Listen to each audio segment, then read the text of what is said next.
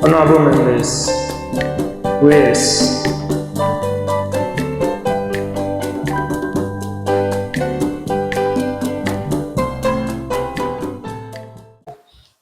Almighty God, we humbly beseech thee to look with favor upon this Youth Impact Parliament.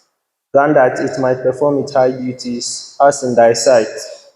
Give divine guidance to the Executive Director of the movement. Endow members of Parliament with discernment and vision, integrity and courage, that through the labors of this Youth Parliament, the interests and wishes of the members may be well and truly served, and thy good purposes for the common human life be realized in our midst. Amen. O God, grant us a vision for our network, fair as it might be, a network of righteousness, where none shall wrong his neighbor, a network of plenty, where evil and poverty shall be done away with, a network of brotherhood, where all success shall be founded on service and honor shall be given to the disabled, a network of peace, where the youth government system shall rest on the will of its members in the love for the common good. Bless the efforts of those who struggle to make this vision a living reality. Inspire and strengthen our people, that they may give time, thought, and sacrifice to speed the day of the coming beauty of the youth government system of the International Youth Network for United Nations Security Council Resolution 2250, Ghana and Africa. Amen. Honorable members, you may resume your seats.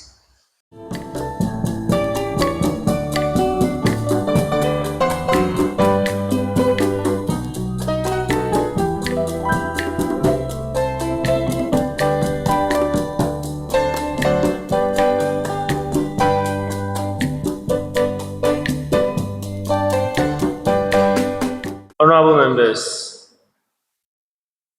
I believe everyone has a copy of the order paper.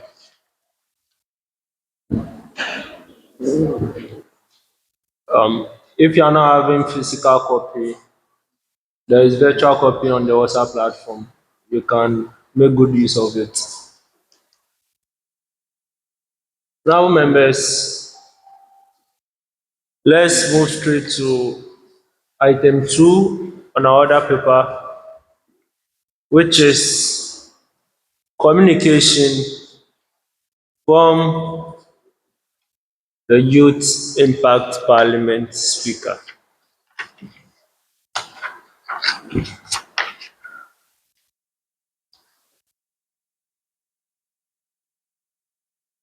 Honorable members of Youth Impact Parliament, the Right Honorable Speaker for the Youth Government System, distinguished members of Parliament of Youth Government System, Parliament, officials of the Youth Impact Movement, distinguished guests, ladies and gentlemen.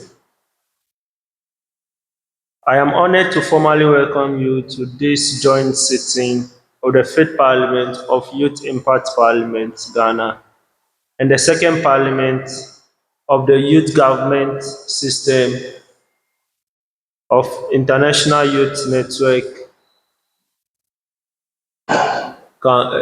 International.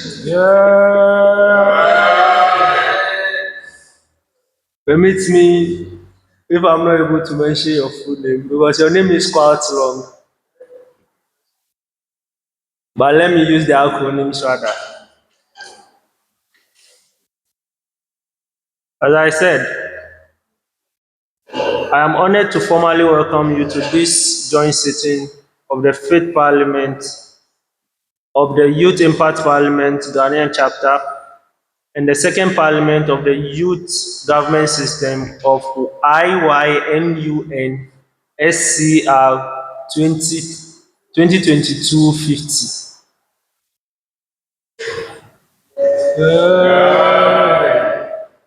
This sitting is historic not merely because it brings together two youth parliamentary institutions, but because it symbolizes unity of purpose, shared vision, and collective responsibility in advancing youth leadership, democratic practice, and policy discourse in Ghana and beyond.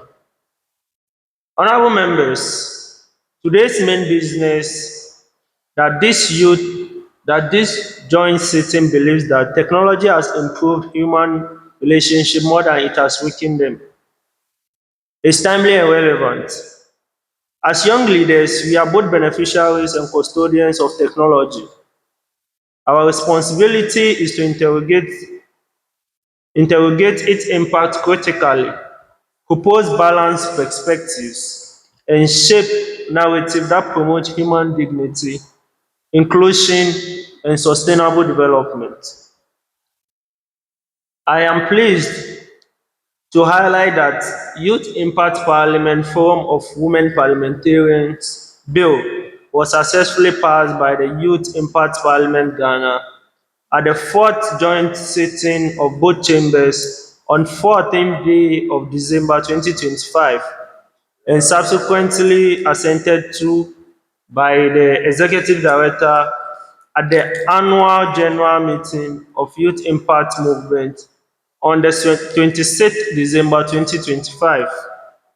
Honorable members, this milestone reflects our strong commitment to gender inclusion, empowerment, and leadership development for women in youth governance. The formalization of this forum provides a dedicated platform to amplify the voices of women members of parliament, promote gender-sensitive policy making, and strengthen the representation of young women across all parliamentary and leadership initiatives.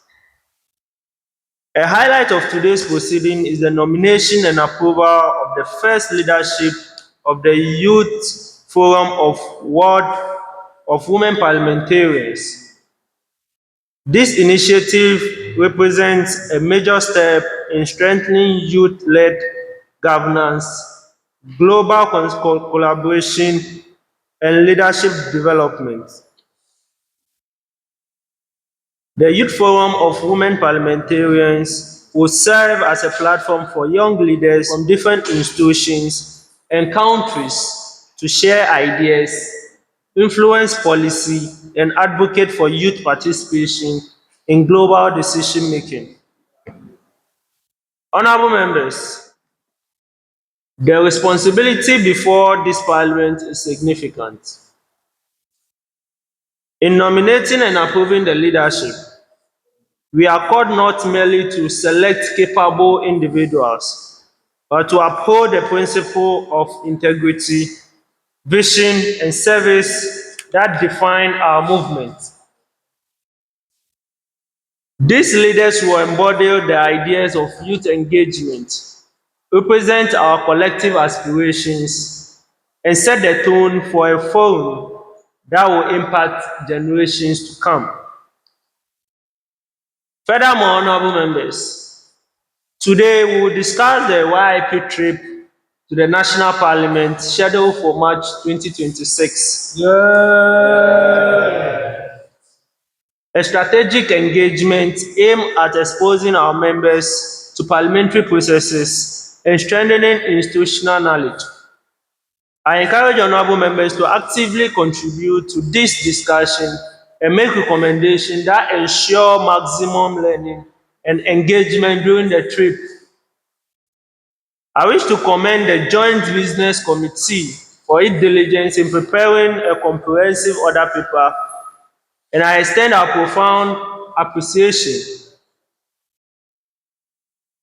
to Honorable Edem Kofi, who is the Member of Parliament for Whole Central, who I believe is on his way to honor our invitation for this sitting. I want to also commend the Honorable Member for Whole Central for successfully completing his first year in his fourth term as the first MP in the 9th Parliament of Ghana. He has a dedication to public service, representation of his constituents, and commitment to national development. I wish him well in carrying out his mandates.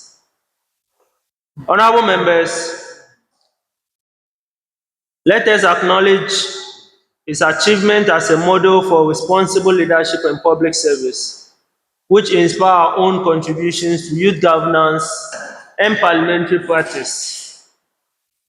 Honorable members, as I always do, I urge you all to approach today's deliberation with discipline, mutual respect, intellectual honesty, parliamentary decorum, and you should remove your political lenses. Be mindful that our debate today will shape the credibility and legacy of youth parliaments tomorrow. It's my hope that this joint sitting will not only produce meaningful resolutions, but also deepen collaboration between youth impact parliament and youth governance systems in pursuit of youth-centered governance and national development. I thank you all, and I wish all of us a successful sitting. Yeah. Honorable members, item 3 on our order paper, we take the communication from the youth government system speaker. Item 3.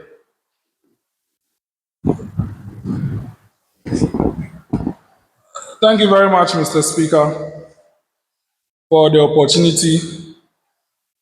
Honourable members, communication from the Speaker of Parliament of the Youth Governance System of the International Youth Network for UN Security Council, Resolution 2250.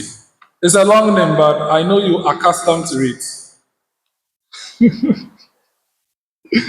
The Right Honourable Speaker of Youth Impact Parliament Ghana, honourable members of the Youth Government System, youth ministers, youth MPs, and youth justices here seated, honourable members of the Fifth Parliament, and I'm sure some senators are here, of the Youth Impact Parliament, our distinguished guest of whom we are expecting, hopefully he'll be here, the Member of Parliament for Whole Central, Honorable Edem Kpotosu, officials of the International Youth Network and Youth Impact Parliament, distinguished guests, ladies and gentlemen, I am deeply honored to address this august House as this joint sitting of the Youth Government System Youth Parliament and the Fifth Parliament of Youth Impact Parliament Ghana. This sitting represents more than procedural collaborations. It reflects the shared commitment of youth-led institutions to the ideals of inclusion, dialogue, peace building, and responsible leadership, as envisioned in the United Nations Security Council Resolution 2250. I also wish to commend honorable members for their exemplary conduct during the fourth sitting of the first session of the second Parliament of the Youth Government System, held on the 20th of December 2025 at the Kofi Annan International Peacekeeping Training Center at Teshi, Accra. The sitting was marked by a robust debate, procedural integrity, and disciplined engagement, particularly during the deliberation of the substantive motion on Ghana's anti-corruption fight. I applaud members of parliament, most especially the minority leader of this particular parliament, Honorable Isaac Etonam Ajay, and other members herein seated, for their well-reasoned contributions and respect for parliamentary procedure, and also commitment to youth governance, which continue to strengthen the credibility and the effectiveness of the youth governance system. Honourable members, I would like to take this opportunity to acknowledge and commend Her Excellency Reverend Dr. Lillian Saliado, the Global President of the International Youth Network, for her visionary leadership and commitment to youth development, peace building, and participatory governance. Her guidance continues to inspire and strengthen the youth government system in Ghana, fostering collaborations, accountability, and sustainable youth-led initiatives. Honourable members, let us recognize her dedication as we strive to uphold the principles and values she exemplifies in our work. Honourable members, the main business before us today is that this joint sitting believes that technology has improved human relations more than it has weakened them. It is timely and relevant in the age of AI. And as youth leaders, we are both beneficiaries and custodians of technology. We are called to engage in this debate with balanced evidence and forward-looking solutions that strengthen human connection while acknowledging the challenges technology presents. Honorable members, I also wish to acknowledge the strategic items on today's order paper that pertains especially the youth government system. Worthy of note is the election of our second Deputy Speaker of Parliament.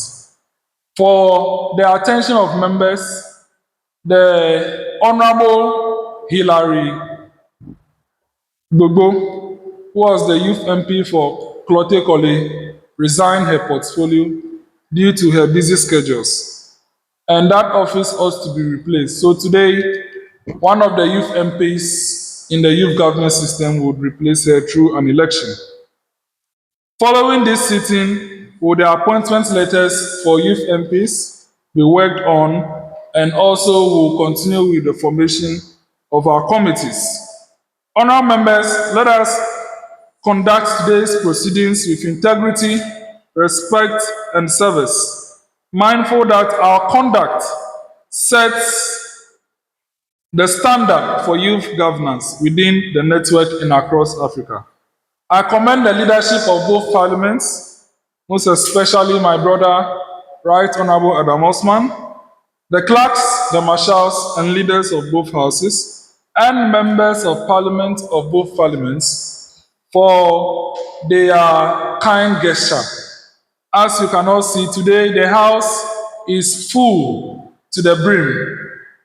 Let's give a hear to that effect.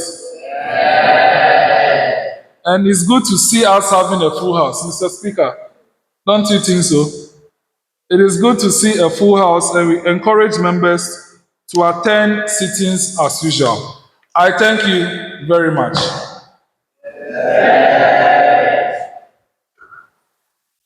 Thank you very much,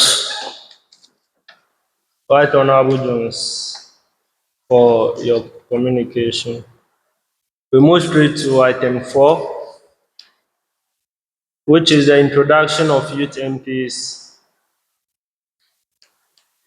Honorable members, I'm fond of saying Youth MPs. But today, we are having two different set of Youth MPs in the house. But before we proceed, allow me to state for the records some Youth MPs who have sought permission to be absent. First person is Honorable Believe Agoso, who is the Youth MP for Keta. Secondly, Honorable Bless Agoso, Youth MP for Krachi Nchumuru constituency. And the third person, Honorable LC Akofa Kove, Youth MP for Nkwanta South. Table office, please take note and add it to the attendance. Honorable members, as I stated, introductions by Youth MPs in the House. Honorable members from the youth government systems, I don't know how you do your introductions, but since we are the host, we are in my chamber, since we are your hosts and you are in our chamber, you do it our own way. Honorable members, when you are given the opportunity, you rise up, you mention your name, your constituency which you represent, and if you are holding any portfolio, then you mention it in addition. And if you have remarks, please summarize it in 5 sentences so that we'll be timely. So, honorable members, we start from the youth government system backbench. So, Everyone there should have the opportunity. so um, honorable Adebayo, so you go to the podium and you introduce yourself for the records. First, let me quickly announce Youth Impact Parliament is on the right of the chamber, and Youth Government System is on the left of the chamber. So YIP members can find their way there, except if it is full, then you can compliment us here. But for the purposes of the introduction, everyone would introduce themselves. Okay, let's take note of that. Thank you. So, honorable, please, you can proceed. I go by the name Ebenezer Yawozo, an observer.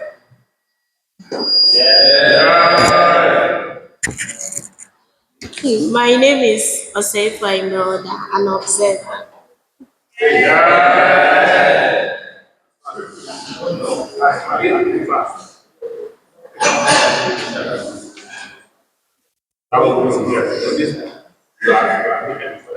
Thank you, Honorable Speaker, for YIP and then for YGS Speaker. My name is Jadin Deladen Unsinjirado, an observer. Thank you.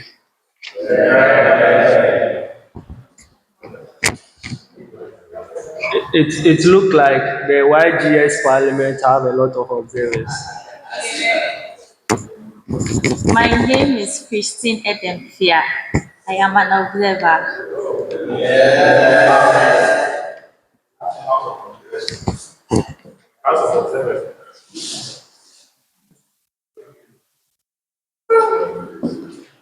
All right, thank you very much, Mr. Presiding Officers.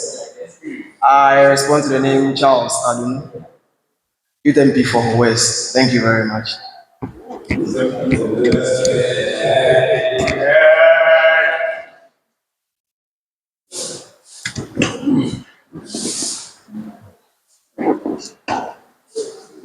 Thank you.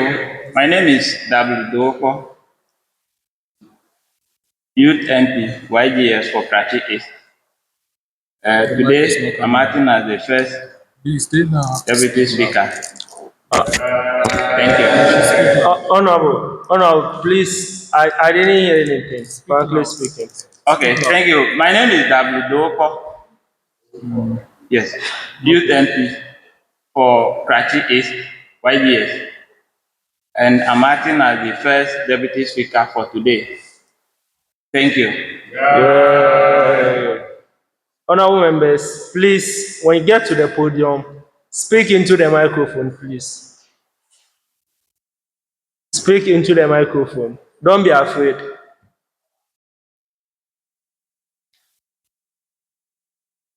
Please, thank you for giving me this opportunity. I go by the name Baduin Okweku, the Youth MP for Old Tafo constituency. Thank you.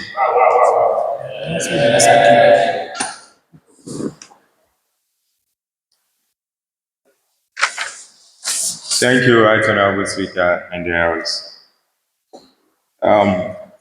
It's always good to be here. My name is Amaban Magbless, Youth Voter Regional Minister for YGS. Thank you.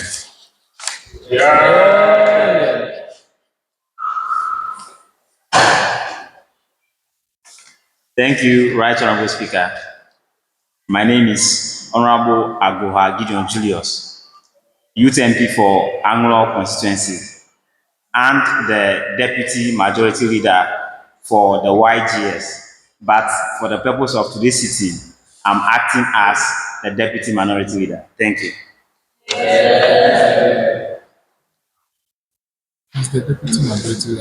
Thank you very much for the opportunity. Anytime you stand at the podium and you're taller than the microphone, it tells you that there's going to be some sort of kubaya. It's fine. Thank you so much for the opportunity, Right Honorable Speaker and the House.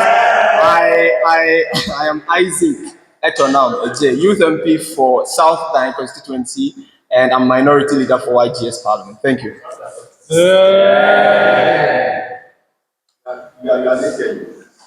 Freedom of speech.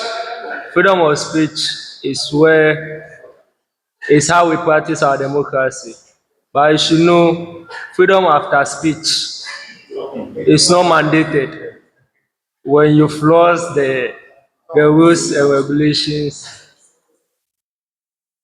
of a particular organization. Honorable members, we thank the Youth MPs for YGS Parliament. Now, let's come into our chamber. Honorable, please introduce yourself for the records. Thank you, Right Honorable Speaker. I am Kunugbe Orlando, aka Gigabe, Vice Chairperson on Local Government Committee. Thank you. Big money. Gigabe.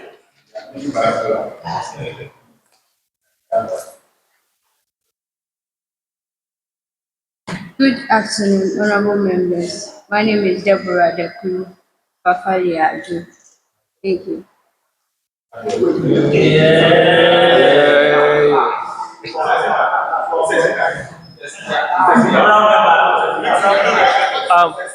Honorable members, yes, honorable members, please, do you want to take the position of the speaker? Do you want me to leave my way for you? Honorable member, please, frankly speaking, I didn't get your name. Tell them to speak now. The table office said they couldn't capture anything. So please, louder and speak into the mic too. And please relax. We are taking a video for the record. So please relax. Don't be in a rush. So you have the floor. Okay, I go by the name Deborah Dekru Fafali Adjo. Your designation position. Are you an observer or you are a youth MP? Okay. Today I'm a guest.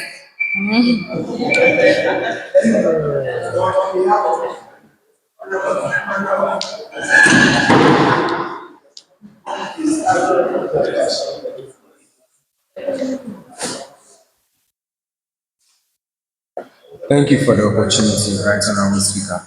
My name is Michael Soa Ajiti, Youth MP for Shai Osudoku constituency.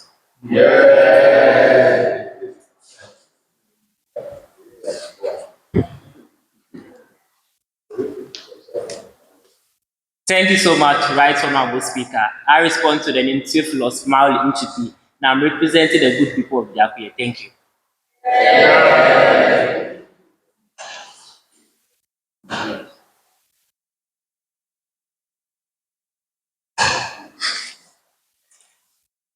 Thank you, Right Honorable Speaker of the House. I respond to the name Goswe Kofi Kpotosu. I'm representing the good people of Anya Soto. Special greeting from Honorable Emmanuel Toby to this August House. I stand here to quickly inform this House that in recent time there was a viral video on social media concerning a flood situation around Pentecost University A+, the only premier private university in Ghana. Due to the indefatigable work of my MP, that road has seen upliftment, and today, very soon, I can assure this House that that issue will come to pass. Thank you.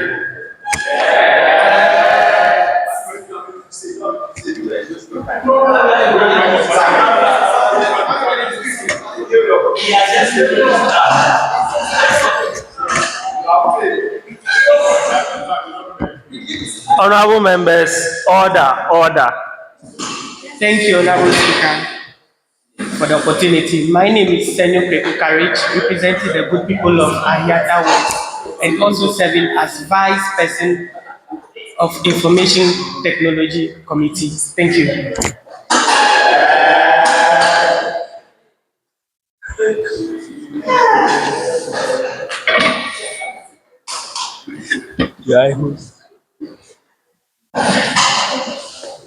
Thank you very much for the opportunity, Right Honorable Speaker. I am by the name Atiku Kwakpe. Honorable members, order. Thank you.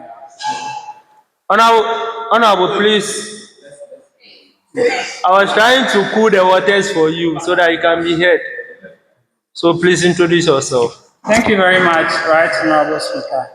My name is Atiku Kwakpe, and I'm representing the good people of Ukaikwino. Thank you.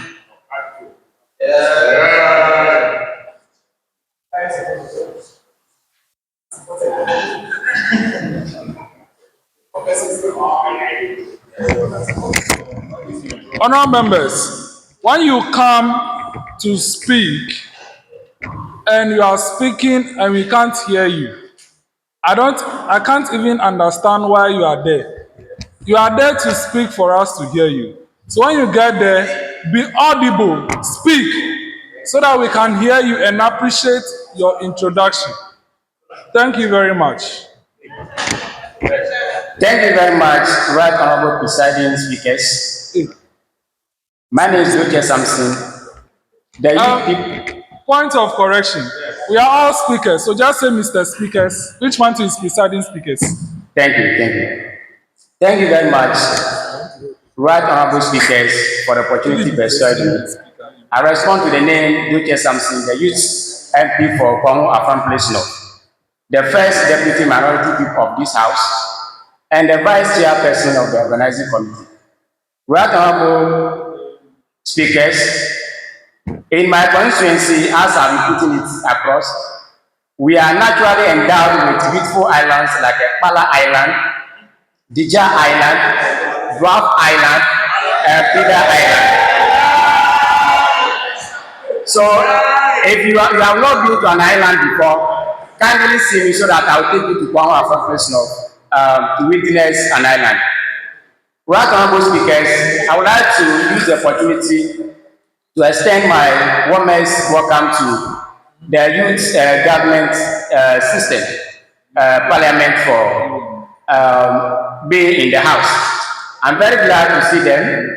And right honorable speakers, I'll be very glad if once in every month we can be having them in the house. It will help us a lot to divert or digest issues of national interest. On this note, I would like to thank you very much for the opportunity.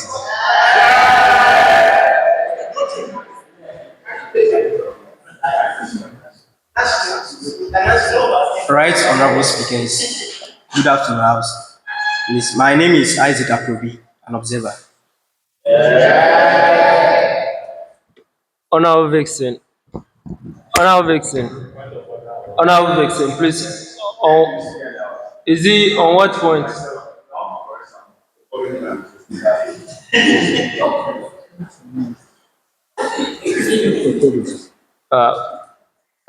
Which of the speakers? Honorable Jones. Please proceed. Honorable Assembly said, presiding speakers, you are the ones presiding over. So to tell you to retry that, I think that's a bit confusing. I don't know if you are the ones presiding over us. Honorable. Thank you very much. Honorable, is it the English that you are not getting?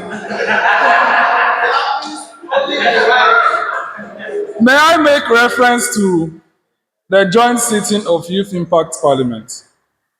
The presiding officers there don't have the same title. That was why they were being addressed as presiding officers. But over here, the two of us use the same title. So it is just easier to say Mr. Speakers. If you are not used to Mr. Speakers,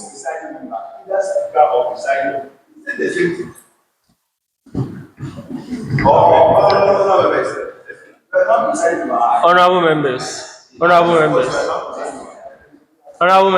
I think the problem here is the Queen's language.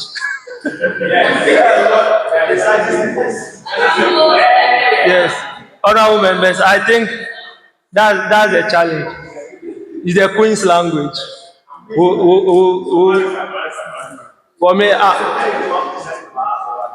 honorable members, please, for the sake of today's sitting, I'm not a member of the British family. So for the clarification, I need to go and make research before I can speak on this subject matter. But for the sake of today's sitting, please let's proceed. Please let's proceed.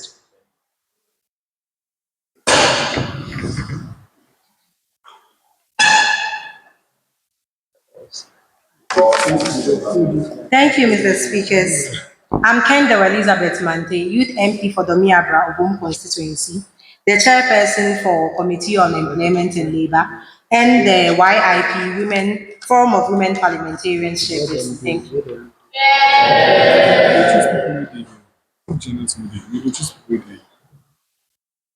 we can't wait for you. We can do it. We just go through some other people. Yeah. Please, my name is Amegashie-Viglo.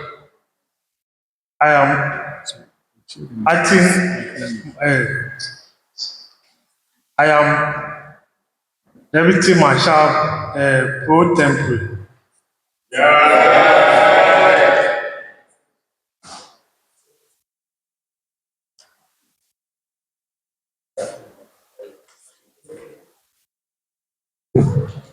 Thank you, Mr. Speaker.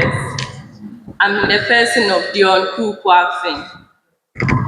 Deputy Clerk Finance of the Youth Impact Fund. Honorable Dion, are you not supposed to be the Deputy Youth Minister for Gender at the Youth Government System? Or you have forgotten about that one? Introduce herself.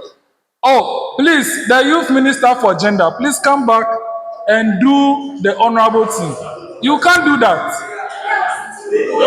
No.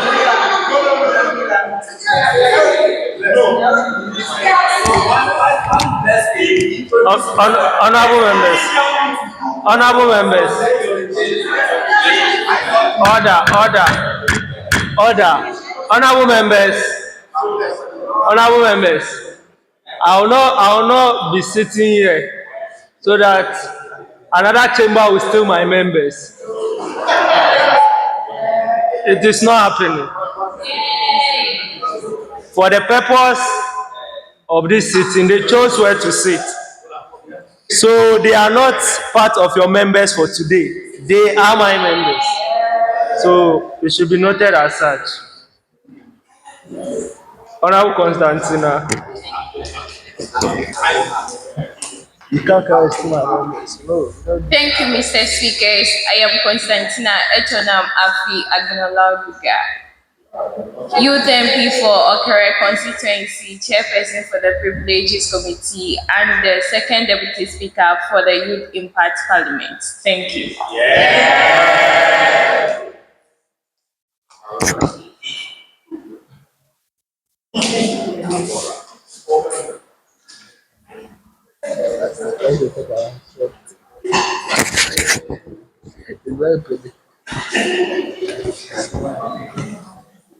Thank you, right, honorable speakers.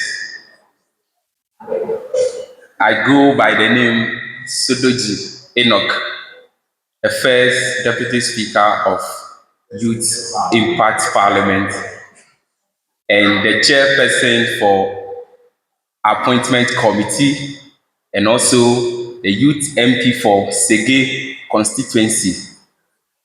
Mr. Speaker, if you are looking for salt, you come to my constituency. And I also bring a warm greeting from my senior MP to this August House, Honorable Daniel Bessie. He is really doing a massive job in my constituency. And I want to use this opportunity to, congratulate him. Yes. I also want to wish this house a happy new year. All of the introduction, none of you or none of the MPs.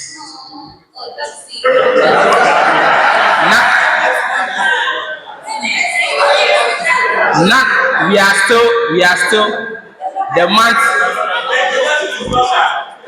The year is still young, so you can.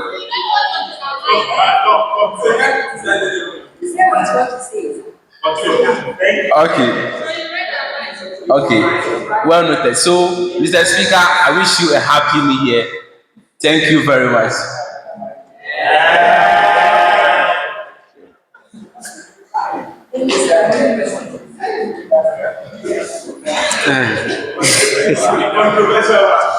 Thank you very much, Right Honorable Speaker, for the opportunity. The name is Robert Fion, MP for the good people of Kratchis constituency, the Deputy Minority Leader of Youth Impact Parliament. Right Honorable Speaker, it's an honor to be here. And also, we welcome the other parliament for coming to our parliament. And I want to use this opportunity to commend I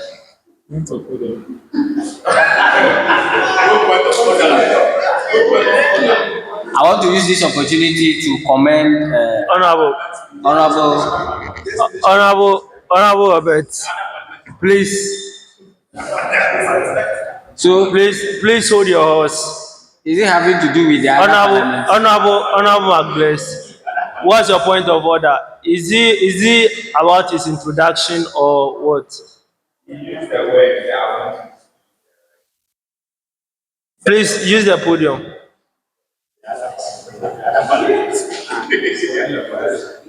Which other parliament is here? Thank you, Mr. Speaker, for the opportunity. My name is Donovan Marvelous. I called Honorable Robert to order because when during his introduction, is regarding the youth governance system as the other parliament. Because we have been calling this name here countless times, so I don't see the reason why for him to call it the other parliament. For the record.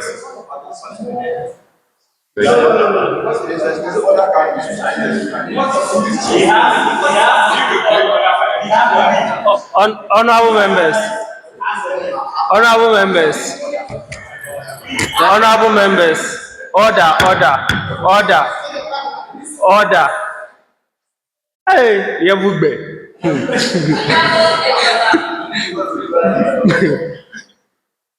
Honorable Robert, please refer to them as youth government systems. Yes, the only parliament which is a system. So please refer to them as such. Okay, so please proceed. Thank you very much, Right Honorable Speaker. Okay, before I will go with that, I want to make it clear that there is no other parliament apart from the government system, youth parliament. Yes, I'm happy. Youth government parliament. Youth government parliament. Right Honorable Speaker. Right Honorable Speaker, if I'm having problem with regards to the name, even it is said earlier. In fact, I have a lot of clarification regarding the name. I need that. So if I'm having problem mentioning their name by saying the other parliament, they should know that I'm referring to them. But because I am a mature and respected member in this house.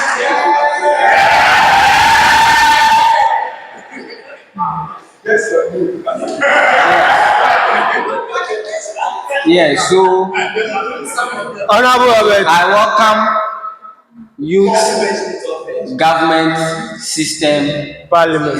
Yeah, is that what it? Yes. Thank you very much for coming to Youth Impact Parliament. Yes.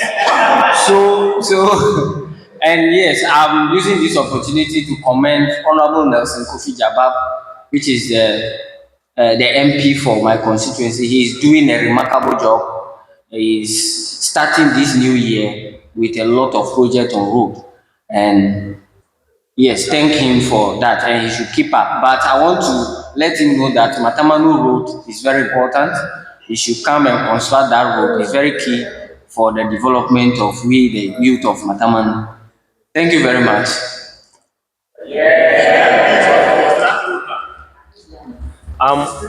Honorable members, you see, as we are all learning, and I expected more from Honorable Robert. He was calling his MP to come and construct road. So, please, for the records, MPs don't construct roads. They can lobby for roads to be done. Honorable House, let's proceed. Honorable Iwet, please. Continue. Thank you, Mr. Speakers, and good afternoon to everyone in the House. My name is Haresenanu Abude, Youth MP for Coast Central and Chairperson for the Special Budget Committee. I wish you all a prosperous New Year. Thank you.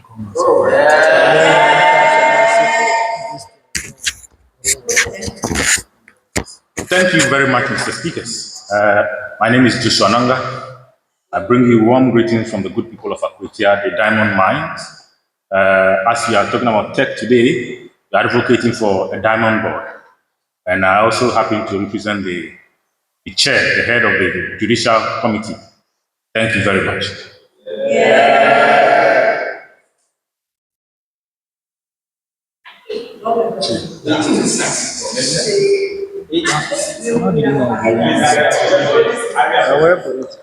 Oh, Ketty demand that if someone's time, you have to be decorum in your utterances.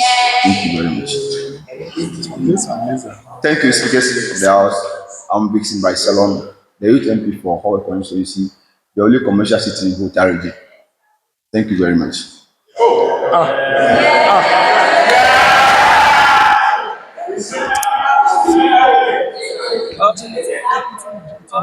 Honorable Vixen, Honorable Vixen, Honorable Vixen, please go back and introduce yourself for add your portfolios.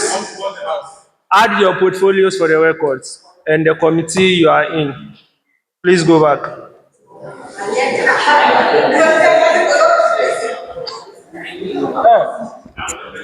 Mama Jaga is there. If you force Thank you, Speaker of the House. I'm Vixen Bright. Hello. Please, I'm on the floor. Security people, please, I'm on the floor. Thank you, Speaker of the House. I'm Vixen Bright Salom, Youth MP for the group of Owe constituency, the only commercial city in Volta region. I'm the Deputy Majority Leader of the House and member of the Business Committee. Thank you very much.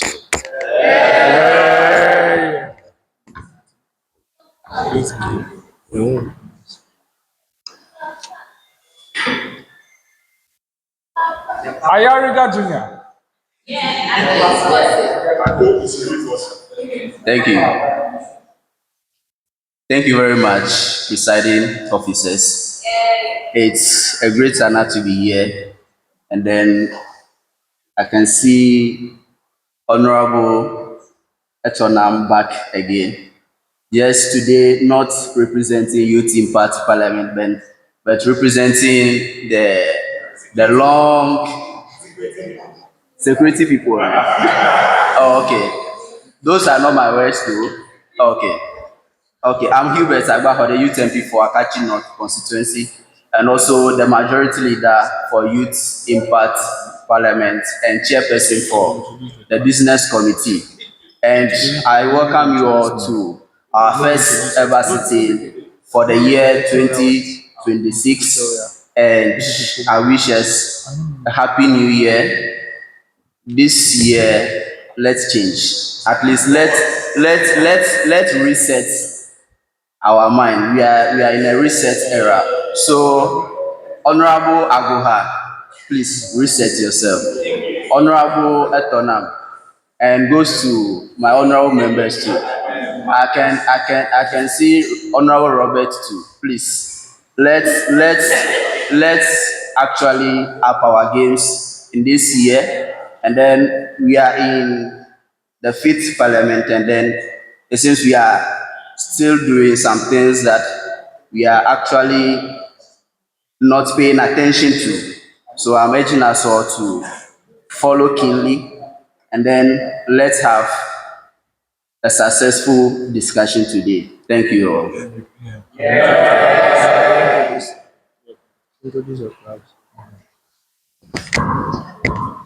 Thank you very much, honorable members, and many more observers seated at both sides of the House. We welcome you to Youth Impact Parliament and Youth Government System Parliament. It has a very long name, but these are sister parliaments in the sense that a couple of members are part of both. So we welcome you to all. I want to introduce our parliamentary service members. I'll start with the clerks, the marshals before I go to the clerks. We have on our camera is an acting deputy marshal of the name David Tribi. He's the one on the camera on the side of the youth government system. Then on the side of Youth Impact Parliament, we have Amen Yaria Manuche, Deputy Marshal, is over there.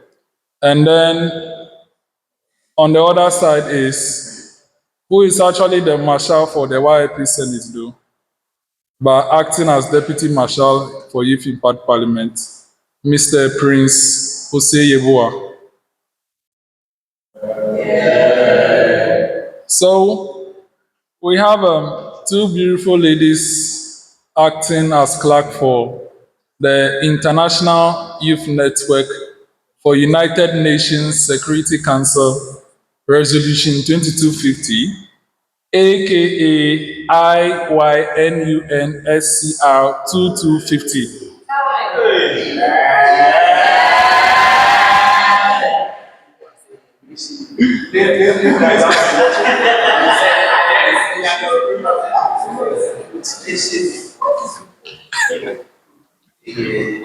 So, acting as deputy clerk is Miss Evelyn Jakwasu.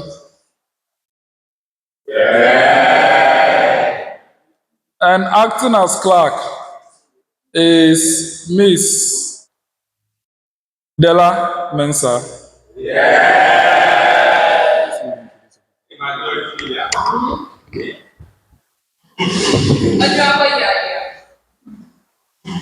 Honorable members, in front of me are the clerks to Parliament. When I say Parliament, I mean Youth Impact Parliament. The only Parliament for today's sitting. Honorable members, at my right hand side, we have our beautiful clerks in the person of the first person who is at my extreme right, in the person of Victoria Nuchuvi, who is the Assistant Clerk Relations to Parliament. And we have our Clerk to Parliament in the person of Uelmena Irabna Okutu.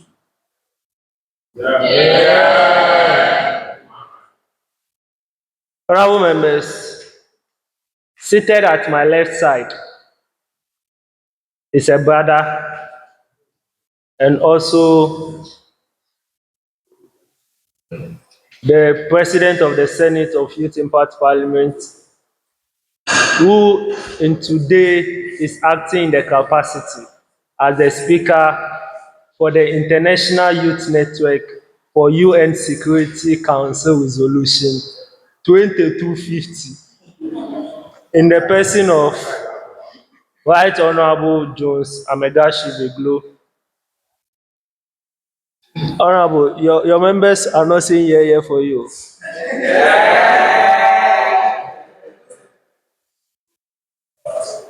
Honorable members,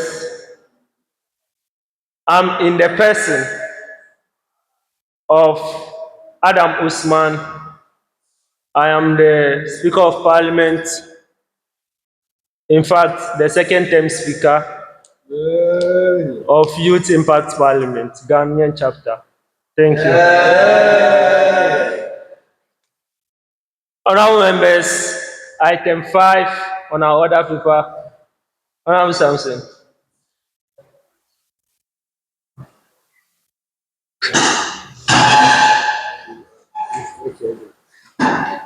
Thank you very much, Mr. Speakers. My name is Dr. Samson, the Youth MP for Kwango Afon Place North. I have made an observation which seems to be a form of bias towards the Youth Impact Parliament. You allow the youth governance system observers to introduce themselves, but you fail to allow the observers for Youth Impact Parliament to introduce themselves. So I'll be very grateful if you can allow them to introduce themselves. They were in the house. There are a lot of our observers there who did not introduce themselves. I'll be very grateful if you can give them the opportunity to introduce themselves. I thank you. Honorable members of Interventional Sciences. Honorable Samson, thank you for observing that. Yes, thank you very much. It means you are really keenly observing. Honorable members, in my house, when you start introduction and you come after the ship have sailed through your junction, you are not allowed to go back. I believe, yes, Honorable Robert was a victim of that, and he can attest to the fact. It's not that I'm being biased, no. The observers for the YGS were seated before the introduction, but for our side, they came in as the introduction was going on. So, Honorable Samson, please, the House is duly constituted and there is no any form of bias from me as a speaker, and I don't think you, my brother, Right Honorable Jones, I don't think you see any form of bias here. So, Honorable Samson, please, with all due respect, please let's proceed. Let's proceed. Let's take item 5.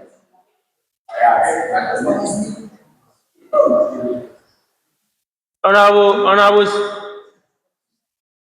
House, item 5 will be taken by the Majority Leader of Youth Impact Parliament in the person of Honorable Hubert Agbaode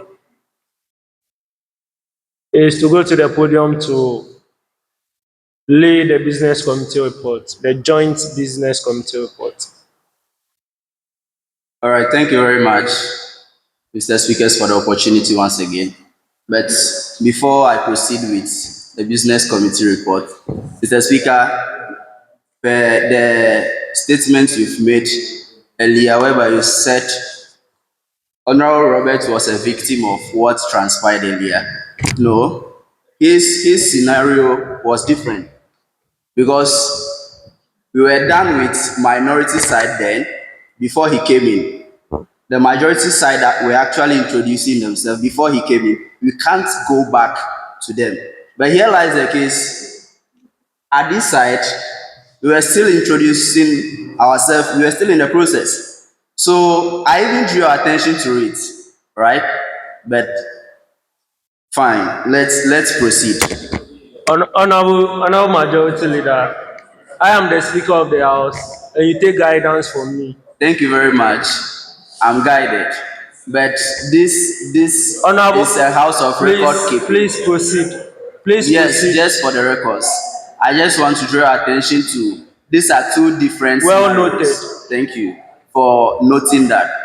All right, thank you very much for the opportunity to lay the Business Committee report for this joint sitting. In the 5th Parliament of the Youth Impact Parliament YIP of Ghana, Youth Impact Movement YM, and the 2nd Parliament of the Youth Government System of the International Youth Network for United Nations Security Resolution 2250 Ghana, for the 6th sitting of YM YIP 5th Parliament and the 5th sitting of YGS 2nd Parliament, doubling as the joint sitting for the 4th Parliament on Sunday, January 11, 2026. So before the commencement of business for the day, we had the opening prayers from our speakers and then also had communication from the YIP speaker and that of the YGS speaker. And then we also had the introduction of youth member of parliament.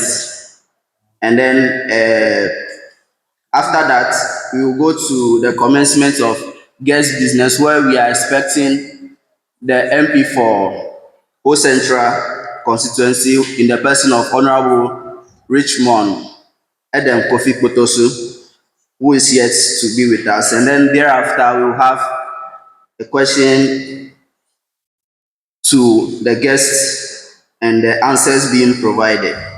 Then we go to the main business for the day, which is the debate, and which reads that this joint sitting believes that technology has improved human relations more than it has weakened them. That's our motion for the day.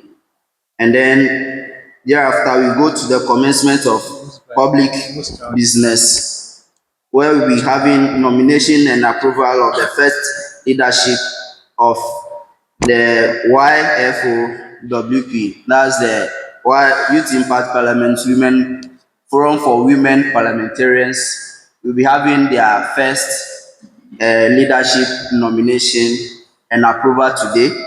And then thereafter, we go to the election of Youth Government System Second Deputy Speaker of Parliament. And then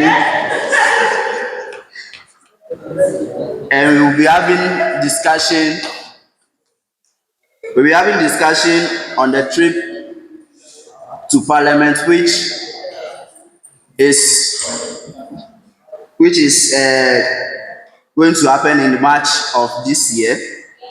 So we will be having a discussion and then write a proposal to Parliament of Ghana, whereby they will decide on one particular date that will be feasible for us to actually visit them. Then from that place, you go to the commencement of private business, where we'll be taking questions, statements, and petitions from youth MPs, if there are any from them. And then we are done for the day and we adjourn Synod. Thank you very much. And this is the business committee report laid before the House. Thank you.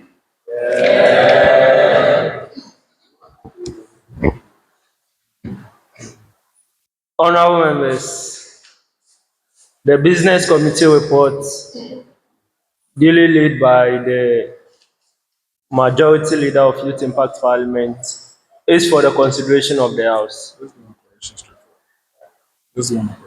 Honorable members, I have some corrections to make, and I want us to take it before any other member make their inputs. I want us to take item 9 and 10. We should move it before we take item 8. So item 9 and 10 will be taken before the commencement of debate. That means before the debate. So these my corrections. Yeah. Honorable members, any other inputs? Honorable Isaac.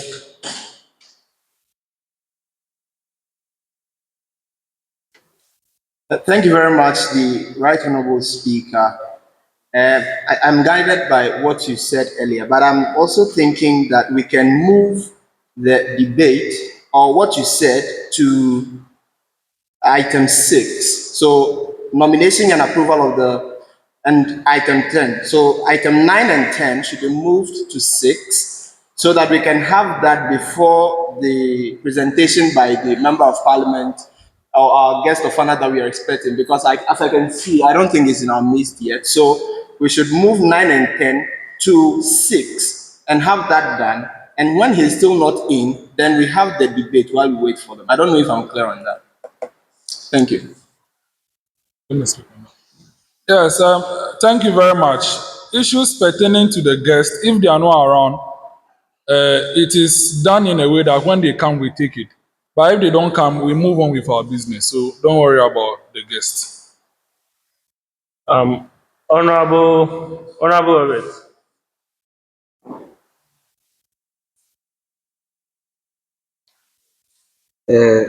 Thank you very much, Right Honorable Speaker. The name is Robert Chia, I'm MP for Krachi's constituency.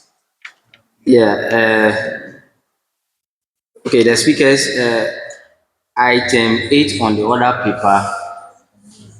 I have some suggestion to make with regards to that, even though I'm not saying it should be taken, but it's just a suggestion that going ahead, we should take note of it, that this parliament has come of age. Is it to the whole House or to the business committee? Yes, with regards to the business committee. That's why I said item 8 on the order paper. Okay. Yes. And is that we've come of age. This is actually the 5th parliament of Youth Impact Parliament. And to the extent that when we are to bring motions for debate, I hope a joint business committee page was created and several motions were laid for us to cast vote on it. And I think this one was what actually come out victorious. But I am of the view that Youth Impact Parliament has come of age to be discussing some of these issues by now. But rather going forward, we should look for national interest issues that are of key to we the youth and also to the government than to be discussing issues regard to technology, how technology has improved, which is me, I think, even when I was a teacher, I taught this at basic 3, that technology has actually improved relationship of human beings. So I am of the view that we've come of age to be discussing some of these things. So when it comes to we trying to select motions for debate, we should, and there are several motions that were there that are of national interest and not going to be political on it, but rather we should talk about the facts. So going forward, this is my suggestion. Thank you. Wait. Honorable Robert, I think you having a problem, you should have a solution. So, what's your proposal? Propose motion Right, for Honorable Speaker, consideration. I've given my solution that So, going forward, we should pick a national interest issue that are of concern to the youth So give than us one. to be So talking about. I want, for clarification's sake, I want an example. So an example is like the motion 10 with regards to which stated that. Honorable member, when you say motion 10, I don't have any document. Yes, There's no lay on the document. joint business page, on the joint business committee page. It's only some few members. The house is not privy to whatever happened at the business Yes, so committee right now level. I'm actually referring to the joint business committee, the members. So who actually have a glance on what I'm talking about. Okay, Honorable Robert, your sentiments, or let me say your views, are well noted, but you should know that what happens at the committee level is not brought to plenary. When you have concerns, you raise it at the committee level. I believe you are also part of the committee, the joint business committee, right? Yes, I raised this concern. Concerns. Committee, we are all learning. Okay. When you have concerns at the committee level, you take it at the committee level. You don't bring it to the plenary. That's how it's being done. So I know you have members of your caucus, which is the majority. Like, you could have spoken to him, write about it, so that you solve your dilemma or your points over there. So I appreciate your concerns, but this is not the appropriate place for us to address your concerns. Thank you very much, Okay. Right Honorable. So please, you can resume your seat. I want to say that it's not that I didn't raise a concern on it. I raised a concern, but it was seen prudent to rather come during the business committee report reading to make it known so that maybe it can even be changed. But I've also realized that it cannot be changed because already it is being laid and we have to go by. That's why I am giving that suggestion that going forward, we should look for such interventions. Okay. Thank you. So going forward, you should find a way to raise this kind of issues at the committee level too. All correct. Please resume. Let me hear from the chairperson of the business committee. All right, thank you very much, Right Honorable Speaker, for the opportunity.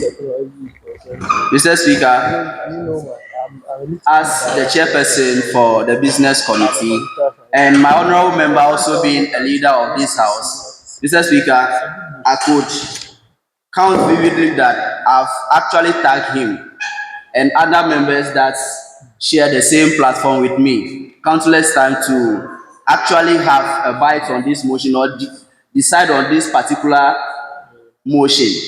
But to my honorable member, even though it's not something that we should do here at plenary, but I'm just sorry to say he's actually exposing his ignorance. Today at exactly 10:07, that was how come he saw the agency to actually communicate on the page. We all saw it, and then Right Honorable Jones actually answered him. I was actually going to reply, but I just said no. But it shouldn't be said that we are acting like children or we are playing here. Not at all.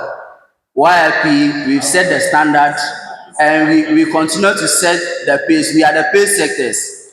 So we've actually debated hot motions like fix the country now. Who is supposed to fix the country, government or the citizen? You were here with me. So you shouldn't say that we've come of age and then we've taught basic threes pupils this how technology works, and then there is no way. Like it's actually like an insult to the committee, for which you are also part of the joint committee. So, Mr. Speaker, I see no reason why we should even have back and front on this particular issue. So, if going forward, as he said, if a discussion is being based on one particular platform and you are being tagged severally, at least they are drawing your attention that there is something or there is some urgent that you need to draw your attention, that they are drawing your attention to, that you have to pay attention to. But the majority leader for international network security resolution 225 or what. Yeah, I've tried. 2250, I've tried. Yeah. So in conjunction with him, we actually tabled it was 3 different motions, and my able brother counter crosses that it's too political because he knows where he found himself when it comes to that particular debate, and it will go against him. So we actually drop all those 3 motions, and then a different person suggested about 12 motions. So it wasn't that somebody just stand out from nowhere or stood out from the blue and then decided on. It's actually a voice that voting that we took vote on this particular motion, and the majority have agreed on it. So for him to come here today, Mr. Speaker, I think these are some of the things I've said earlier on, that let's reset ourselves. It's high time, something, let's pay attention to at least the little things that can actually improve this house. Thank you. Thank you. Honorable Vixen, is it follow up? I saw correction earlier. So let me hear your correction. Please be brief so that we can conclude. Thank you, Speaker in your House. I'm Vixen Bratisalom, MP for Hall constituency. The Speaker, for him to have said that this issue is not a national issue, it's wrong because under this government, they are enrolling people on this codex, right? So this is a national issue. But where I have the problem with me too much, I've said that it's for P3. So technology is ruling the world now. But I just said it. Honorable Vixen, you are addressing me. So address me as such. So what we are discussing is a national issue. Maybe, unless of course he's not paying attention to the current trends. That one I may forgive him. But to have said that what you are coming to is about PP3. If he's a teacher, he should teach his people. Not us. Thank you very much. Well noted.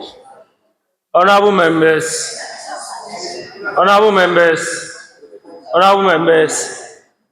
Everyone has a voice, and everyone has. Honorable members, order. Honorable members, everyone has a voice, and everyone has the opportunity to express his or her views. If you don't agree with someone's view, doesn't mean you should cause chaos in the house. Honorable members, let's go back to the report. Let's leave the motion aspect. I think the chairman of the committee has state the facts clear. So let's take any other inputs into the report.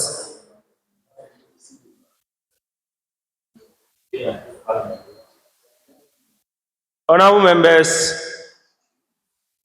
looking at the silence in the house, I think everything is fine.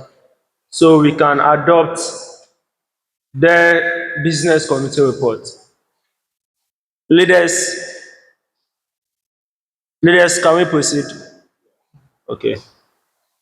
So, honorable members, in the absence of any further deliberations, the joint business committee report is hereby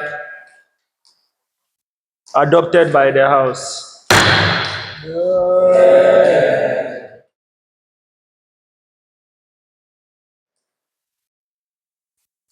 So, honorable members, as you stated earlier, items 6 and 7 will be taken as at the time our guest of honor, who is the MP for Whole Central, Honorable Richmond Edem Kofi Kpotosu, is around. So let's move straight to the nomination and approval of the first leadership of Youth Forum of Women Parliamentarians.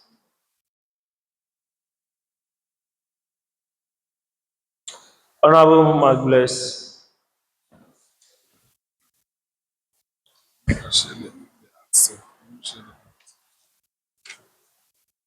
Thank you, Mr. Speaker.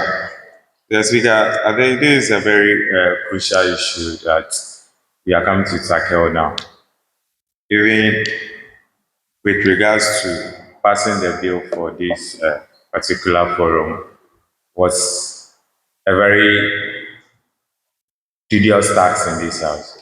We went back and forth before we successfully passed this bill.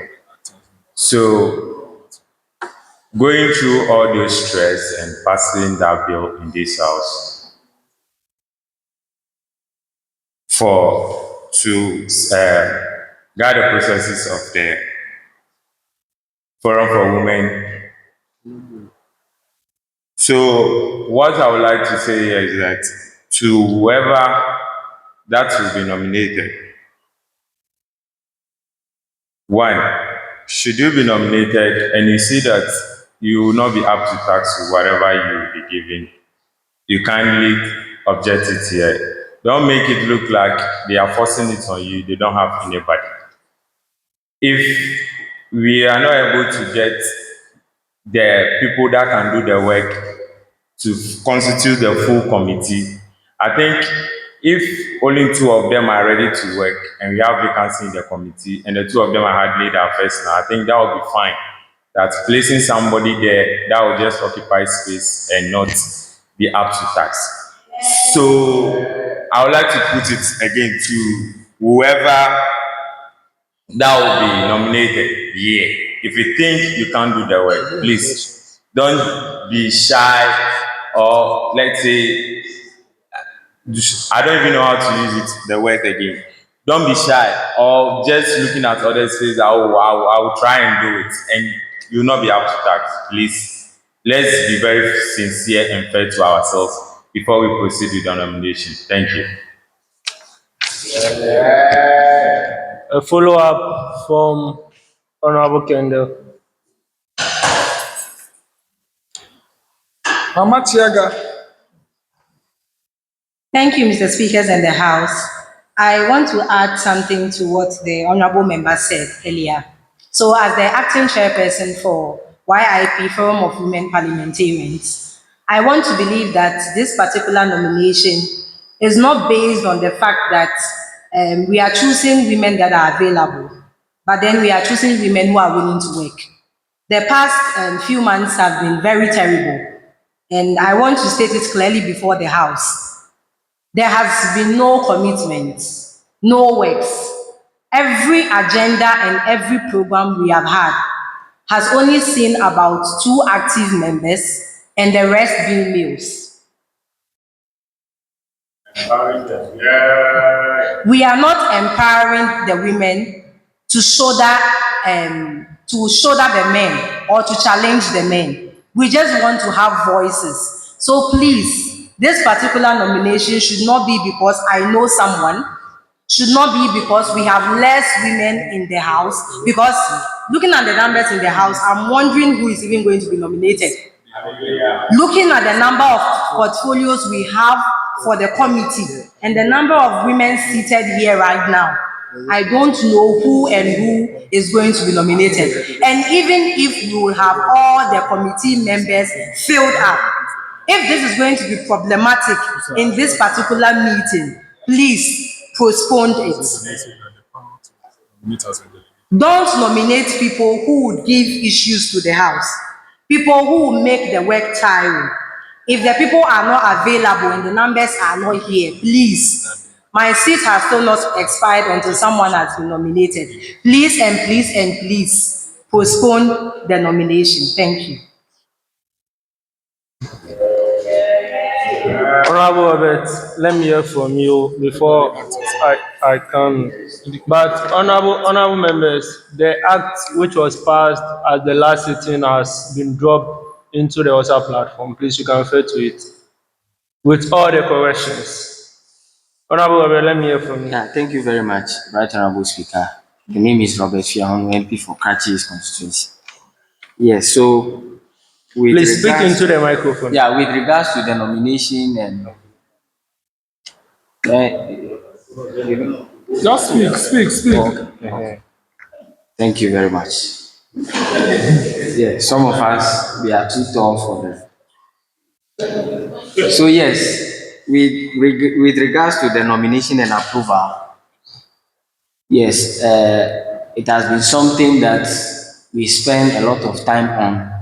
I think the last time, with regards to how Honorable Kendall has put it, that because we were not seeing any good outcome, so it brings a lot of challenges with regards to it passing the bill and all that. So I also just want to strengthen and encourage the women that will be taking the leadership position. That like I've been always saying that if you see a small bird behind a big palm kernel, you know that it is because it's having a big anus. So if the position will be given to you as a leader for women, we want to see you that you are up to task, you will deliver.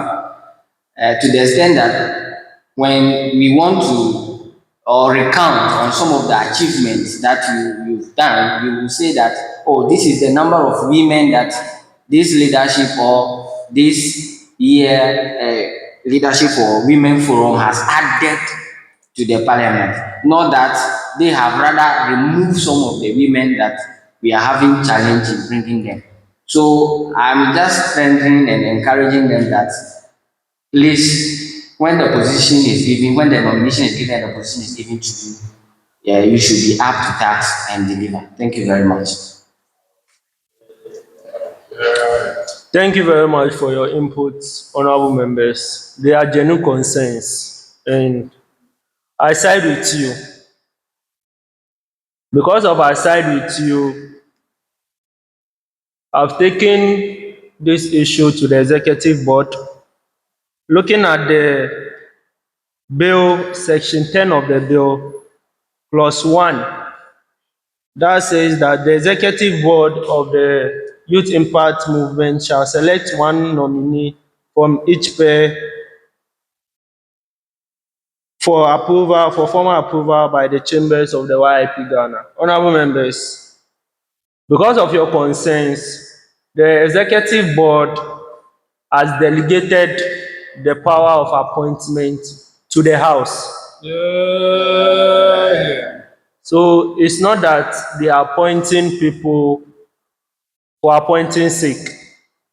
You are the members of the House, and you know the capability and what honorable members can bring on board when nominated to the positions of the chairperson, the vice chairperson affairs, and the vice chairperson actions.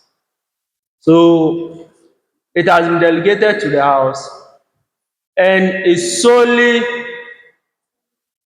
for the discretion of the House for them to choose who the House deem fit to occupy that position.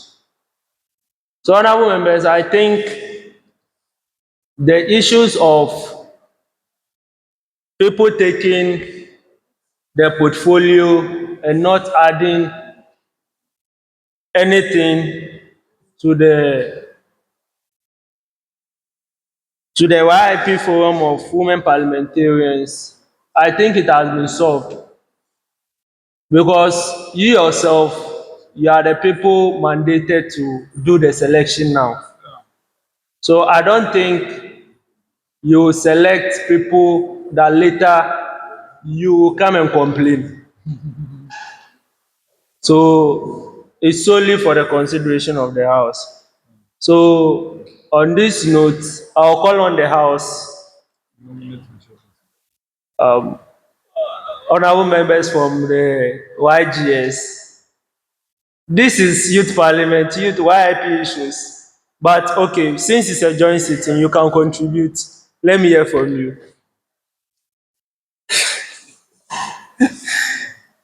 Thank you very much, the Right Honourable Speaker. I have in my hands here the bill that actually established the women parliamentarians. And may I refer you to section 3? And I'm particularly concerned about number 2. It says the forum may by resolution grant associate membership to male members of YIP who actively support the objectives of the forum. For the purposes of time, may I not bore you so much with the reading. I just want to find out if that is done or we can do it now, considering the fact that the chairperson of the forum mentioned that the number of women in the House are few, so that able men who can champion the objectives of the forum as captured in the bill can help with that. Thank you so much. Thank you, Honorable Isaac Etonamiji. As you said, associate members. They are associate members. So before you can get associate members, we need to get the leadership first. Okay?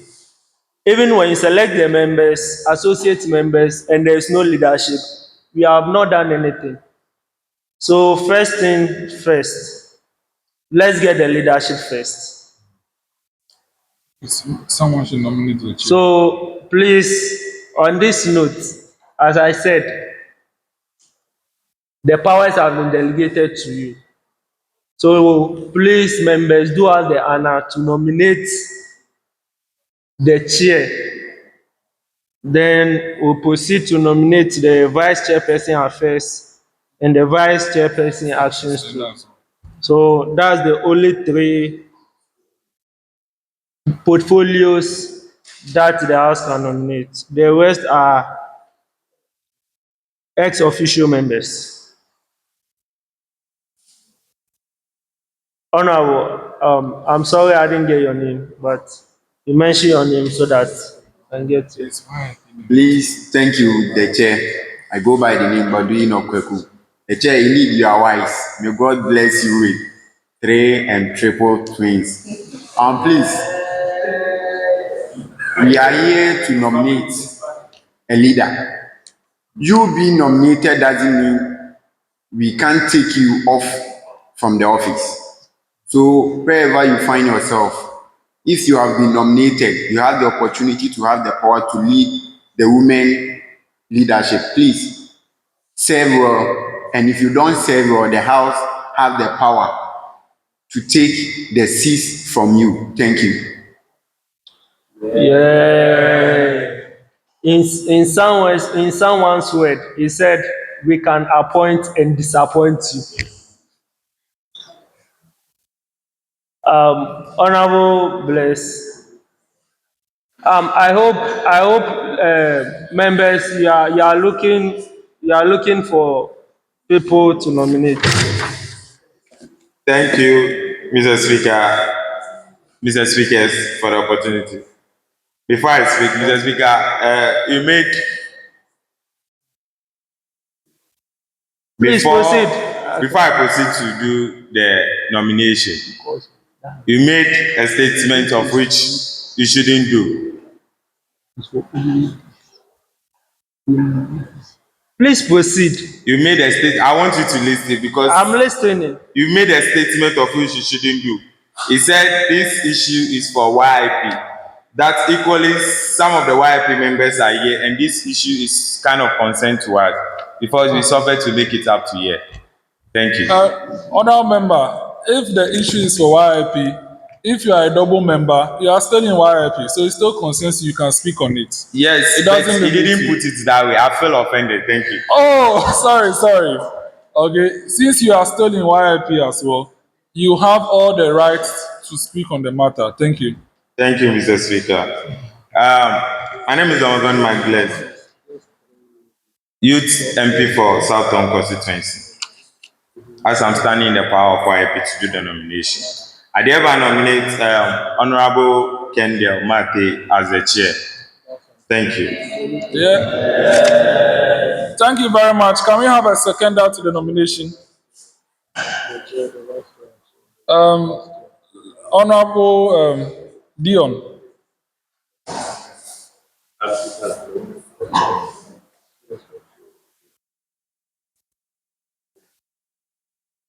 Thank you, Mr. Speaker. Seconded by Dion Kupafin.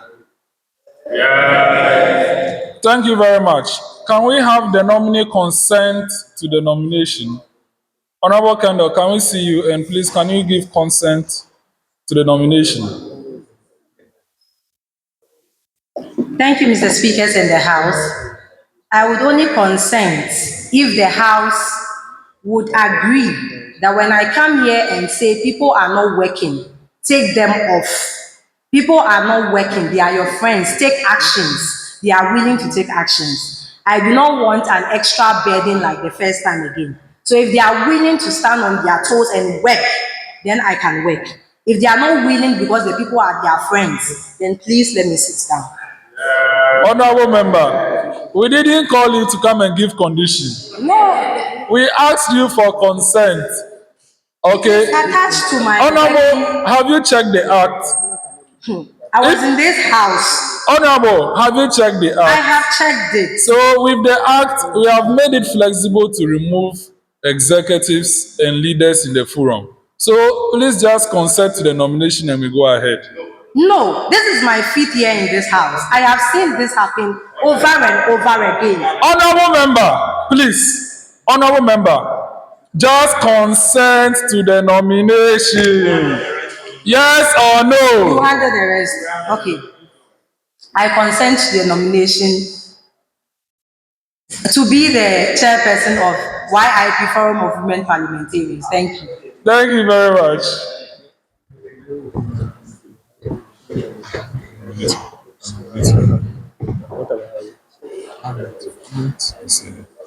Chief officer,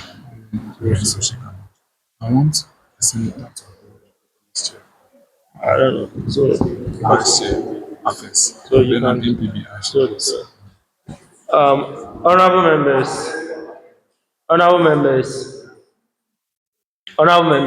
let me make my submission first. Honorable members, we have nominated the chairperson for the affairs, for the chairperson. Yeah. And if the House is in line with me, we should give, since it is 3 portfolios, we should give the Senate 1 slot. Yeah. Yes, I think it will be fair if we give the Senate 1 slot so that we can take 2, since we passed it in conjunction with them. But we are the Parliament, they are Senate.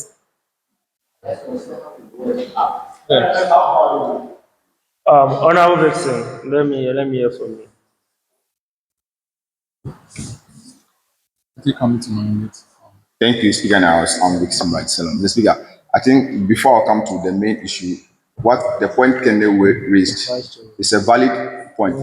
Let's not pretend not to see what have been happening. Anytime we put people into various committees as well, especially with the ladies, they are not forthcoming. And she is the chairperson for the said committee. And I can share I can share in her pain.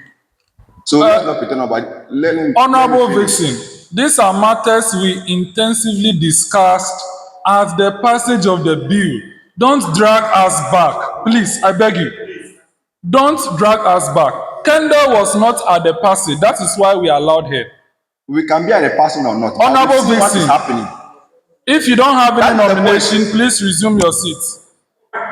If you don't have any nomination, resume your seat. I'll allow me to finish. No, please, you cannot finish. No, but Mr. Speaker called me. Oh, please. I'm asking, how are they going to work if he is saying that we should give one slot to the Senate? Am I concerned? How are they going to cope and work? But they have worked before. Honorable Vixen. No, see, I'm raising my concern. You have to sit down. Okay, well noted. Well noted. That's what I'm coming to say. So just allow me to finish. Well noted. I understand. Yeah. I understand. So can you tell your co-speaker to equally have patience for me whenever I'm talking or whenever I'm on the phone? Thank you very much. So, how are you doing, my concern?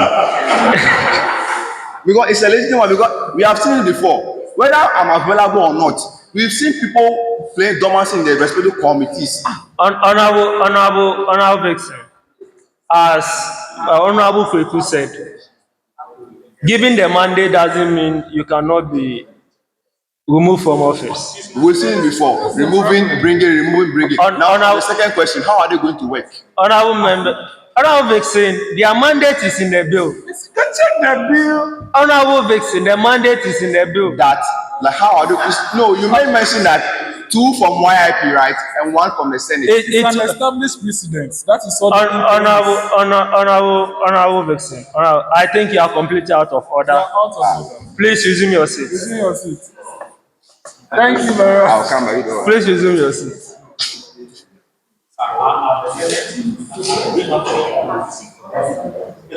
Is it follow up? Follow up on what? No. It's completely out of order. So he's completely out of order. It is a West established fact. Thank you. Oh, if you are not around, then keep quiet. Let me hear from Honorable Joshua. Are you putting me to order? Thank you very much, Mr. Speaker. All interventional sciences. My concern is, yes, I understand what we are actually doing. We want to just mimic. But let's say I want to know what constitutional provision that is going to guide the other nominee in her activity. It's in the bill. It's in the act. It's already in the act. over there. It's in the act. Okay, so if it is there, then I believe it is in the right manner that we will just proceed and do that. Thank you very much. Thank you very much. Any other nominations? Honorable members, any other nominations? I'm coming. Let me see something. Honorable members, may I have your attention? Honorable members, I want us to act in a manner that befits our status. We spent 6 hours in December, of which 4 hours was spent on this bill. We don't expect matters that have already been extensively discussed over there to be brought here. The issues you are all raising are already captured in the bill. We are on nomination. If your point does not contain nomination, don't speak, please. Because if you raise your hand, we'll ask you to resume your seat. It is already 4 o'clock. We are now coming to debate the motion. Let's go and nominate. Thank you. Any other nomination? Do you have a nomination? No, that is not the point of order for nomination. Honourable member, resume your seat. That's a follow-up. Resume your seat. You have a nomination. You have a nomination. Please make your nomination. Honorable Robert. Honorable Robert. Honorable Robert. I have a nomination. Honorable Robert, you should know that you are only nominating. You are not saying any other thing apart from nomination. Right, Honorable Speaker. You are not saying any other thing apart from nomination. If it's not nomination, kindly resume your seat. My intervention sign was a follow-up. So I don't recognize that. Please resume your seat. Mr. Speaker. Honorable Robert, resume your seat. That respect should be given me. Honorable Robert, resume your seat. That benefit. Honorable members, the subject matter is for nominations. Anything apart from nominations is out of scope of the subject matter. Honorable members, when it's not nomination, I'm not hearing anything. And don't force me to start sending you people out of the chamber. Don't let me start. Honorable Samson. Yes, thank you very much. As Honorable Samson comes, I've been asked to make a clarification. Our marshals, please be on hold. Anyone who misbehaves will be sent out of the chamber. Please, the item says what? Nomination and approval of leadership. The leadership that has to be nominated and approved per the Act is a chair and 2 vice chairs. And that is what we are doing. We are currently on the chair. And when we exhaust that and approve the chair, then we go to vice chairperson affairs. After we are done, then we go to vice chairperson's actions. Then from there, we have exhausted that business and we move to the next business. It's as simple as that. Unless you don't want to check the act, you will not know what we are doing. So please listen more and let's do the business. Thank you very much. Honorable Samson, your nomination. Mr. Speakers, with the greatest respect, let's look at Section 10 of the Act. It looks as if what we are doing contradicts Section 10 of the Act. So let's read properly. So what does Section 10 says? So the forum shall from among its members. Honorable, let me stop you right there. You were here when Mr. Speaker stated that the executive board has delegated the power of nomination to the House. To the House. That is why the House is the one doing the nomination. Do you get it? So we have not contradicted because it is a consensus. To me, I think.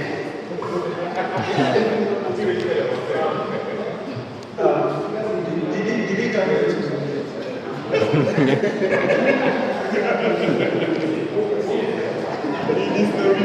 Please be guided. Please let's exhaust the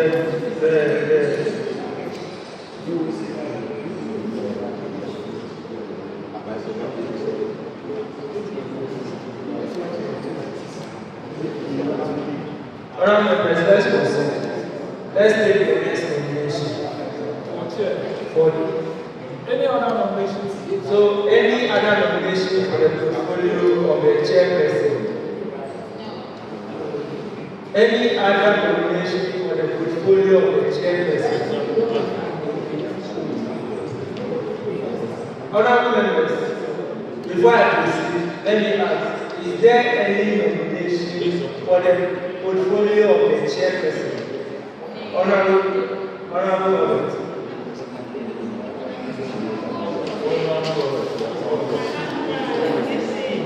Honorable Basic, please, you have the floor. Honorable Robert. Honorable members. Honorable members.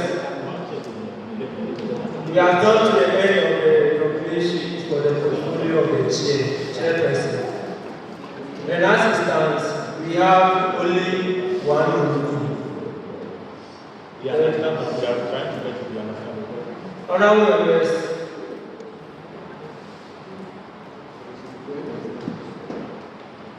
Honorable members, Honorable Elizabeth Kendall Mante has been solely nominated as the chairperson of the Youth Forum of Women Parliamentarians.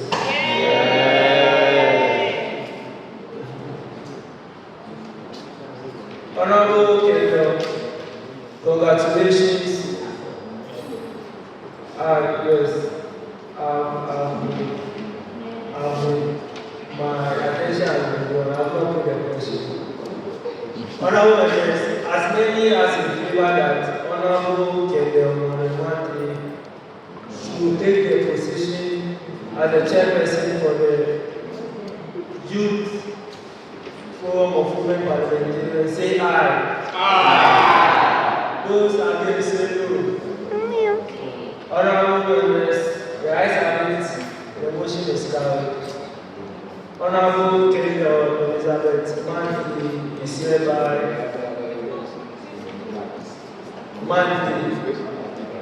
is hereby chosen as the chairperson of the forum.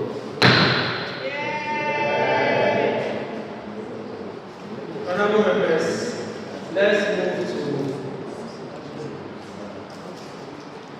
the next nominee.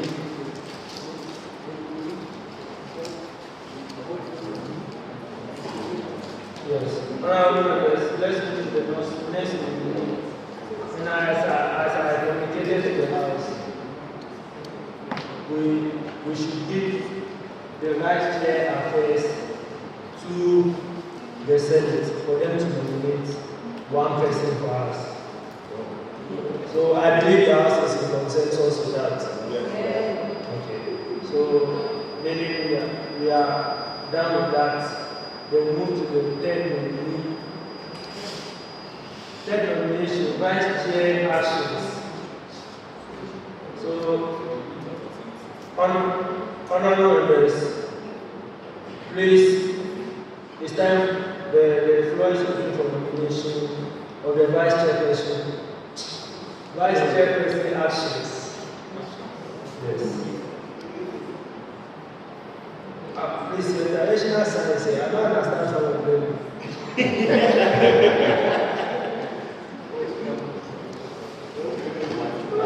Honorable question. Thank you very much, speakers. I stand to nominate Honorable Constantina Benelao.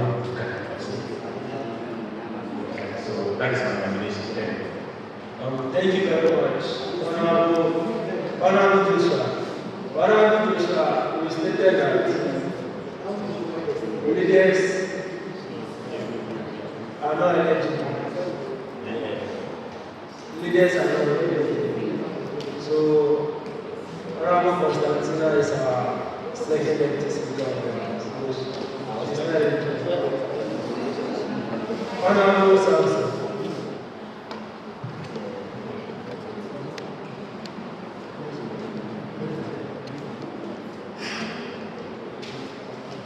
Thank you very much, Mr. Speakers, for the opportunity invested. Mr. Speakers, I would like to nominate very vibrant member of this House, representing the good people of YIM constituency. She is a person of Honorable Usman. I so nominate. Thank you.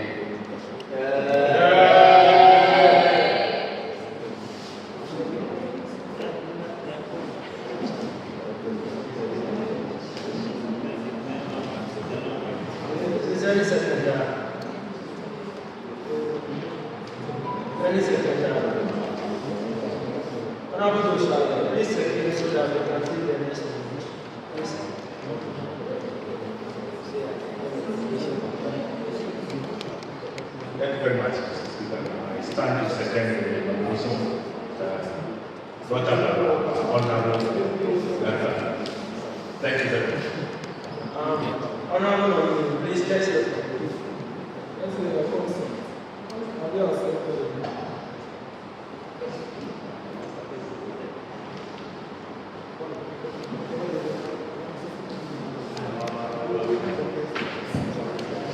Thank you very much, Mr. Speakers.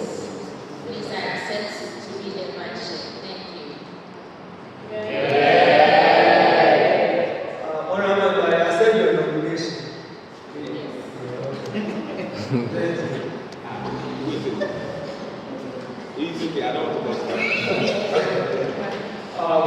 Honorable members, any other nominee? Honorable Robert. Thank you very much.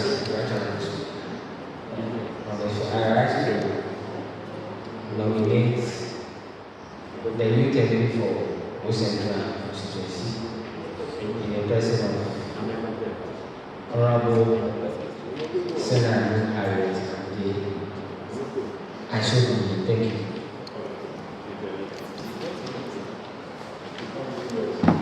Honorable Robert, if I am right, you are nominating Honorable Harriet Amegashie.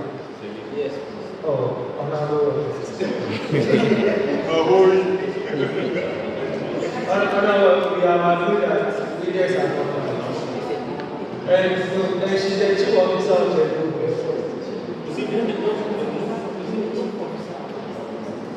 She's the chief officer of the executive. Honorable, please. Honorable members, any other nomination? Honorable, please.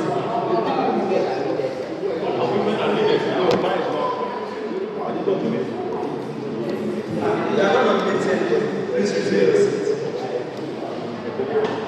Honorable members, any other nomination?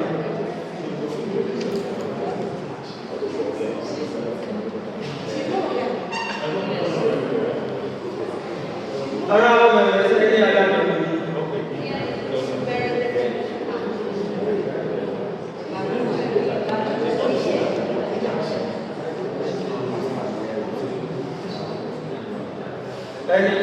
Honorable members, any other nomination? Honorable members, in the absence of any other nomination?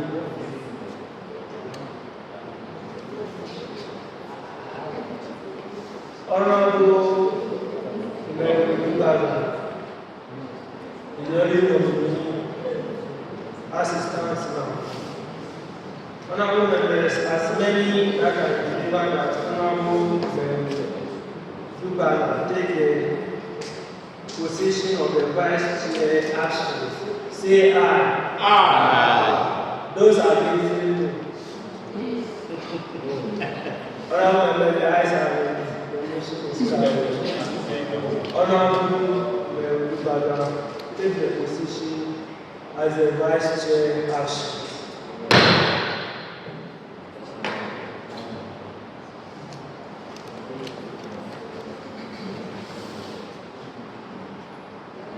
Honorable members, the chairperson and the vice chairperson should please move to the podium to take the oath of office.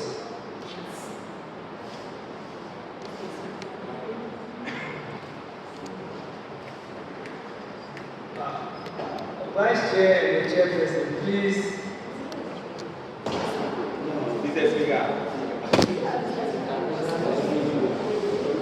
Honorable members, I'm taking the constitutional mandate. What is your hand? I have a pressing consent to vote before the house. Please, when I'm done. You'll be done, but what if you... Honorable member, I die in the house. You can't tell me what to do.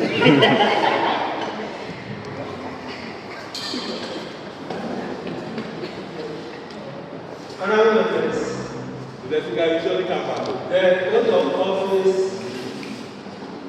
the oath of office is found under the second schedule of the bill. So when I say I mention your name, then let's proceed. I. Please use the mic so that I can hold that. I do solemnly swear that I will faithfully and impartially perform the duties of the office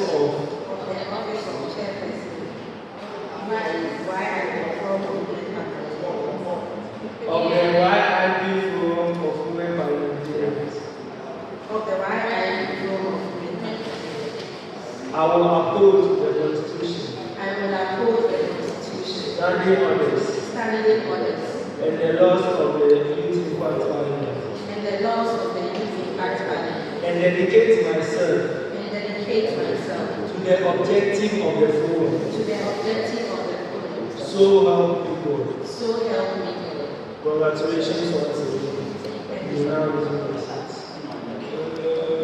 Round members. Oh, yeah.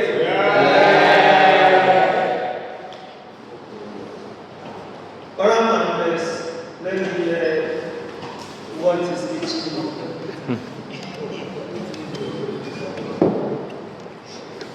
Mr. Speaker, with what you are doing here, you are not being fair to them. I have a concern to raise. We are all here fighting for the progress of the parliament. Whoever that is being nominated here is coming to serve us all. He's coming to serve in our interest. And we should be comfortable with whatever that looks like. An MP was nominated. I was drawing your attention that I barely know the person. So if the person can possibly introduce herself, because frankly speaking, let me not lie to myself, I've not seen her before. Let me be fair to myself, I've not seen her before. I'm sincere to myself, I've not seen her before. So I'm not against.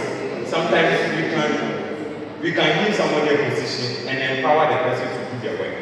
So I'm just opting that maybe the person can officially introduce herself so that I know the person well. He didn't give me their audience to talk, Mr. Speaker.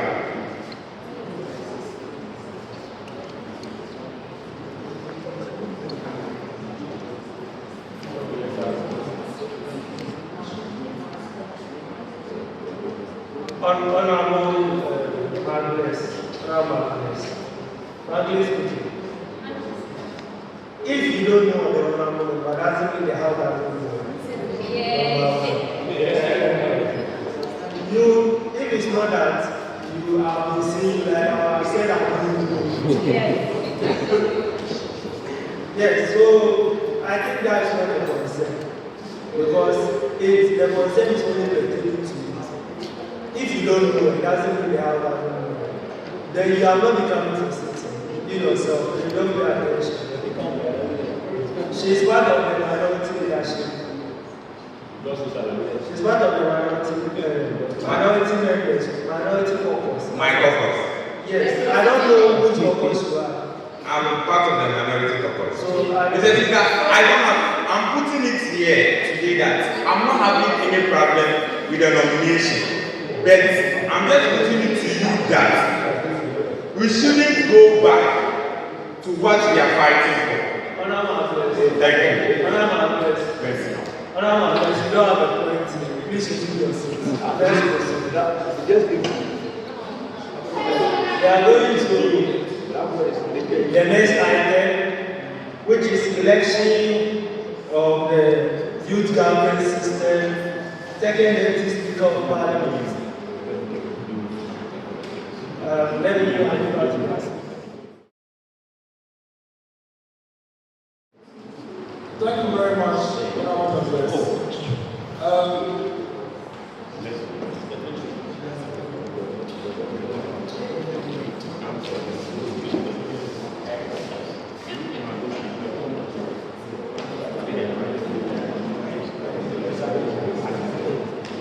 Thank you very much, Honorable Members. Honorable Members, we move to the election of the YGS Second Deputy Speaker of Parliament. honourable members, only sitting members of parliament qualify for this role. And if you are not part of the youth government system, you cannot nominate.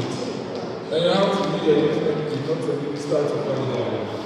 Therefore, the floor is open for nominations for the office of the second deputy speaker.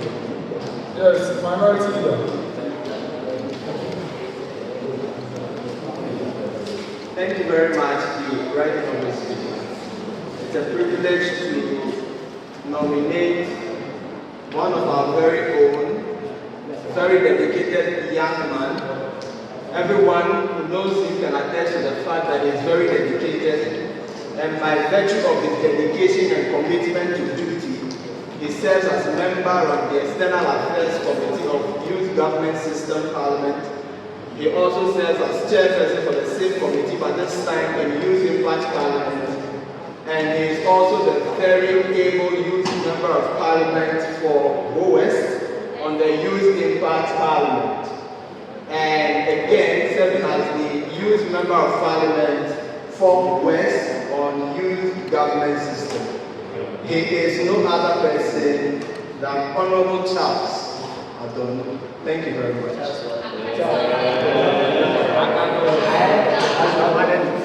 Thank you very much. Second to the motion. Second to the nomination. Yes, honourable. Well, please, I go by the name of the youth MP for Old Trafford constituency. I thereby second the nomination of Honourable Charles. Thank you. Thank you very much. Honourable members, as you know, for the youth government system, we use the standard orders of Parliament of the Republic of Nigeria. And I now call on any other nominations. Are there any other nominations for the role of the second deputy speaker? First of all, I need to know, Honourable Charles, please have you consent? Initially, you have to drop a letter, but you consent. Thank you very much. I need to hear, I do. Do you consent? Okay, let's hear it from there. We'll take an oral letter of consent. Thank you very much, honourable speakers. My name is Charles Adonu, Youth MP for West and IYNUNSCR. Thank you very much. Honourable members, any other nomination? Any other nominations? In the absence of any other nominations, may I remind members of Parliament that in the election of speakers and deputy speakers of Parliament, the question is not put until there are two nominations. And when there are two nominations, there is a secret ballot. And since there are only one nomination, by the power vested in me as the Speaker of Parliament for the Youth Government System of the International Youth Network for United Nations Security Council Resolution 2250,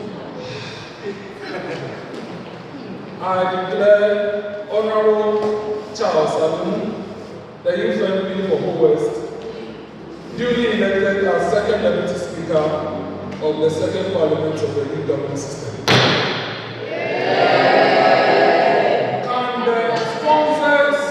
Of the nominee and the new second deputy speaker, duly Ruby. The Ruby where? No, please join him. Camera. I will do the picture. Officially.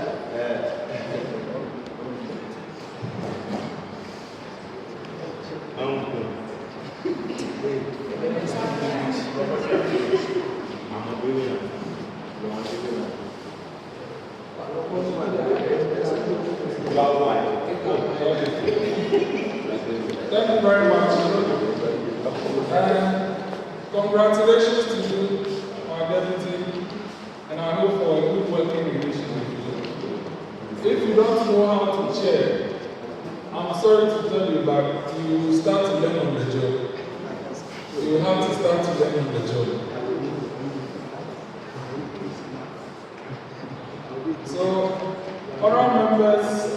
new government system, I present to you a second deputy speaker. Thank you very much.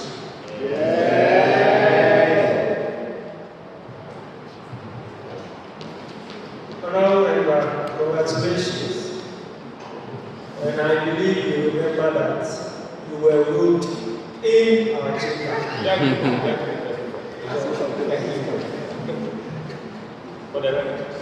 For the records, yes. Anytime you take the road, when you are wearing the road, remember that you were ruled in Youth Impact Parliament.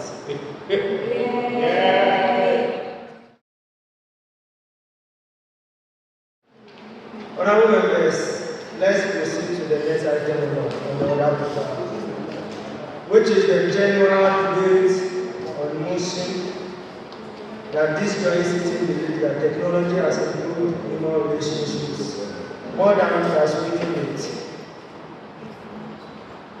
Honorable members, let me go on.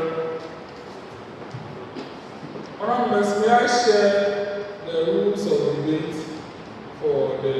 Yes.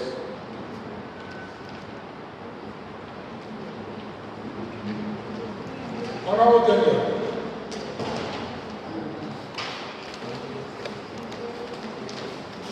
Thank you, Mr. Speakers in the House. Please, I want to find out the nomination of the second deputy coming from the senator's side. Will it be done at the senator's chamber or here? Honorable General, I believe you are talking about the youth, the women forum. Yes, please. Okay, so you see, this joint sitting is with the lower chamber of Youth Impact Parliament. Definitely. When we are giving them the slots as the upper chamber. So it will not be fair that we nominate people on behalf of them. So we are solely doing it. When they sit, they can do their nomination and choose someone for us. Okay, thank you. And they said they are sitting on the 25th of June. So I believe we are all clear. Thank you very much. Honorable members, may I share with us the rules of debate? The debate will only span for 45 minutes and not more than 45 minutes. The movers of the motion and the seconder should just move and second. Opening statement is 3 minutes. Closing statement is 3 minutes. Youth Impact Parliament is for the motion. Youth Government System is against the motion.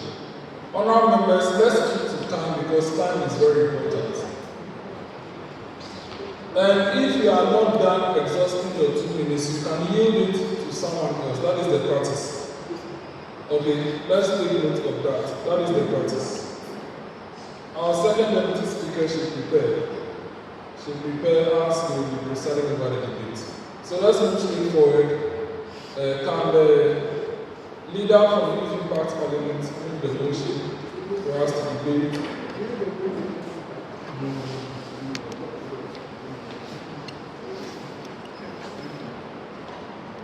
Thank you very much, Right Honorable Speaker, for the opportunity to move for the commencement of today's debate. Mr. Speaker, I move that today's debate, which reads that this joint sitting believes that technology has improved human relationships more than it has weakened it. Mr. Speaker, I move. Thank you very much. Second out the motion. Thank you very much. The right honorable speaker in the House. I do second the motion moved by the majority leader for commencement of debate on the motion as clearly as it's stated. Thank you. Thank you very much, Honorable Isaac. Honorable members, as we stated earlier,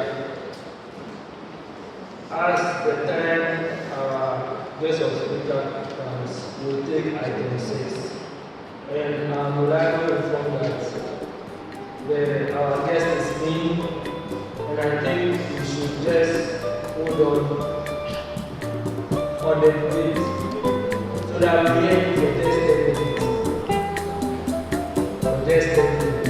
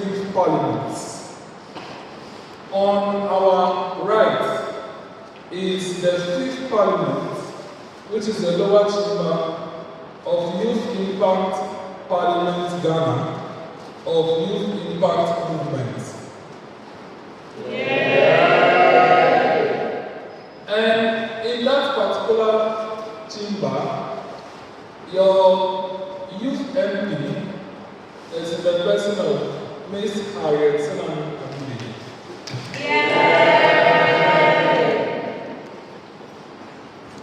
She takes with pride representing North Central in Youth Impact Parliament. Now, on your left, or our left, is the second Youth Parliament.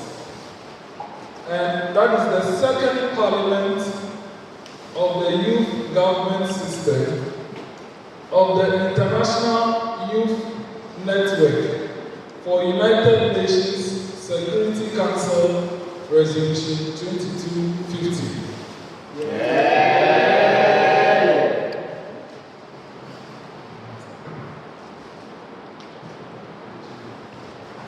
And in that particular parliament, the youth government system consists of a youth president, a youth vice president, youth ministers, youth deputy ministers, youth MPs, youth speakers, and youth justices, including a youth chief justice. And in that particular parliament, your youth MP is unfortunately carrying out an important duty, but it's in the person of Honorable Cyril Amegashie-Viglo. Honorable members, give me the opportunity of our guest before he takes the podium. Before he takes the podium to speak to us. Our guest of honor is an educationist. He has served in the public sector until he contested the primaries for the whole central seat in the National Democratic Congress. And over there, he won the primaries, and on the 7th of December 2024, he won the general elections as Member of Parliament elect for whole central constituency.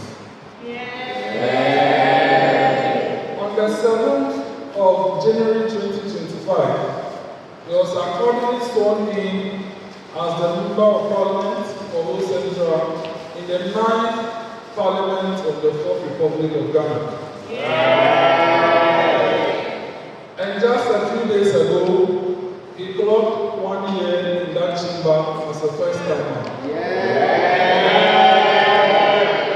Today, we purposely informed him of our joint sitting to give him an opportunity to come and speak to us the youth. We all believe that one day we will be there, and we are practicing in this particular parliament. But to hear from someone who is already there is another part of the game, because you hear directly from the horse's own mouth. And that is why we have invited him here. Today, he will share with us his experience in Parliament and how it has been as a Member of Parliament representing a constituency who becomes an automatic philanthropist in his constituency.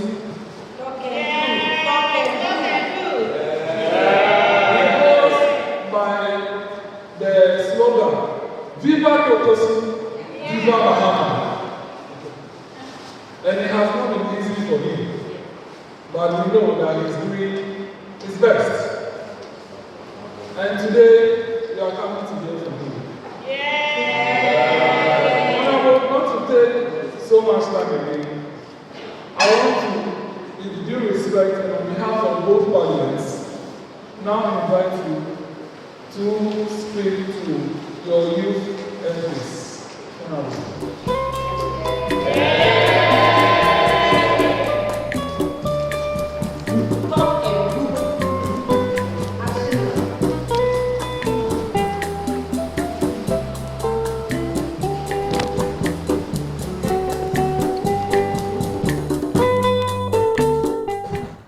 The Right Honorable Speaker, leaders of both parliaments, I stand before you this evening to give you a brief account of my 1 year in office as Member of Parliament for Whole Central.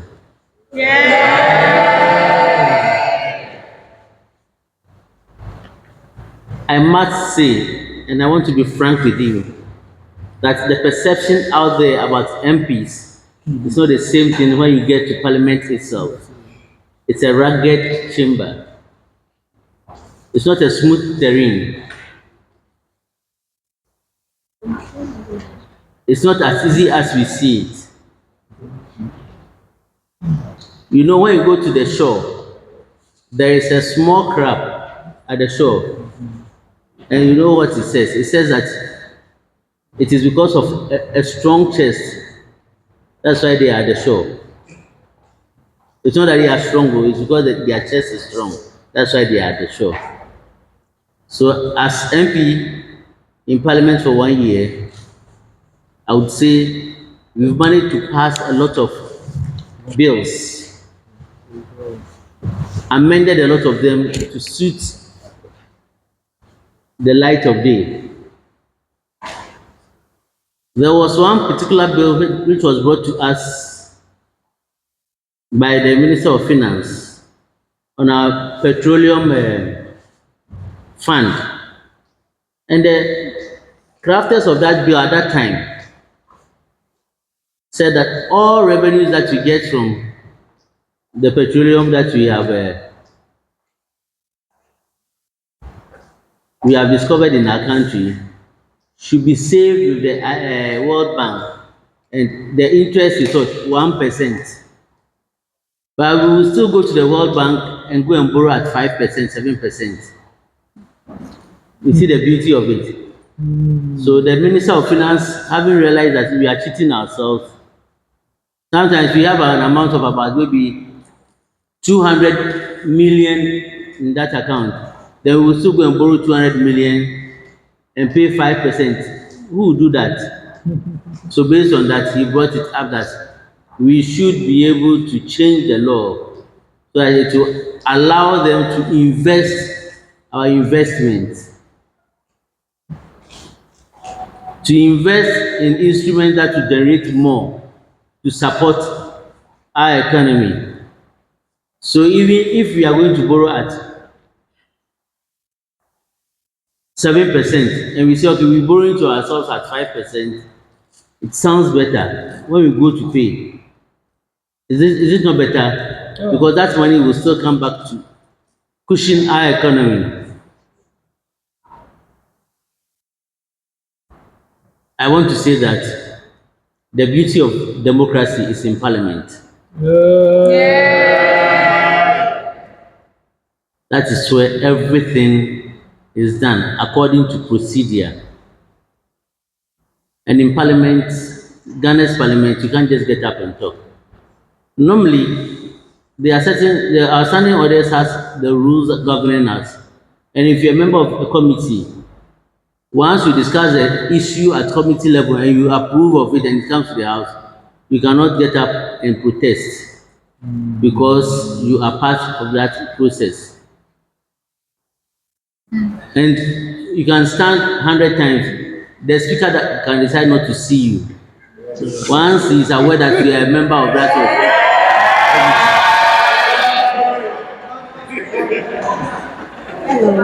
If you have anything at the committee level, you have to trash it out.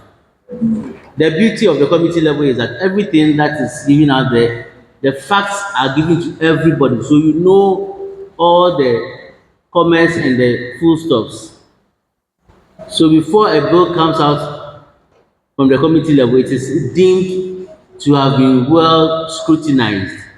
So how come when it comes to the chamber, you are not coming to say that this one is this? We didn't agree to it. Once you didn't agree, but majority carries the day, it is deemed that you have agreed.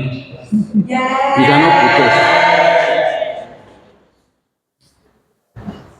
We have what we call majority wrong and the individual right. Individually, you can be right, but majority can be wrong, but they take the decision and you all have to follow it. When you all get into the dish, you will find a way of coming out. Majority wrong. And that's what is guiding us. Before a bill is passed in Ghana's parliament, it goes through 3 readings. Now, the first reading is the introduction of the bill. Right after that, it is distributed to members. Then, the speaker will then refer it to one of his committees. And the committee will go and sit on the bill, work on it, and come back and make the House whether it should be taken as a normal bill or as an urgent bill. All financial bills are taken as urgent bills. Then we come to the second reading, which is the consideration stage. That is where we will read them clause by clause and debate them. Then after that, at that time, the mace in the parliament is tilted. That is, we are not doing regular business. We are not doing strict business, so it is tilted so that anybody can be called upon to talk.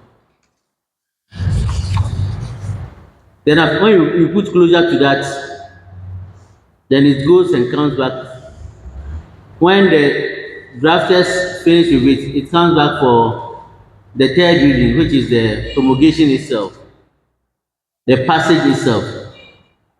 So at the third reading, that is the passage of the bill. Then at that time, you can arrest it if you have a challenge. You can arrest the bill at the third reading, but if you don't arrest it and we pass it has become a law. Then it goes to the clerk to parliament. The clerk will now write and package it to the president for the president to append his signature. Once the signature is appended, finito. Now there is a window. Now we have the private members bill.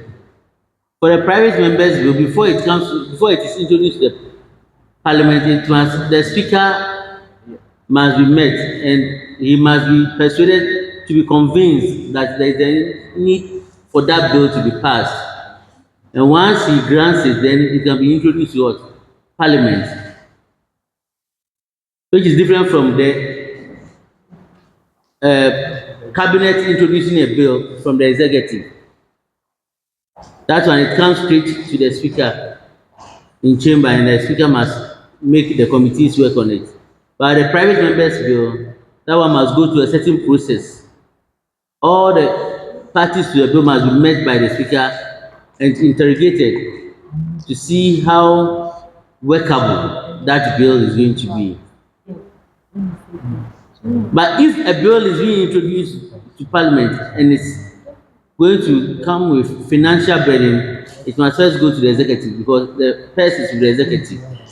You can't bring a bill that is going to add cost to the budget when the executive has not approved of it. So this is how the law works in parliament. And in the parliament, we have our leaders. They are 5 or 6, 5. The majority leader, the deputy, the chief whip, the first deputy, second deputy, for both majority and minority. And they have unfettered access to the speaker. Anytime any of them stands up, the speaker is obliged to call that leader for that leader to talk. So they have unfettered access. But in our standing orders, we have what we call the backbenchers. The backbenchers is a borrowed name from the Westminster. It means people who are in their second term and in the first term, they are called backbenchers. And we also have a caucus and we have our leaders. I'm a backbencher. Yeah. But we shall grow. Yeah. What you honorable men and women have started over here is a footing stage. So I want you to involve yourselves, learn more. Then you can now become people to wear our shoes in the near future. Yeah. I must say, on the 18th of December, something happened in Parliament where the minority was making that, should I call it cacophony? On that day, they had the opportunity of debating the bill, the how do you call it, the budget. If government says it's allocating this to this, we could just debate and say that our government would have done this instead of using this amount for this. They would have even scaled up from 5 billion to 7 billion so that this thing can materialize. They lost that opportunity. But the beauty of it is that in every bad situation there is a golden lining. We would have been closing at 4 a.m. but because of what they did, we closed at 10 p.m. No, once you are doing that, all that they wanted to do was to put off the majority leader's microphone or to carry the mace away. If the mace is not there, it means that Parliament cannot sit. That is the authority of Parliament. Yay! If you put the microphone off, we can't record, so there is no business. That's what they sought to do, but the marshals were fast to cut them off. So we had our field day, and we're just moving the motions and passing them.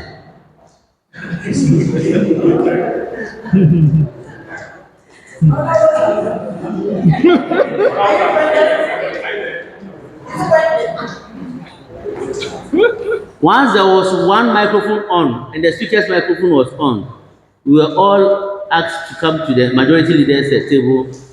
Then, when your chairman moves the motion, a member will come and what? Second.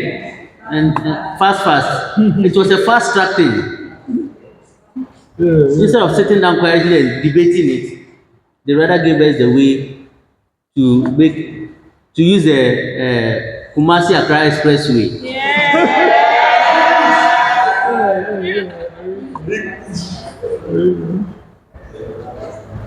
We are in a democratic dispensation.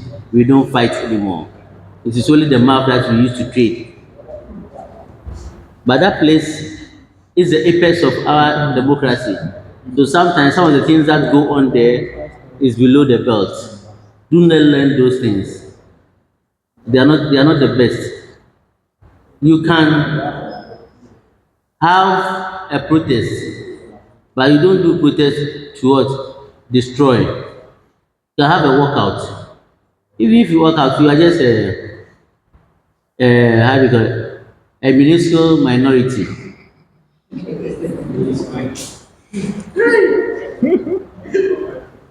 We have about 189 members, and if we are truthful to ourselves as a majority, we can conduct business, but you can't get all of us in the chamber at the same time. You can't get all of us in the chamber at the same time. One man, village said that if you are sitting in the chamber too long, when the constituents are calling, the beauty is that our part of the democracy, people think that if you become an MP, there is a rule that when you get to parliament, they ask you to go there, you pick a Ghana must go, and you come back to distribute. A lot of us in parliament, it is the salary that we distribute to the people. Just today, I passed through Sogapope when I was coming through the MP. He said, my children went to school, I couldn't pay their school fees. But other people have been pestering me and have been paying their school fees. When we went first, Muntaka said the same thing to us. I thought it was a joke. But today I had a first experience of it. And I said, hey, is it true? And no politician is bad. But the people that we govern, they make us bad. Because if I'm supposed to use my salary to be doing certain things, I have to still stay afloat. How do I stay afloat? I have to do the untoward things to stay afloat. So until they stop pestering us and coming to us with a lot of demands, corruption will be very, very difficult to wipe. Because the person who is going to wipe the corruption is already in the corrupt seat.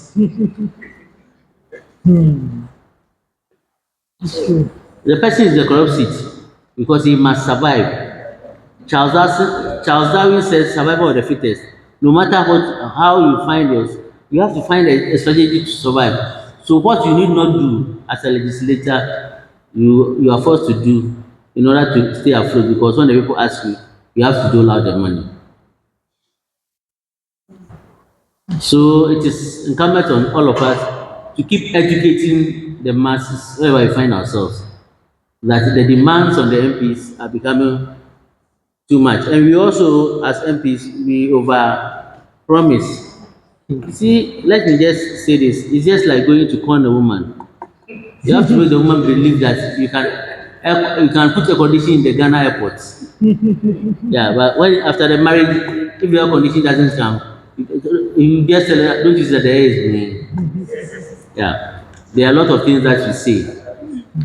At the point of coining the person, you have to use an embellished language. But when you get there and realize that challenge is not the same, you can't shout, you can't do anything. You only have to live with it, readjust your system so that you live within what's happening. So, my dear brothers and sisters, let us have this continuous education. One day, we'll be out of this whole mess. We are the Renaissance period in our democracy. We are now breaking through. The breakthrough will come after we have finished with the resetting. When hospitals are functional, schools are very functional, and you know that your health needs can be catered for in Ghana without you being flown out. Once you have trust in the system, corruption will be minimized. And I must say, the current president we have, John Dramani Mahama, is doing beautifully well.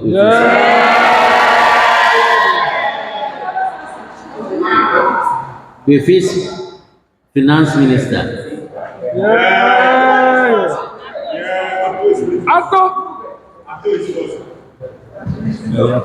Ato is very good because he's been able to give us a leverage. At least the whole year, the dollar has been very stable between 10 and it hasn't gone to 13, between 10 and 12. So, at least with the dollar being stable, market men and market women, businessmen can now do projection. There is more in the offering for us.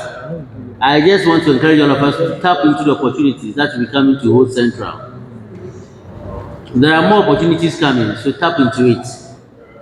Are we all there? I'm aware that very soon there will be Hold by Air. You can go on your tourism visitation with a flight that carries about 4 people. The pilot and another 3 people.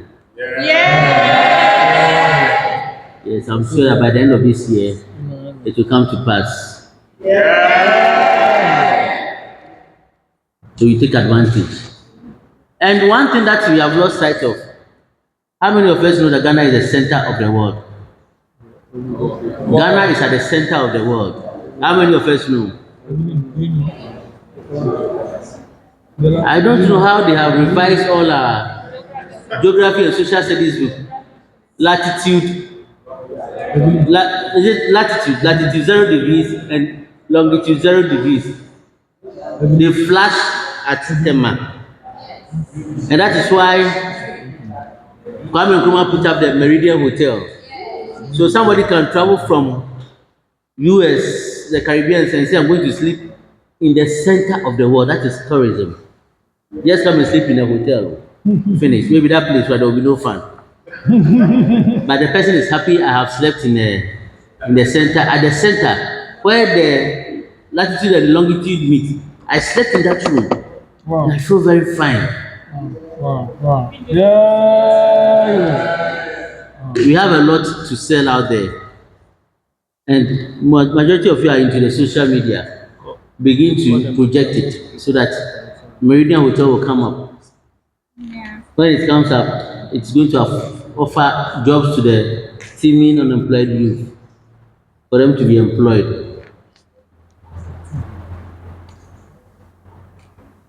I also want to entreat all of you that be thinking outside the box. Do not always be looking out to government for employment.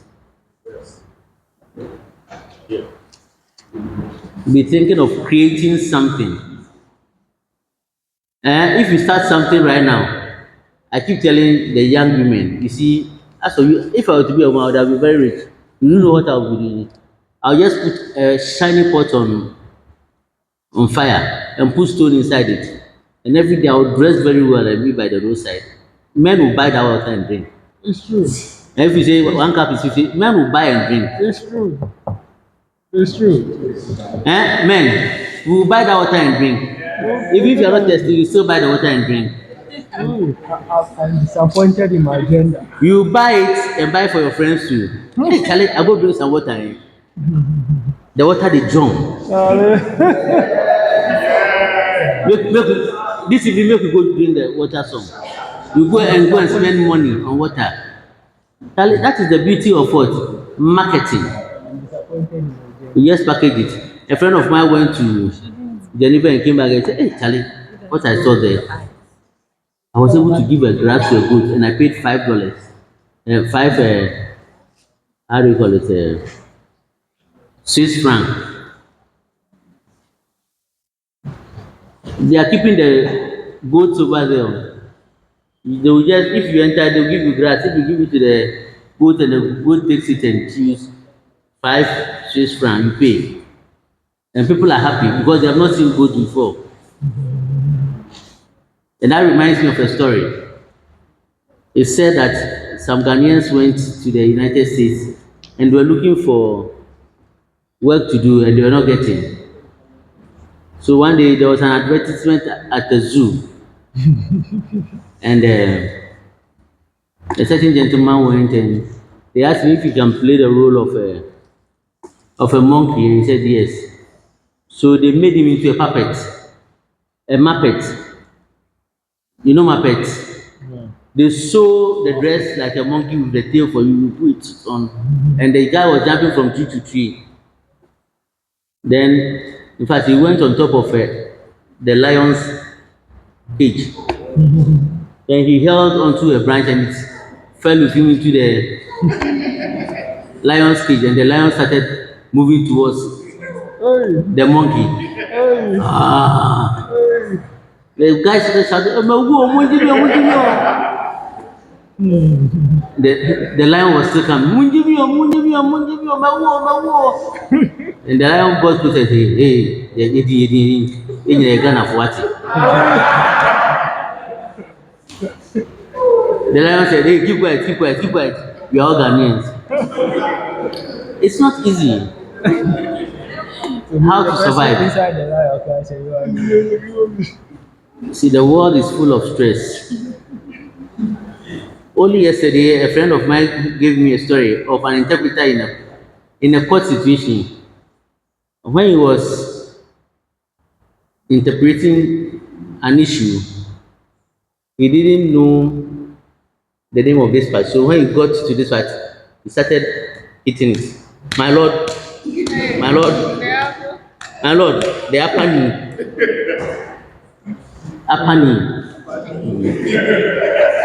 And the judge said, oh, the elbow. He said, oh, my lord, that's good. We learn from each other. There are a lot of things that we do not know. A lot of things go on. If you go to court, you don't have a good interpreter, you are doomed. You can be jailed for bad interpretation. It's what he is saying to the judge that the judge hears and uses to write his judgment. So therefore, we should be cautious. We should always be attentive to things, and it will save us. But when we have the issues and we take it lightly, it will come back to affect us. I've given you these stories so that at least you can relate to them in your daily lives. Mr. Speaker, I want to thank you very much for this opportunity. But I want to entreat all of you on a more serious note that you are out tomorrow. So make sure that you hold today very well. Use it very well so that tomorrow you can stand on it and make things better. Let us invest in Ghana today so that tomorrow our future generations will become prosperous. America, at one time in their history, decided that the living were going to what? Sacrifice their pleasure for posterity. And we have America now. So we have to sacrifice our today for their tomorrow. We can't eat the egg and the hen at the same time. Let us sacrifice for the unborn. Let us not think of enjoying today. We have to sacrifice today so that tomorrow will be better for all of us. We have only one Ghana. And I want to entreat you to work towards Ghana and not yourself. Don't put yourself first. Work towards the full attainment of Ghana. If you're able to achieve that, we have a better Ghana for all ourselves. But if we put ourselves first, as our people do, what is in it for me? What am I going to get? Stop asking those questions. Work as if you don't know what is in it for you. For you get what is in it. the outcome will be better than when you are seeking for yourself. So, my dear young ones, I want to entreat you and also pray you that you put in the best to develop Mother Ghana. Wherever you find yourself, you just do it. I remember when I started teaching, I was in a village, and being a young man, I was doing everything. I just wanted the children to be up. An old teacher called me and said, "Hey, you don't do the work this way. If you do it, there will be no work left tomorrow." I didn't listen. I pursued what I was doing. So they are the detractors in the system. Because when he was there before I got there, and the children were like getting closer to me, so they realize you are taking the shine from them, so they want you to be like them. Don't let those people cow you. Be on your road and do what is expected of you, and be happy doing it.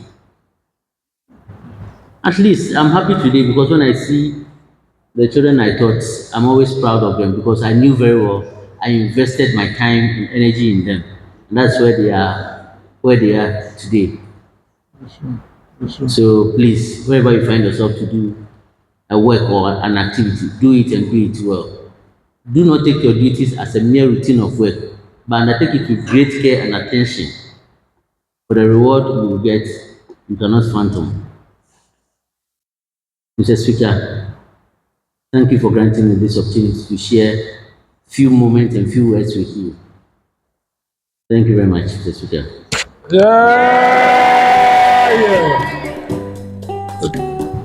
Thank you very much, our Member of Parliament, for this honor you have done us. Thank you so much. Thank you so much.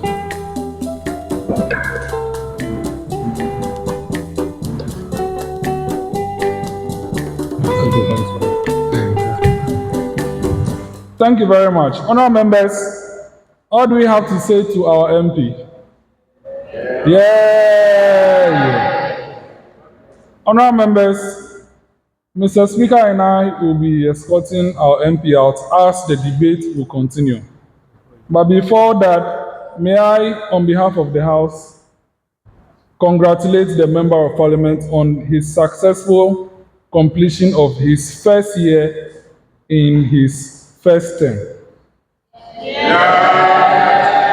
And we pray thee that who the Lord has chosen shall continue to serve until he, the Lord, promotes him to a bigger place.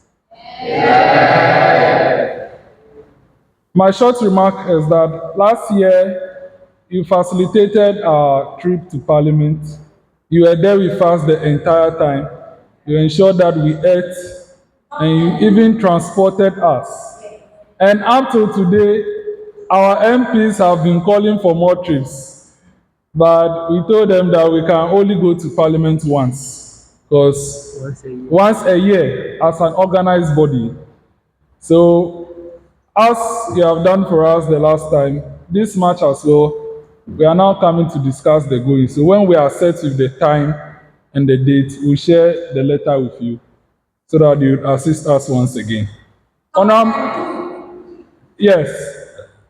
Say it again now. Thank you very much. Another one for him is Viva Kpotosu. Thank you very much. Mr. Speaker has a short. Thank you very much, Honorable, for giving your short remarks. The advice and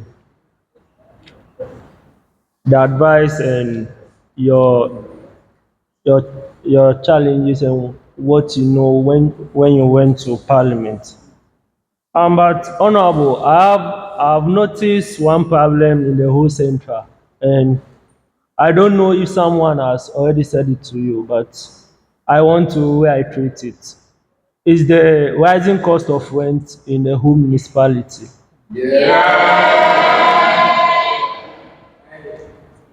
Honorable, you see, as I always say, Ho is a transition town where students come, learn, and go. And because of this, there are many educational institutions in Ho. And because of that, the landlords are now taking advantages of this to turn it as a cash cow, the rooms. Honorable, you'll be shocked that when I came to Ho Central in 2019, there was a room I was in, I paid 70 cedis every month. Honorable, today, fast forward 2026, the same room, no renovation, nothing, but it's going out for 300 cedis a month, which is very, very bad. A student now pay averagely 6,000 a year.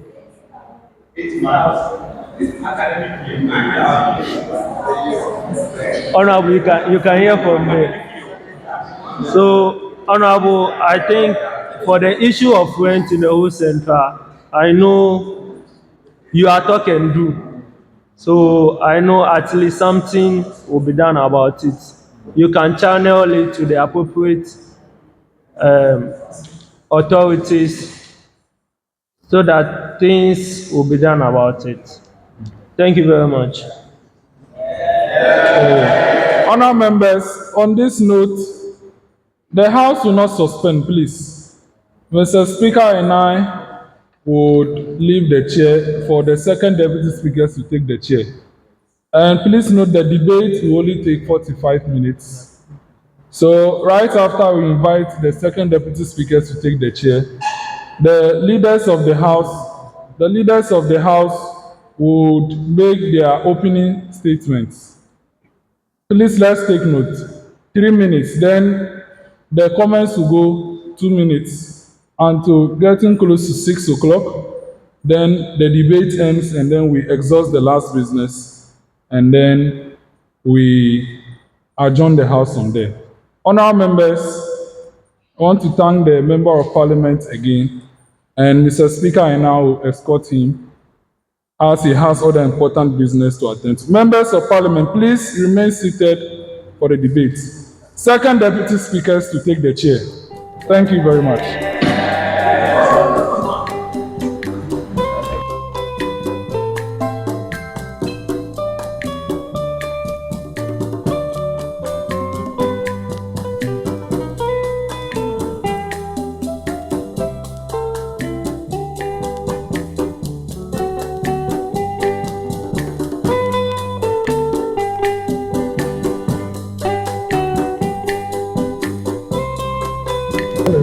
Honorable members, please kindly resume your seats.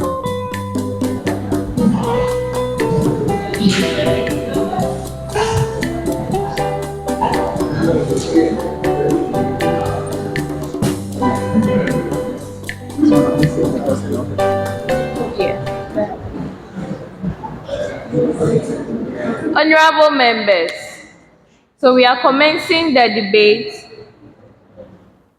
and we've heard from the Right Honorable Speaker the stated rules.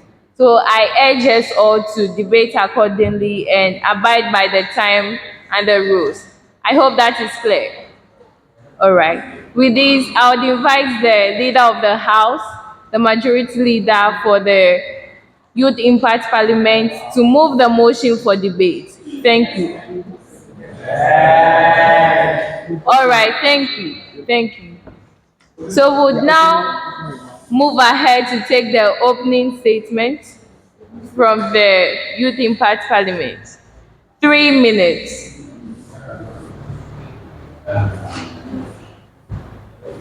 All right, thank you very much, Mr. Speaker, for the opportunity. Madam Speaker. We have Mr. Speaker and Madam Speaker sitting right in front of me. So please kindly let me end my statement. Thank you very much. Thank you very much, Madam Speaker and Mr. Speaker, for the opportunity. As the motion for today reads that this joint sitting believes that technology has improved human relationships more than it has weakened it. Mr. Speaker, pardon me if I say Mr. Speaker, you know that I'm referring to the two of you. All right. Thank you very much.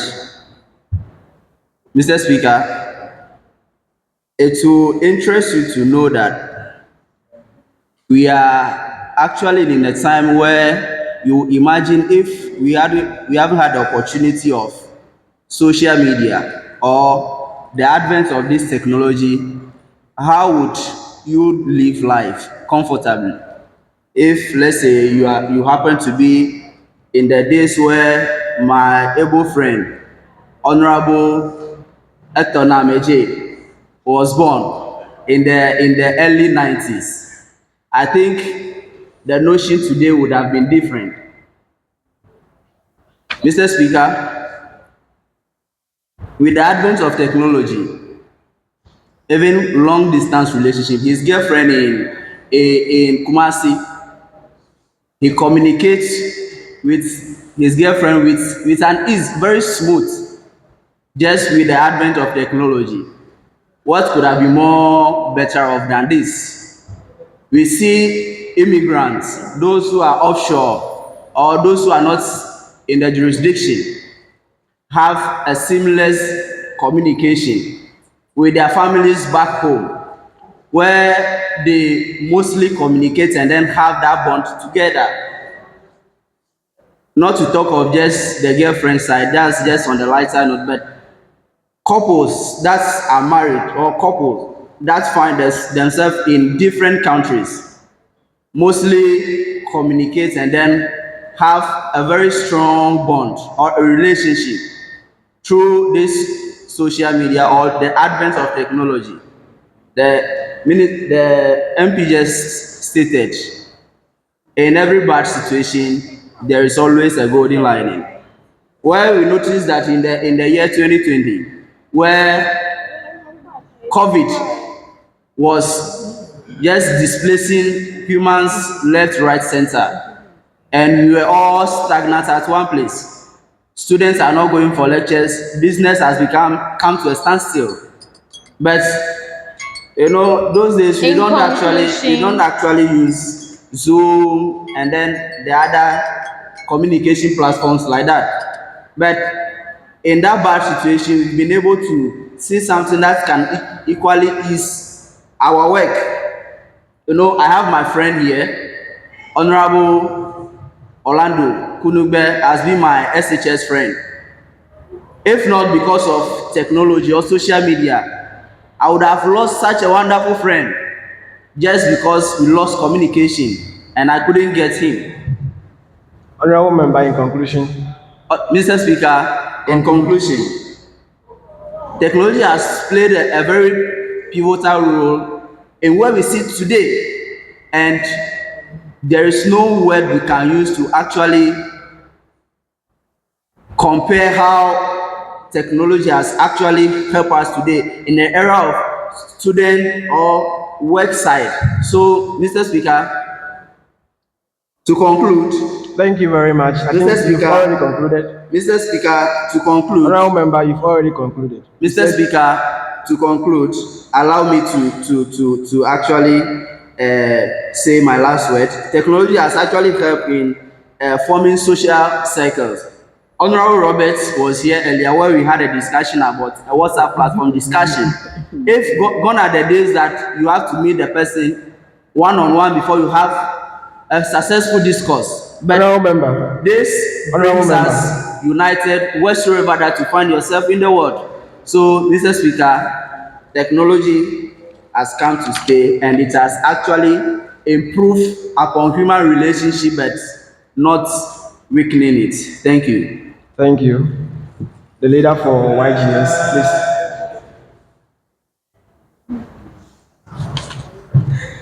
Thank you very much, the right honorable speakers.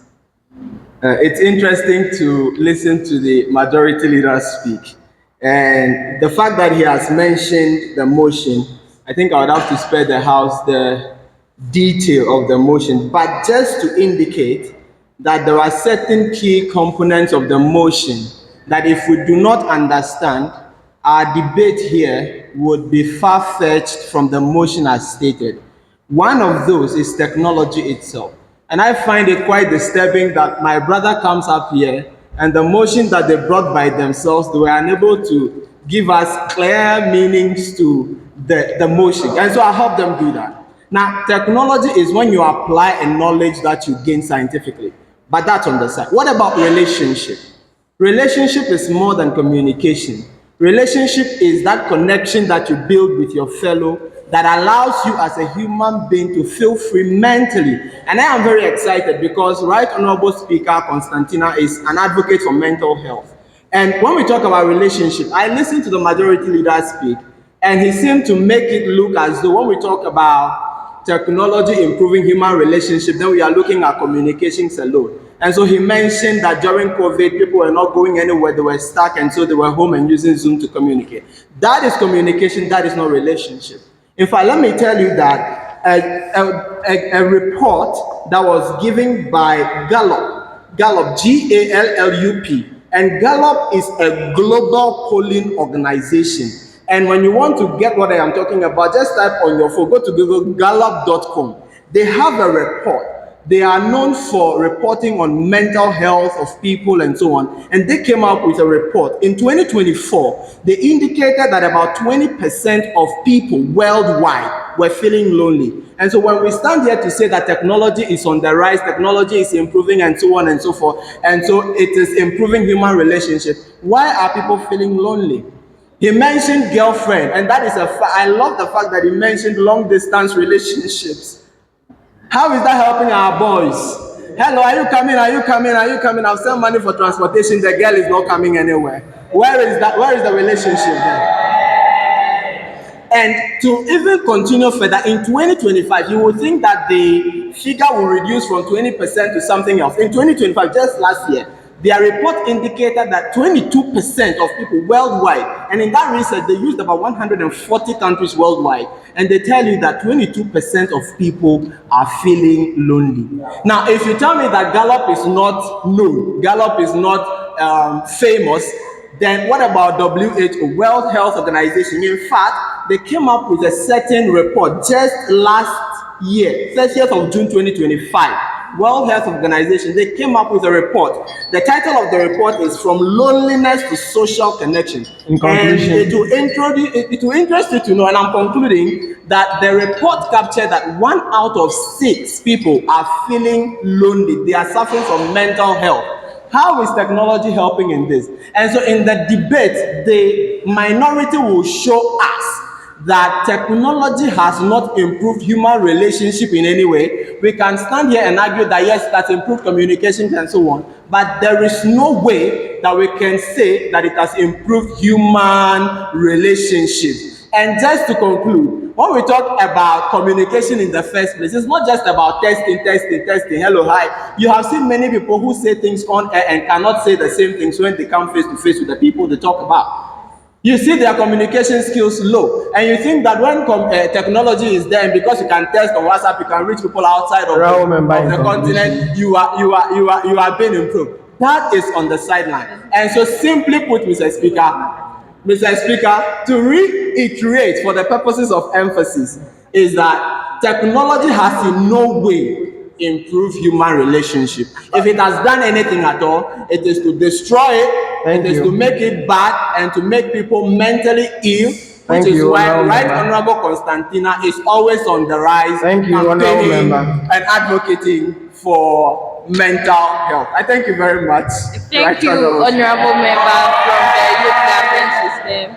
I appreciate the recommendation, and now we are open to taking the comments or the thoughts from both houses.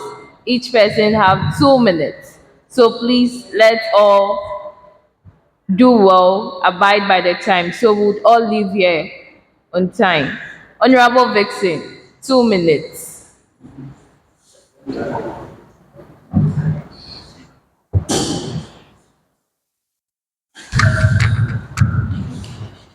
Thank you, Speaker Niles. I'm Dixon by Salom. Youth MP for constituency, the only commercial sitting voter. Madam Speaker, Honorable member, please, we didn't hear what you said. Please come again. But know that your time is still moving. oh no, once So if you want to talk to us for us to listen, so please. thank you very much. So Honorable Ekman said, oh, where is it? He has said a lot of things that you could all agree with me that they are not true. Because even the research that he himself has done was that not the research between he and his phone. So what he said is no problem with it. Mr. Speaker, it will be prudent for him to sit here and listen to whatever bill I'm coming to say. It will be unfair to the House to make the point and then leave.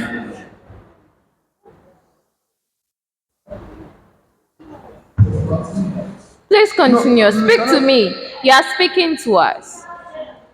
Okay, so all what he said are flawed, but I want to say that technology has improved many relationships, including your good self, but I will not review this over here, but it's helping you a lot. By something that you and I know about, even Honorable Hubert is about it. But to say that Honorable member, so why will you try to bring it out if only you didn't want to make it known to the House? I'm saying it's helpful. Helpful means the positive aspect of it. No, so whatever transpired between you guys should just remain there. Don't bring it to That's the why House. I didn't mention the speaker. You are interjecting me. Allow me to make my point. Thank you very much. So technology has connected people across the world. So for instance, if you're in a relationship, if you're in a relationship, right, it's not necessary for you to be or the two of you to meet physically. That's the more reason why whilst you are advancing, your work demand that you Please be summing up. Okay, summing up. How? Okay, so I'll just read through so that we all listen to it. So technology connects people across through calls, videos, and chats, and it brings families and friends who live apart together. Having to work for a long while, the means that you can get to your family is through technology, through video call, WhatsApp, or whatever it is. Now, it also supports relationship during difficult time. You know, during COVID-19, I've taught that one thing that there's no need for you to meet physically and do whatever that you want to do, but you can connect wherever you are. You work at home, of which all of us over here can attest to the fact. It's undeniable for that. In conclusion, In conclusion, just allow me to conclude, then I'll go and have my seat. So, during emergencies or pandemic or personal challenges, allow people to check on one another. So for instance, I'll use the COVID-19 again. Whilst we are to remain at home where the lockdown occurred, we are only to check on your family or your partner through WhatsApp or whatever technology means that you can get to that person. And you can also see it also strengthens social and professional network. For instance, all platforms, while I'm here, I know someone at UK, it's through the social media or through technology that you can even get a wife or a husband. So the technology has come to stay, and it will be of great benefit to all of us. Thank you very much, Honorable Member. Thank you very much, Honorable Member. Let's take from the YGS. Honorable Magbless. Before he comes, some honorable might have rebuttals and put to make their summary point, but the 2 minutes thing. Honorable Member, you were here when they suggested 2 minutes. No. And now the debate is in session, so there's nothing we can do about it. I didn't mean that you opted for more time to be given like 3 or 4 or 5. Exactly. So to get a deeper understanding of all what you are doing over here, give at least reasonable time, because honorable members, believe me not, someone will come and rush your debate. Honorable members, thank you very much. Taking into consideration the opening statements that were received from the majority and the minority, the YIP and the YGS, both houses or both sessions were given 3 minutes. To be fair, we all listened and we all heard everything that was said within that 3 minutes. In conclusion, I believe this is enough for all of us to summarize our thoughts and make it clear and simple. So with this, we'll hear from Honorable Magbless. Thank you, Madam Speaker in the House. My name is Donovan Magbless. Madam Speaker, with the motion on floor, we all agree, both sides of the House will agree that Technology is something that has improved the world so much. But what is the challenge is the human relations that we are battling with. Yes, my colleagues from the other side might argue with online video conferencing platforms that people who might sit in offices to work might equally use them to deliver their duties. But I'm opposing this that we are talking about human relations. Sometimes the presence of somebody alone can cause you a whole lot than good. Sometimes the loneliness, you can be lonely with your video conferencing tools and stuff, but whatever that will happen to you will happen to you. But with somebody by your side, though you are still working in your environment, your physical presence in somebody's life counts a lot. That is what we are looking at. With the current trend of mental health issues that most youths are having, yes, it is being argued that social media is one of the causes of mental health challenges for the youth. And we all here can attest to that fact. Though we go to social media to have fun, to do whatever we have, but still it's causing mental health challenges for the youth. So what then comes in here as relation? Somebody being close to you will serve you more good than harm. So we are saying technology is good, but the human relation is depleting as time goes on.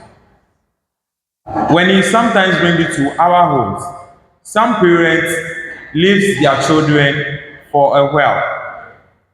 They equally talk to them, do whatever is needed for the children through technology tools, but the children doesn't have that mutual binding with their parents because they have not seen them for years and they have not seen them for decades. So please, we are not against technology, but we are just saying that technology have depleted human relations to a stage that a second look have to be taken into consideration. Thank you. Thank you very much, Honorable Member. Honorable Joshua. All right, thanks very much, speakers.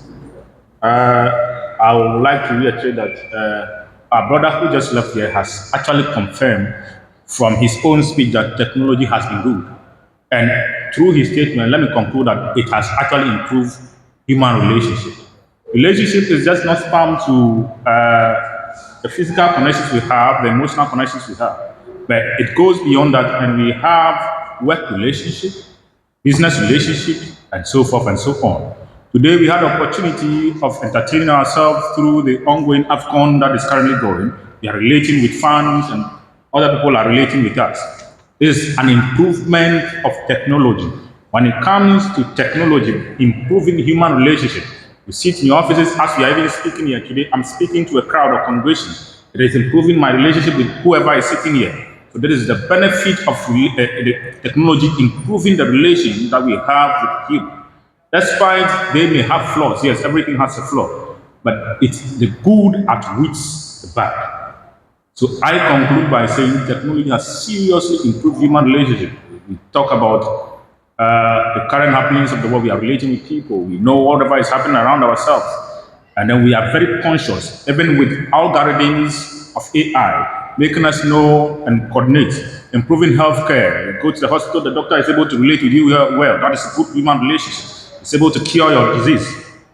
You're getting it. So that is how far technology has improved the human relationship and made us understand how best we could well relate and understand each other.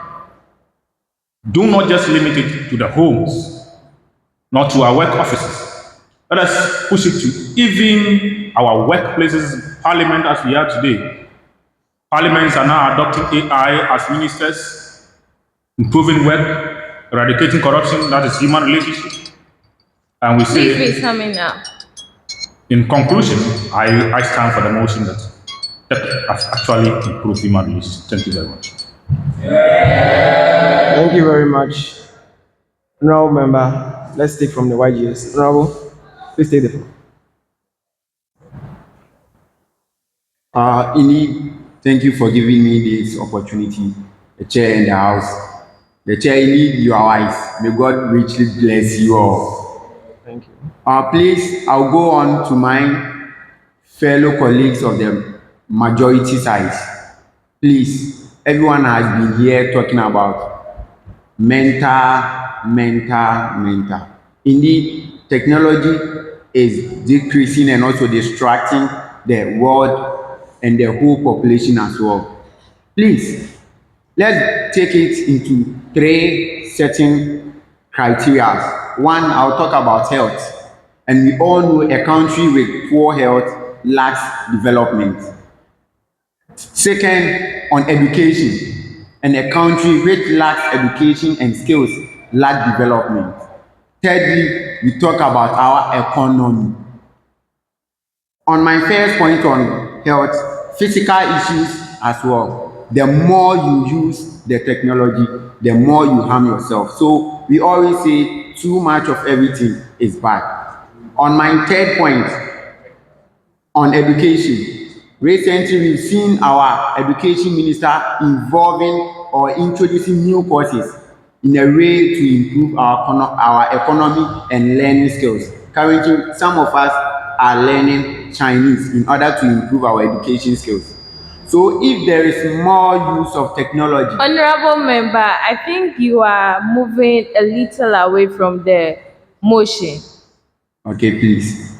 The motion is this joint sitting believes that technology has improved human relationships more than it has weakened them. I'm not joining them, my majority members. What I'm trying to say is the use of high technology skills is a bad use of it, because if our economy is working without or improving with the use of technology, in fact, it improves job loss and also use of technology materials. Thirdly, the increase of cyber security aspect. Recently, we can all bear witness to it. That high use of technology within human relation is causing harm to us. Recently, having your mobile money account with the high use of technology, your money can just be withdrawn. But we are still advocating the improvement of using technology. I bear with my dear minority members. Technology is just something bad, and it will always harm our economy, education aspect, and our health aspect. Thank you all for giving me. Thank you very much, honorable member. Honorable Robert, you have 2 minutes. Thank you so much, speakers of the House. Please, let's keep to my time so that nothing will be short of it and nothing. So, yes, technology looks like the other side of the House has totally deviated from what we are talking about. Yes, and they are even talking, and you will not even get the substance of what they are saying. Speakers in the House, when we say technology, what really is technology? Technology is the application of science to improve human life. When we are talking about relationship, we are not talking about me and you sitting here. Human being relationship has to do with how I relate with work, what goes on around me. We are not talking about boyfriend, girlfriend, or what I have to do with my colleague. We are talking about how technology, the application of science, has improved human connection with regards to work, with regards to our neighbors, with regards to protection, with regards to security, with regards to health. These are the things, agriculture, these are the things we are talking about. But we are not talking about communication, girlfriend, boyfriend, relation. That is not what we are talking about. So I've just let them understand the motion that we are talking about the application of science, how it has improved human life. That is what we are talking about. So, speakers in the House, we are saying that technology, when we come to the agriculture sector, where our old folks normally use stones to make holes and other stuff. Honorable member, we are talking about ways where technology has improved human relationships. So do you think I'm wrong, Princess? We are talking about human relating with the ground, and this technology has made sure that when we are talking In about conclusion, relationship, in conclusion, in conclusion, how do you, in which context do you want us to put the relationship? honorable member, So in conclusion, what I'm saying is that technology is doing us good. It is always going to do us good. We are not talking about the excessive use of technology. The honorable member said too much of it. That is not the debate. The debate is not saying too much use of technology. We are just saying that the use thank of you, tech Honorable Robert. has improved human life. So they should go back and read the motion very well. Thank you, Honorable Or they Robert. can even hire me. I will let them understand the motion before they come. Thank you, Honorable member. Yeah, thank you so much. Thank you, Honorable Robert. All right, the honorable member at the back, far back. Honorable Kunsi, I'm coming.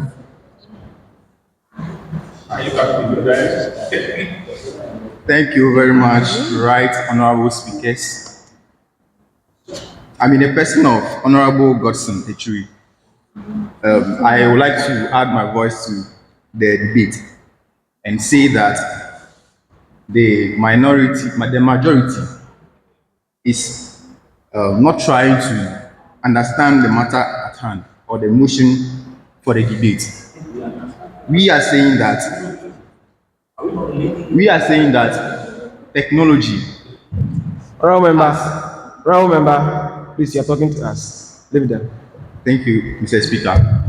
So the minority caucus is saying that technology has better lives, but it does not, or it didn't improve the relationships of humans. They were mentioning about COVID-19. I want to say that technology only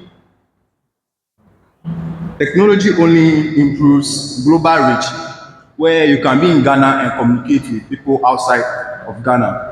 Technology also saves time, as we learn in our basic schools, that technology saves time, and that does not mean it improves human relationships because of the term we have the term techno friends, which means that technology interacts with face-to-face connections or relationships.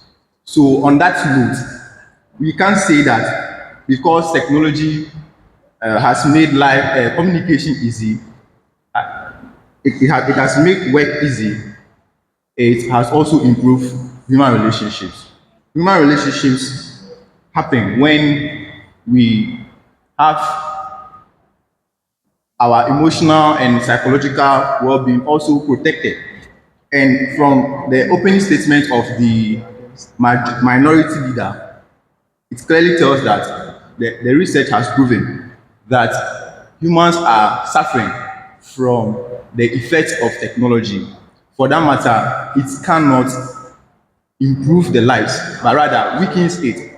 And so, Madam Speaker, I would also like to share a research work that I did from the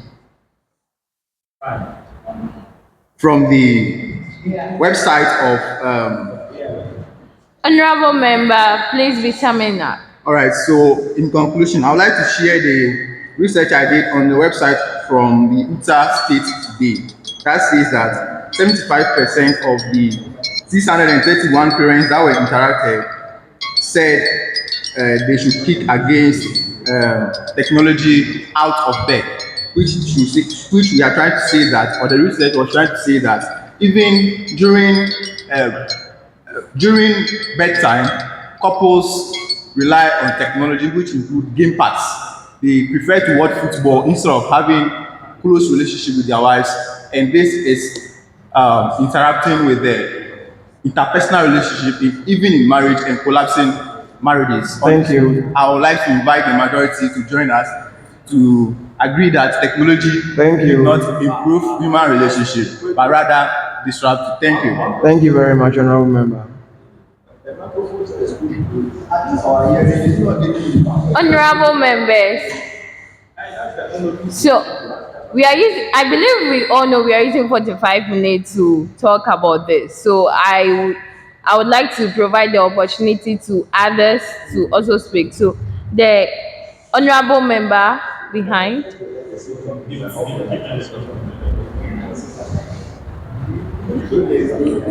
Thank you for the opportunity. Please, we are saying that technology has improved human relationship. So, Honorable member, please, you didn't even mention your name and sorry, address the house. sorry. Right, thank you for the opportunity. Right, honorable speakers, I am Michael Swahajiti. So, we are saying technology has improved human relationship. I just want to ask you a question. When, imagine you came to this sitting without a microphone, looking at where you are sitting and where we are sitting, and where we are sitting, if you speak, how can we hear? We cannot even interact, but through the help of a microphone, which is a technology, we have been able to hear your consent. You said your leader said it is what the application, and you came to talk of health, people psychological. Some people do not know the right way of using their mobile phones. Do you get me? They can access yes, and then they access. So we have valuable things online that Honorable member, you can be able to access to improve your mental health. please, So it will honorable depend on member, the content. you are talking to us. So feel good. So all I want to say is that indeed technology has improved human relationship based on the knowledge you have and how to apply the instruments you have at your disposal. I thank you.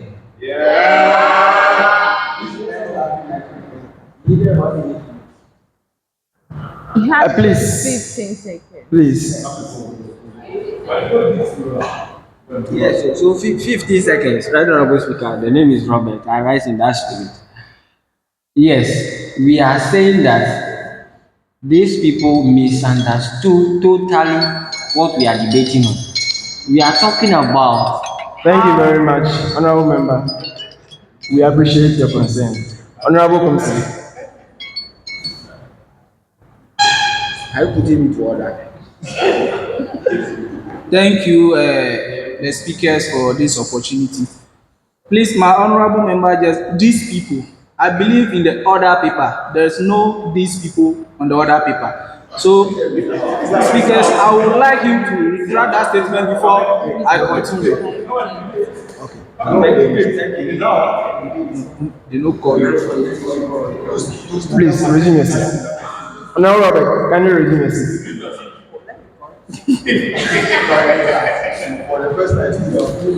Thank you, speakers.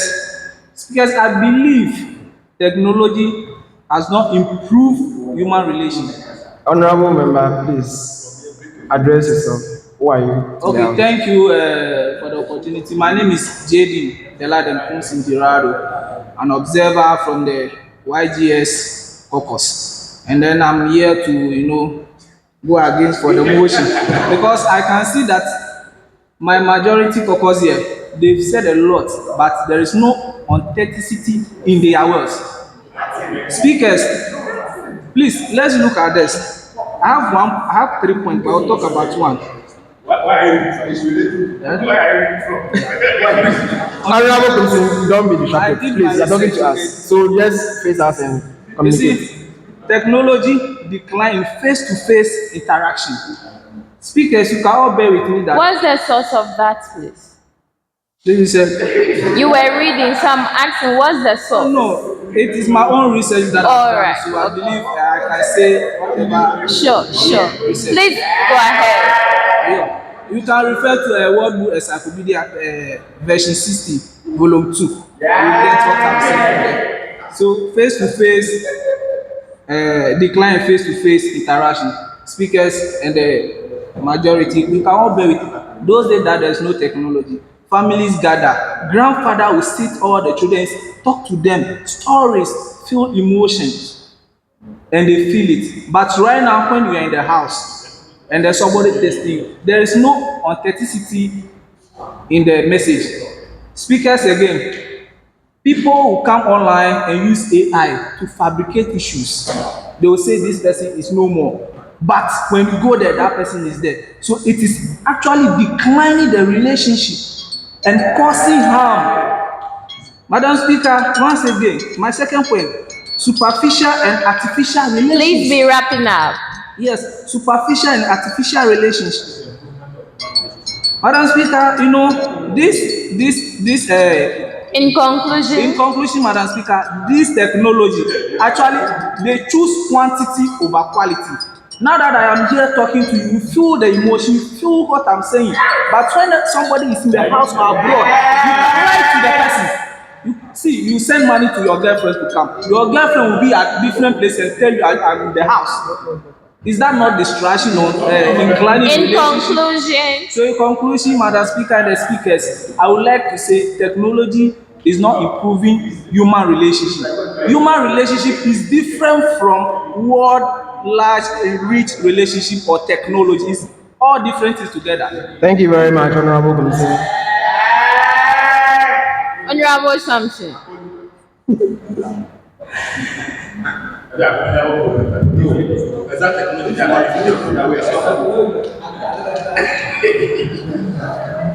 Thank you very much. Right honorable speakers for the opportunity granted me. My name is Dr. Samson, the Youth MP for Kwama Professionals.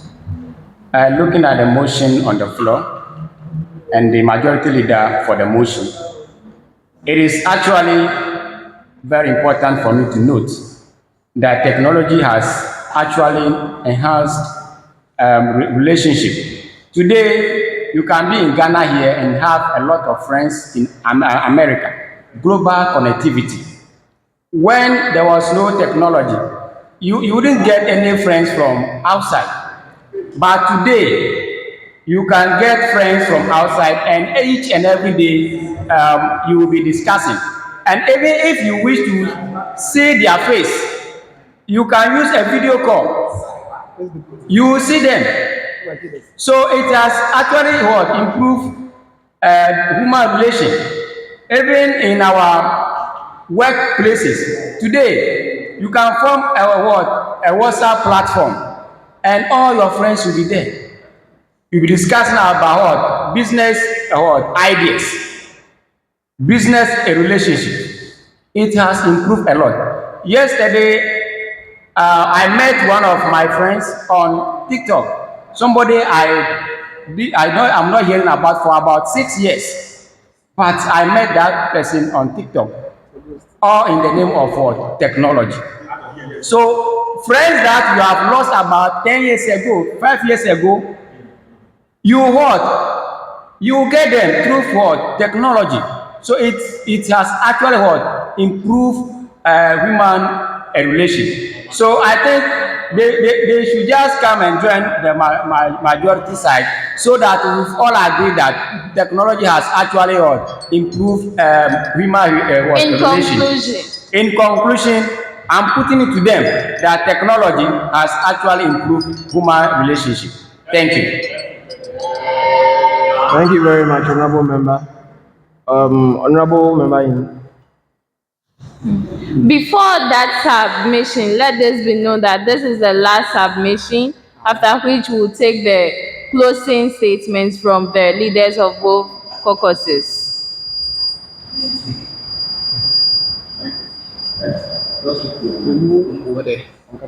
Thank you, speakers and the August House again. I'm the person of J.D. Deladen Kumsin.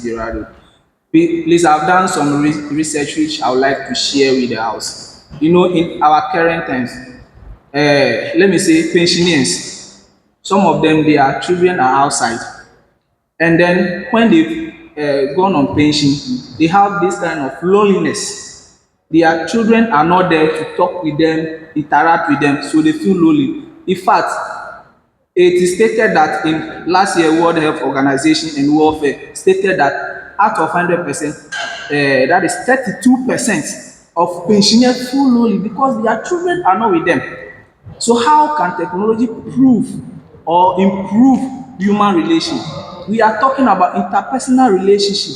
Sit with the person, vibe with the person. It feels true. There is truthness in the message than texting and calling. So I believe my majority people will side with us that technology does not improve human relationship. We are talking about feelings, emotions here, not what technology will do for us as in terms of works. That is not what we are talking about here. So I think they should join us and let's all rally and say that technology does not cause good to themselves, but does not cause a good relationship or deplete relationship between others and staff and friends. Thank you.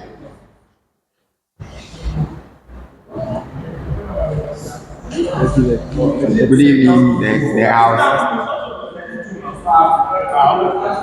Continue. The chair, you need your wife. May God bless you once again. May God bless my fellow majority members. In fact, I'm still on my toes, advocating that technology is distracting the human relationship. Because as my fellow colleague said, you are out there talking with an AI. You say you are in an emotional feeling. Who told you so? AI now currently you can use AI to generate a human being. The moment Honorable you member, in open your conclusion. mouth. Please, in conclusion, I just want to draw the attention of my fellow majority members that through the invention and the increase of technology, practice and skills, now I want them to know that it will harm our health aspect, our education and our also economy. And also, I just want them to know that the word technology is basically a Greek word. A Greek word, which the techno means the art and the skills. Thank you very much. Honorable member. From where? Facebook. Thank you very much, honorable member. The chair. Honorable Joshua, and that will be the last submission. Please, a minute. No, please. Your time is up. Please, a minute. Your time is up, honorable member. You can add your last thoughts to that of the concluding statement. So you have 3 minutes to do that. Speaker, please. Thank you. Please, this is just an Honorable member, do you know something? We are saying that whatever you have, right, you're going to pile it up for the concluding remark. So just can you resume your seat and allow Honorable Joshua to have his way. Thank you. Speaker, please, this is just an education. An education to the house and each and everyone here. Please give me a Thank you very much. You have educated us enough. But just add it to the concluding. Mr. Speaker, please just a minute, please. To educate the house. Honorable member. Honorable member. Honorable member. Speaker, please just a minute. Honorable member, I will not accept.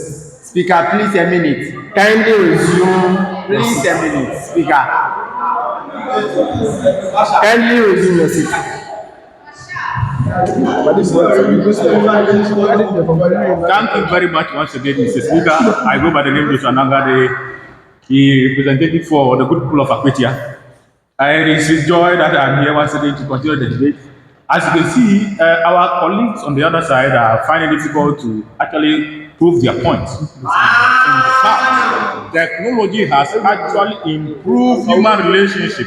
I just reiterate with health, doctors relating well with people.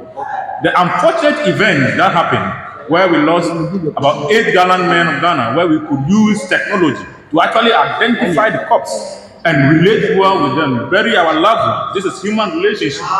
It's very emotional. A minute of silence with them. In fact, this is actually how well relationship technology can help you relate well with humans. You see, you join me in acknowledging very well that we could establish a minute of silence. Thank you very much. In fact, technology has actually bridged gaps whereby we actually say the face-to-face time. Now I can be here and meet somebody for a business meeting face-to-face, where we have good, well feeling of how we relate. In fact, coming to the world of technology has far better improved our mobility. In fact, the transportation whereby you could now sit at the comfort of the back seat, have chat with your people in the car while the car drives you around, is how well technology can improve human relationship, because you have the time to have your comfort and talk to whoever you are traveling with, not holding a steer and feeling that, oh yes, You see? So this is how well technology has improved human relations. You come to the field of agriculture, technology has limited farming time, plowing time, so we could go back home and relate well with our families. Eat whatever we have planted. You have a good time to talk to your people. Please How be can you say summing that up. has never improved human relations? In fact, I know you find it difficult. I conclude by saying we should all embrace technology because it has come to stay and will improve human relationships. Thank you very much. All right, thank you very much. Thank you very much. So we are taking the concluding statement. So let me come. Honorable Kumsin and then the honorable member, the two of you should join heads. Whatever you are having, you give it to him, comes and presents the house within 3 minutes. I think Honorable Hibes should also do the same thing. Gather all the facts about or from your caucus, and then you brief us in just 3 minutes. Thank you very much. Honorable member, if you are ready, kindly do that.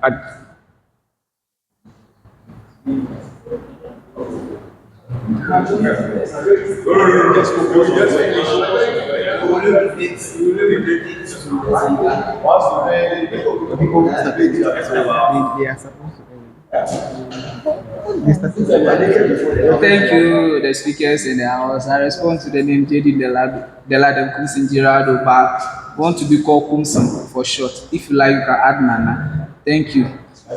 Speakers and I guess I was my short statement. And I have some 3 points that I would like to raise.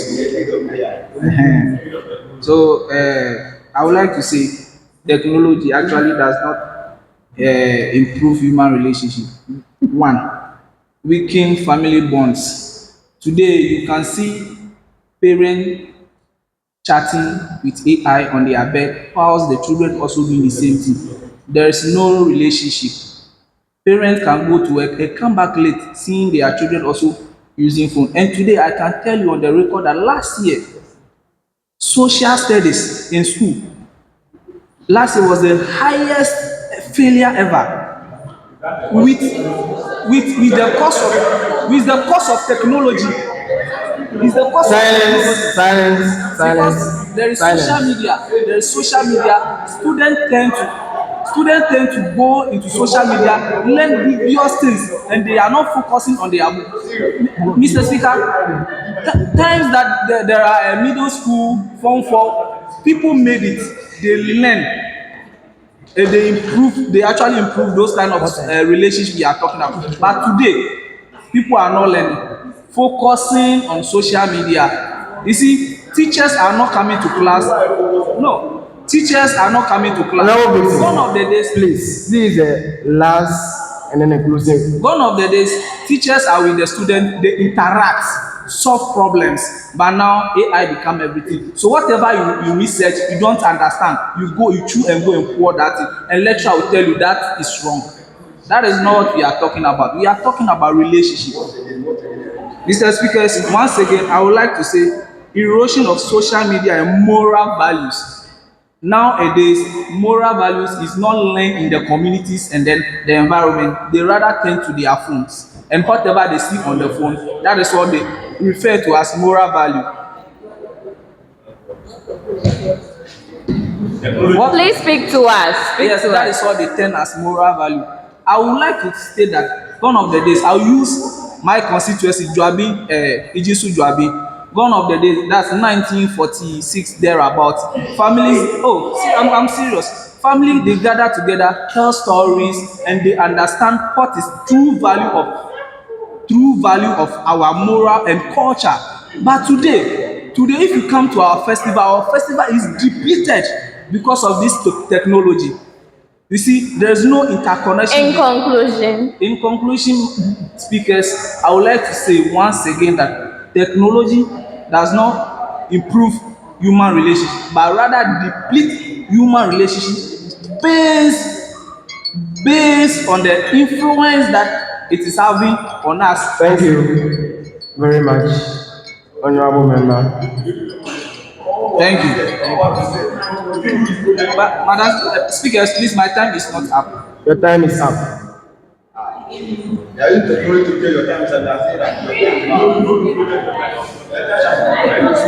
So we'll now have the final statement from the majority caucus. You have 3 minutes, please. All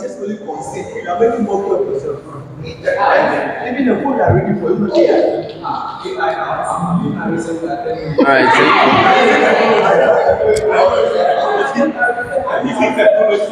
It is so disheartening that even the clerks from the parliament are supporting the majority, which is uncalled for. The clerks are supposed to be neutral. So what is happening? Honorable members, let's all listen to the final statement, please. Thank you. Honorable Hubert, please proceed. Honorable Domevenu Magles and Mr. Speaker from the Youth Government System, please, your audience.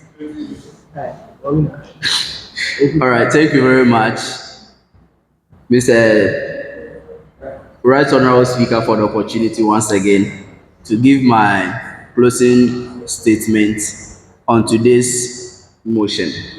It has been a fruitful discussion from the majority side, but whatever the minority side said, I leave it to them. But just a few concerns raised by them. Let me start from Honorable Etonam AJ. It saddens me he's not here because he made a statement and then he actually read the motion and then trying to break it down and then explain it, and it's actually something good. And one word that I would like to actually stress on is improve. Improve. When we say improve, it's just from, let's say, from one bad state to, let's say, a better one, of course. So Honorable Tonam said 1 out of 6 people feel lonely, and it's something good that we should even be clapping for. If the statistics shows that, okay, 5 out of 6 individuals or 5 out of 6 people are feeling lonely, then there should be a red flag, something that we should draw our attention to, that okay, technology is actually not helping us. But since it's 1 out of 6, then it's an excellent. So he shouldn't even stand here and then on top of his voice putting words together just to communicate. And my honorable member also just pick few ones. Honorable member said technology has made communication easier. My honorable member said technology has made communication easier, but that doesn't mean it has improved it. I beg to differ, and I find it very difficult to even understand that statement. Honorable member, in conclusion. Mr. Speaker, please, this is my closing remarks. Please, kindly It's 3 minutes. So once the 3 minutes is done, we cannot accept any. Mr. Speaker, when you say communication, technology has made communication easier, then it has actually improved upon the state at which it was first.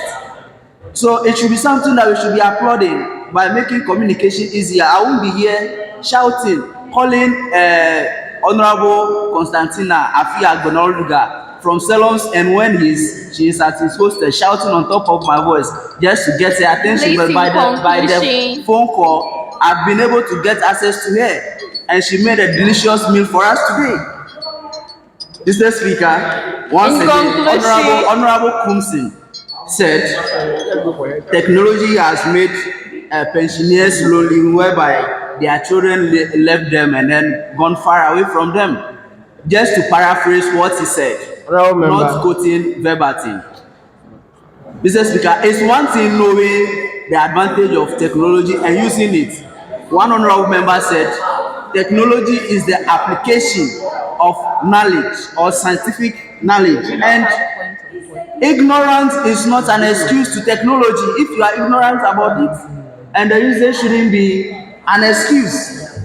And same goes to the points he made that family sitting on Honorable the Eden, same room you have using more AI to than chat. exhausted your time. Mr. Speaker, to conclude, I Honorable would say if you know how to use the manual, it will favor you. But when you put blind eyes to it and then want to use it anyhow, should I say haphazardly, Thank you it very will go much. against you. Thank And you that very goes much. to the moral values that Thank you very Honorable much, Johnson Honorable stated. So, Leader. Mr. Speaker, I Thank think you. without technology, Thank you very much. I would have to shout more louder for you to be there and then hear whatever I'm Thank you saying. very much. Thank you very much. Without the technology, you will not Honorable move Leader. very fast from your Honorable home to this place. Honorable Leader. So the relationship as to how you move from one Honorable place to another Leader. and relate with people. That's what Honorable is speaking about. you bet. So, Mr. Speaker, We are presiding together. I thank you very much. You don't decide for us. I thank you very much for. Thank you, Honorable Leader of the House.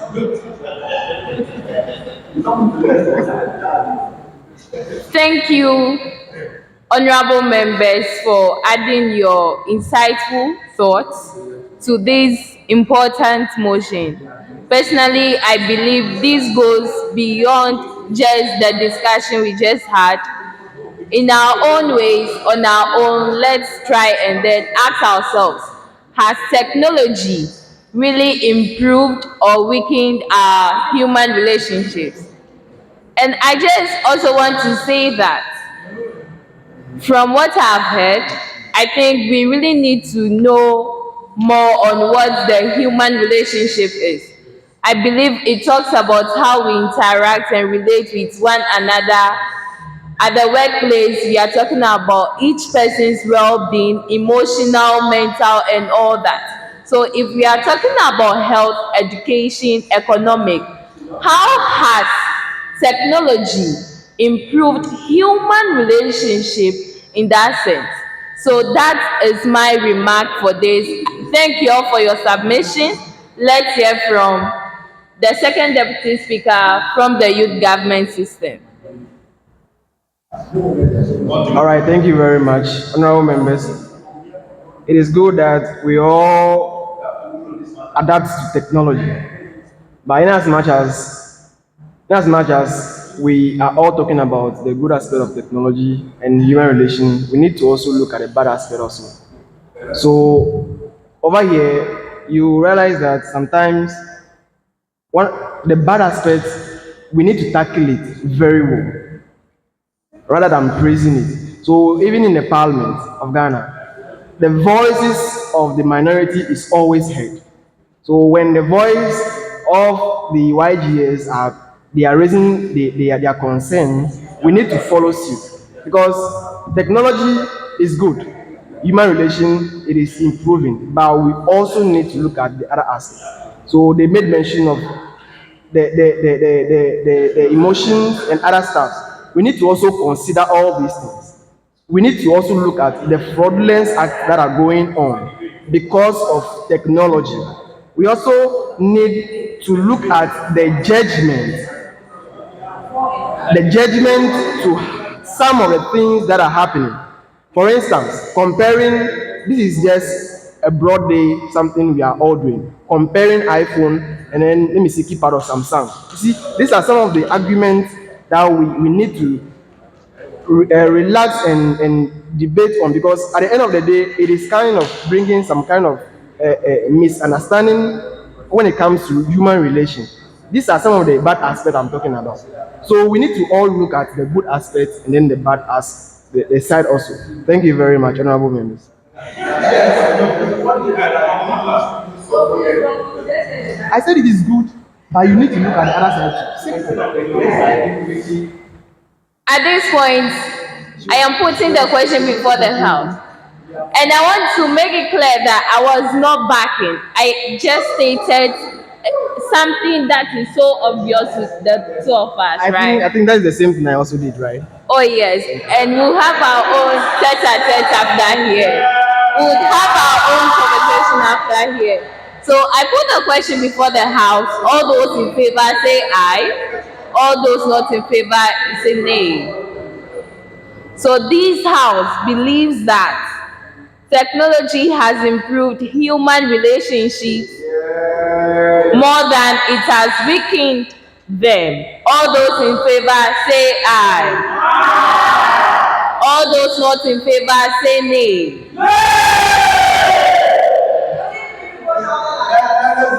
I think I would have to take that again. This house believes that technology has improved human relationships more than it has weakened them. All those in favor, say aye. All those not in favor, say nay. The nays it's about a vote. No, it's about a vote. So the nays and it's the nays that have. Let's come. So we think, you understand? So if they have any banter, they can bring it on board. All right, thank you very much. Per our ruling, and according to the voice count, the voice note actually, yes, the voice note, it is believed that technology has not improved human relation more than it has weakened it. I think, Mr. Speaker, we call for a head count. We call for a head count. We call for a head count. We call for a head count. It's about the voice, right? The voice. Honorable members, please let there be peace. Let's all resume our seats. Let's all resume our seats.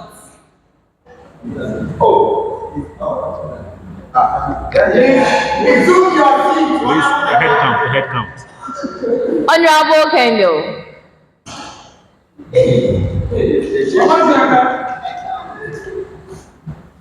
Thank you, Madam Speaker in the House. The voice voting is not. My name is Kendall Elizabeth, the Youth MP for the Miabro constituency. So, voice voting is not how loud people shout. It is the representation of the people that equally shouted. Honorable Kendall, I disagree with you. When we are talking about voice, we are talking about a voice. What is coming out from you? We are not talking about the number of people that you are counting. Imagine there are 275, and then the same thing is happening. So you can't have a judgment because 3 people are saying nay to the motion. Please, no, but we've had precedents in this house where we have been told that. Okay, so right now, Honorable Kendall, we have 2 parliaments representing you, right? Okay. So what the presidents you are talking about may go to Youth Impact Parliament, but Youth Governance System. So you are in our house. When you come to Rome, you do what the Romans do. Honorable Kendall. When you come to Rome, you do what the Romans do. Honorable Kendall. Yes. You are telling us that we shouldn't have a joint sitting again. That is what you are trying to say. I'm not saying that. I'm saying that when you go to Rome, you do what the Romans do. It doesn't mean you shouldn't travel to Rome. But then when you go to Rome, you abide by the practices. All right, thank you, Honorable Kendall. All interventional sizes, please, all hands down. And for the very last time, I put the question before the House.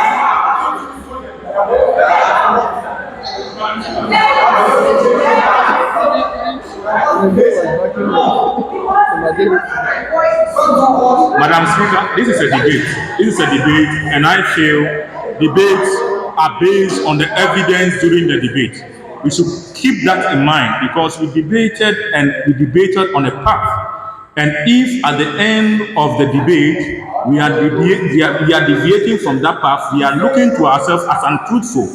In fact, you see, it is not just for this forum, it is for the public. We are educating the public. So if in case we should go the other way, it may look misleading. I'm entreating the House. And For today, we have presiding members, and it is on your integrity to decide. It's on your integrity to decide how we conclude this debate today. It should be on your desk to know whether it is true that we have presided over a good debate or not. So let us be mindful to be guided to that vein. And Lord, let us not use the other side. Thank you very much. I plead for a head count to bring fairness. Thank you very much.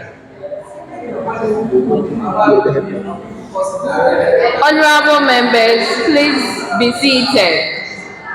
We need to move a motion and second. So if they move second, cannot just stand there.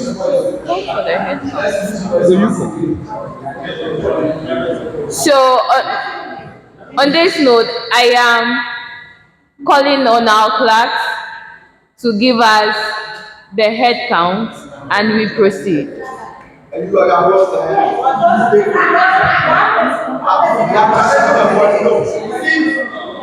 No, they have the majority leaders are persuading the speaker. Don't switch it off, my friend. Honorable members, honorable members, honorable member, we are trying to move to the other side of the house.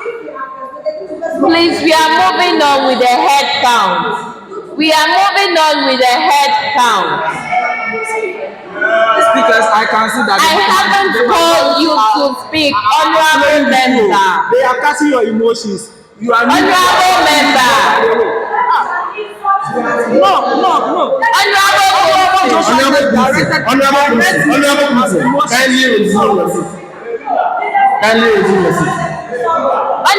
members, kindly be seated. All hands down. All interventional sciences.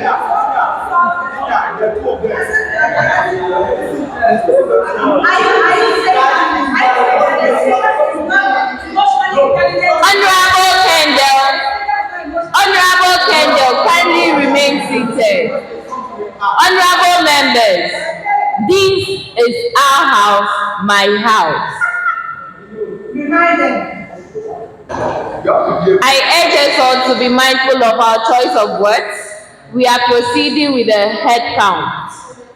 So I repeat the question. Honorable Magbless, I am not able to call you to speak because you were not in the house. So I am wondering what you are coming to add up. So let's just proceed.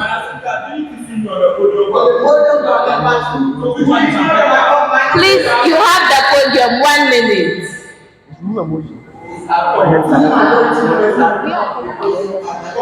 Thank you, Manazika, for the opportunity. My name is Amegashie Magbless.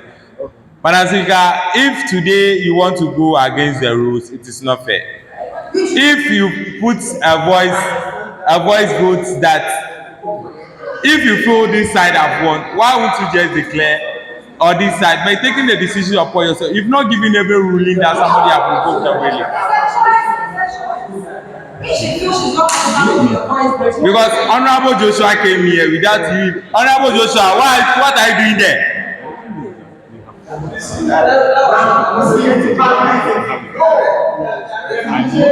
No, it is not right. Why will Honorable Joshua be there and be persuading the speakers?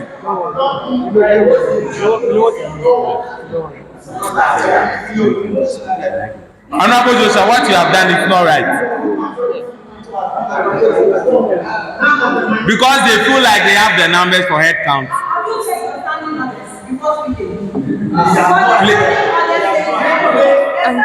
Honorable members,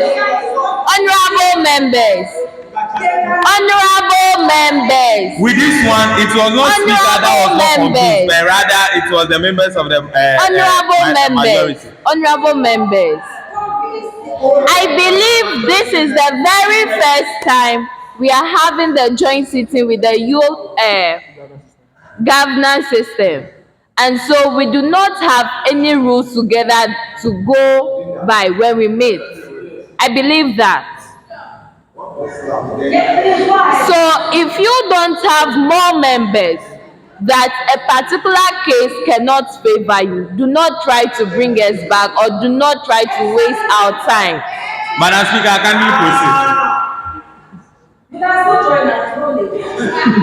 So let's go for I also don't speak. All right. Thank you very much, Mr. Speaker, for the opportunity.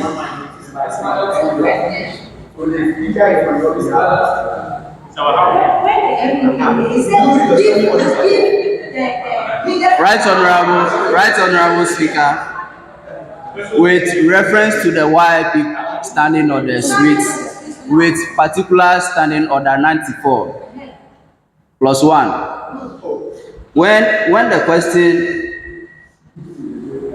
has been put by Mr. Speaker on the conclusion of the debate, the vote shall be taken by voices, into bracket the aye and the nay, provided that Mr. Speaker may key attention to this, Honorable Magbless, provided that Mr. Speaker may, in his discretion, listen, in his discretion, instead of declaring the results on the voice vote, call for a head count. So, Mr. Speaker, Right Honorable is just going according to the standing orders. So, you can't say Mr. Speaker don't have the locus. You can't say Speaker don't have the right to call for a head count. Honorable Hilbert, thank you. Honorable Hilbert, honorable members. This is our standing orders. Honorable members. This is our house. When you go to Rome, you answer for yourself. Honorable members, we have honorable members. I am not taking so also draw our attention. Honorable Hubert. Draw our attention to a statement made by Right Honorable Jones. No, Honorable Hubert, please, we are not taking. They practice the standing orders of the Parliament of Ghana. Honorable Hubert. And this has been taken rightly from the standing orders of the Parliament of Ghana. So we don't practice two different standing orders. Let's that be stated clearly. Thank you, Honorable Hubert. Some of the things they are just Honorable Hubert. They are just copied directly. So, Mr. Speaker, let's let the standing orders be our guiding force.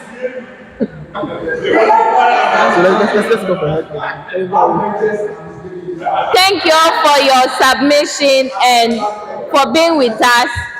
Yes, we had a voice count. And because of the results, we are calling for the head count.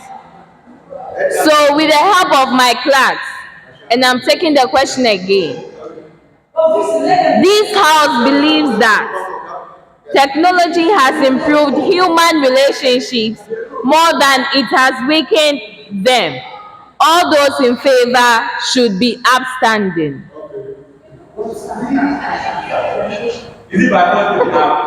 All those in favor of the motion should be upstanding.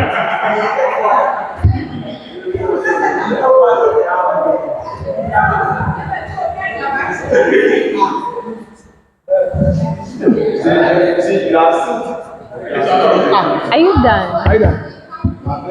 Are you done? Oh, are you done? Mina, are you done?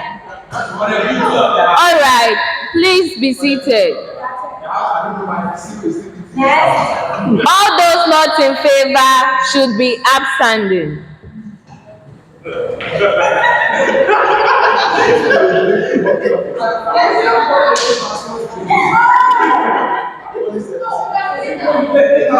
Thank you.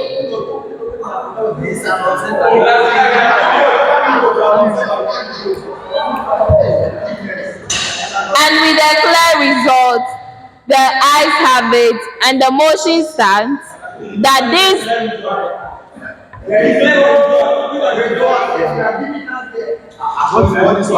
We have 10 honorable members saying aye and 2 honorable members saying nay. And with this,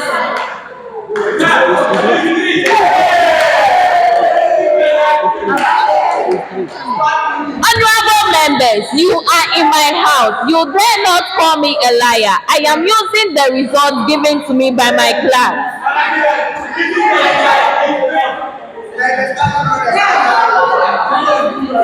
Honorable members, order. Order. Thank you, and we are proceeding. 10 honorable members are saying aye, and 3 honorable members are going for nay. And with this, Marshall, kindly walk Honorable Bagbless out.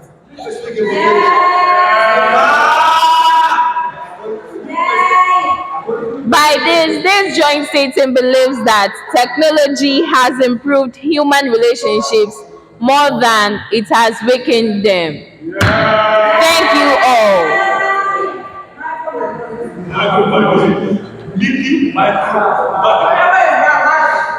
Right honorable speakers to take the chair.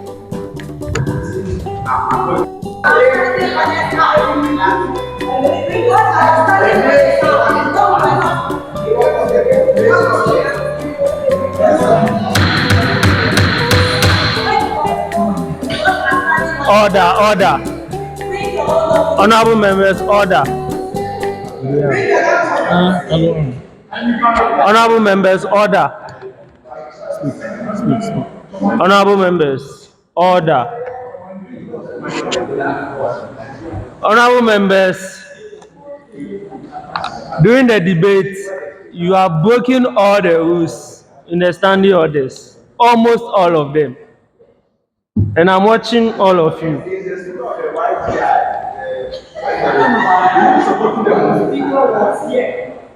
Honorable Kumsi, let me hear from you. Thank you, the speakers in the August House. I respond to the name Jade in the Ladam Kumsin Jirado. Speakers, please, I just want to bring something to your attention, okay? I believe this is two parliaments. I just want to do an example. For instance, if you go to UK Parliament, they have Parliament of Representatives and Parliament of Lords. Now they have what we call compromisation of order paper 1, 2, 3. Now, the one is that when they debate and one team is against and one is for. Now they have to bring committees together to sit on the matter on ground and see how the result will be and declare as order 3. So now, Mr. Joshua, Honorable Joshua, just compromised the thing because voice vote was put. And then Honorable Samson, Honorable Deladen.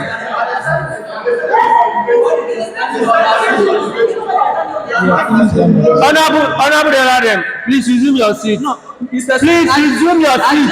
Marshal, take him out.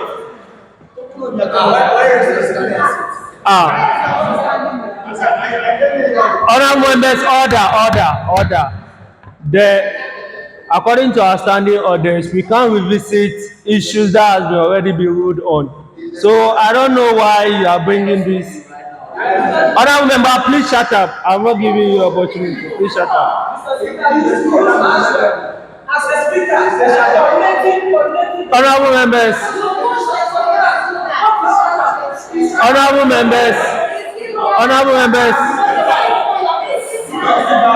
members, let's proceed.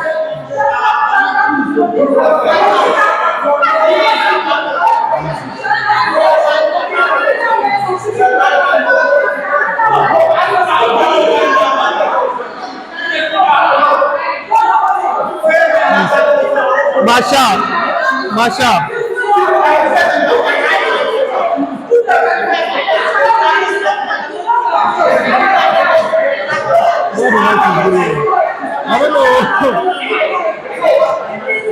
Honorable members, honorable members, honorable members.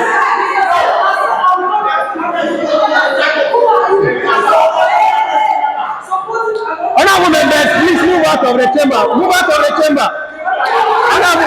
Honorable members, move out of the chamber.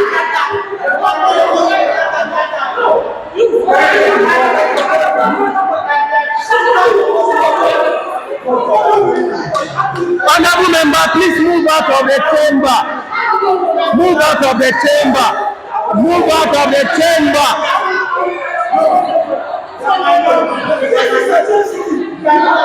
Move out of the chamber.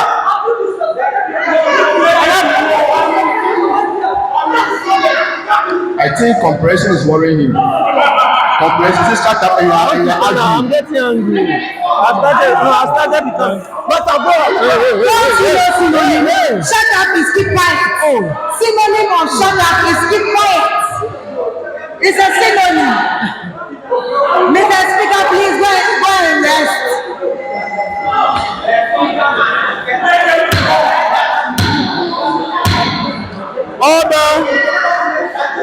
Order, honorable members.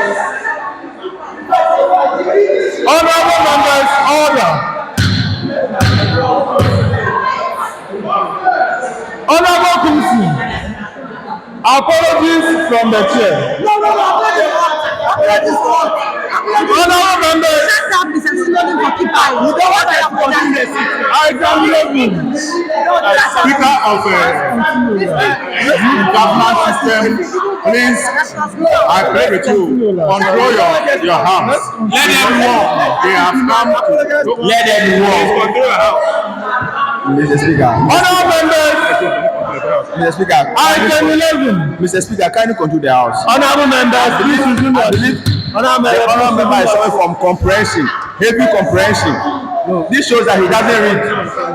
Honorable members, keep quiet. Order.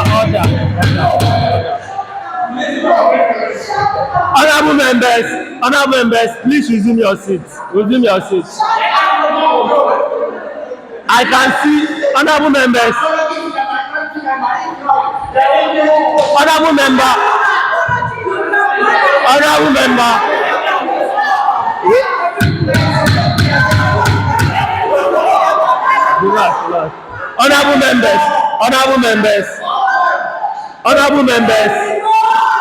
Honorable members, I've said what I said. Please, I'm chairing. Please go. No, I'm I urge Speaker for the I'm chairing. youth movement. You can't be here. No, you can't have it in here. Please, I call on the leader for the youth government system to actually control the house, this house. Thank you very much.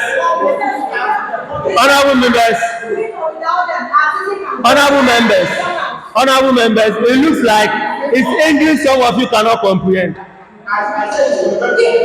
Honorable members, I'm the one controlling the house. You can't tell me how I control the house.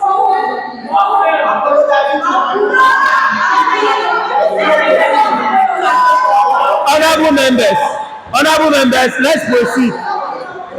Honorable members, please, let's proceed with item 11, which is discussion of YIP trip to Parliament in March. Honorable members,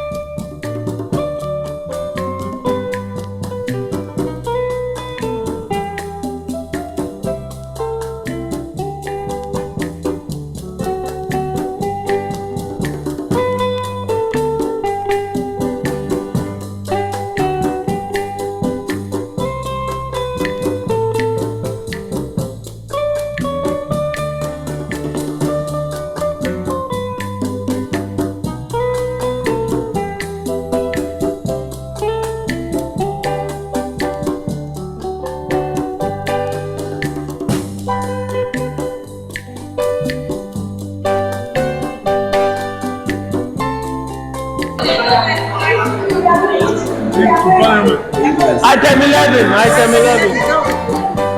We are doing it. We are discussing how we are.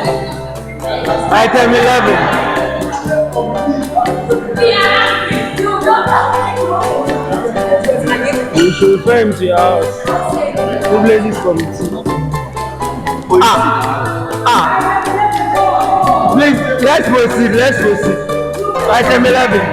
All right. Thank you very much, Mr. Speaker, for the opportunity to discuss. Please, oh, can you have a seat? All of you should have a seat.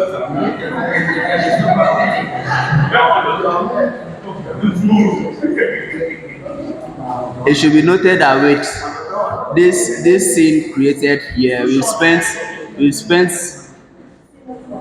almost 30 minutes, about half an hour. Yes, please, let's proceed.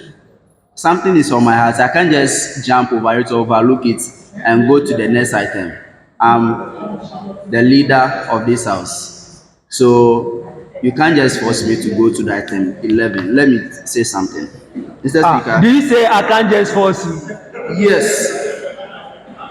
So, Mr. Speaker, starting from you, you know, I can say, Salom can ask me something, and I'll say, hey, no, or hey, no. Or when Salom says something, I say, I can just ask me a question. I can say, oh, yabi unye, like, yabi uche, like. At times you are communicating, but at times the tonation you add to it also change the meaning of what you are trying to communicate or the word you are trying to put across. You know, let's not take this thing for granted. If this play that we display right now, if it will continue, Mr. Speaker, I will tell you that this will be a bossy ring, because per what he demonstrated, on one side, if let's say I'm also agitated, I can retaliate, and it will be like something that maybe is all out of jokes, and there it is. And it should also be noted that you can be right, but it's not how loud you shout on top of your voice that makes your grievances being heard. You understand what you display here, like, it's actually not speaking well of you at all. Even though you might be joking, but frankly speaking, I got scared. I nearly packed my bag and then leave the chamber, because as I'm here, I have a meeting going on that I have to catch up with. Honorable members are here also. Their teams are going to play El Clasico today. So no, I'm not inviting you into this. But I'm also telling Mr. Speaker that what the shut-up, how he said it is wrong, and the manner in which you also retaliated is wrong. So let's just kill it. Let's just kill it at that side. But I leave the rest to our own conscience to judge. If we continue like this, maybe we go there and chastise people there. All right, Mr. Speaker, we can proceed to item 11 with your preliminary statement. Thank you. Honorable members, item 11, that's the discussion of YIP trip to Parliament in March 2026. Honorable members, this is a discussion we have to have as a house on the date and the amount we are supposed to pay and the eligibility. Honorable members, last year we were going to Parliament. We used is it 30 or 35 seater bus? I think it's 35. Yes. And we paid 200 cedis each. So I'm proposing that we should maintain the same price of 200 cedis for people who will be joining from Ho to Accra and people that will meet as members. MPs that will meet us in Accra are to pay 50 cedis. And for the date, I'm proposing either 24th or 25th of March. But these dates are tentative. It is the proposed date and is subjected to change from the is it the Office of the Public Engagement. So it's tentative prior to the approval from the office. So I'm proposing either 24th or 25th of March. 24th will be on a Tuesday and 25th will be on a Wednesday. So 60 cities for Accra Group, right? 50. 50, okay. Honorable members, this category of people. The eligibility. Honorable members, as I stated, we are using the 35-seater bus, and this time around, we are not compromising for any member. We are not compromising for any member. And for me, as the speaker, I'm coordinating this trip by myself. So, looking at members from the two chambers, if the bus is 35, I want to give 20 slots to the lower chamber, which is Parliament, and 15 to the Senate, making a total of 35. For Group A. For Group A, that's those that will join the bus. For Group B, they will join us from Accra, they will bring their bus, so transport issue will not be a challenge. The total number must be 50, so Group B can only be 15. 15, yes. And Group B, people that will join from Accra will only be 15 people. And these are the categories of people that are eligible. Number one, those that are always present for sittings. It's very key. Very committed members. Very, very committed members. It can be, since I'm the coordinator, I want to state for a fact that members who are not active, when they pay me, I will refund their money back. It should be noted and record.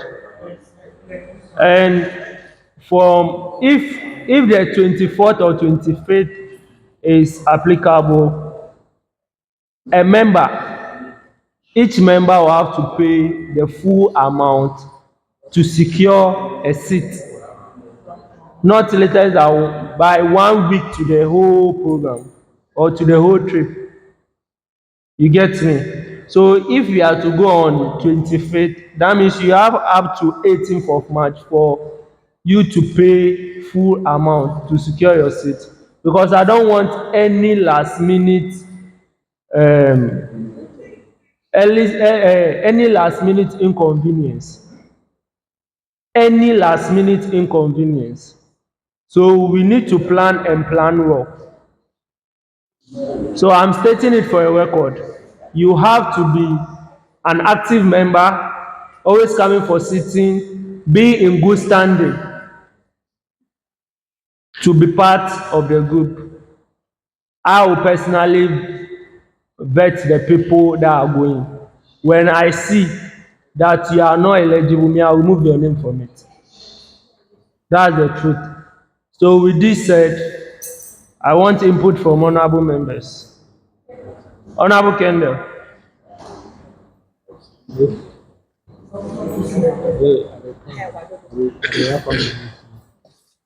Thank you, Mr. Speakers in the House. I'm Kendall Elizabeth Mante, Youth MP for the Miabra constituency. My input has to, I think I have about 4 of them. My first one is a question. How many people is Parliament willing to host? That is a question to the organizers. Number 2, active members always coming to sittings. Mr. Speaker, I would like to plead That statement, I think, only favors people who stay in Ho.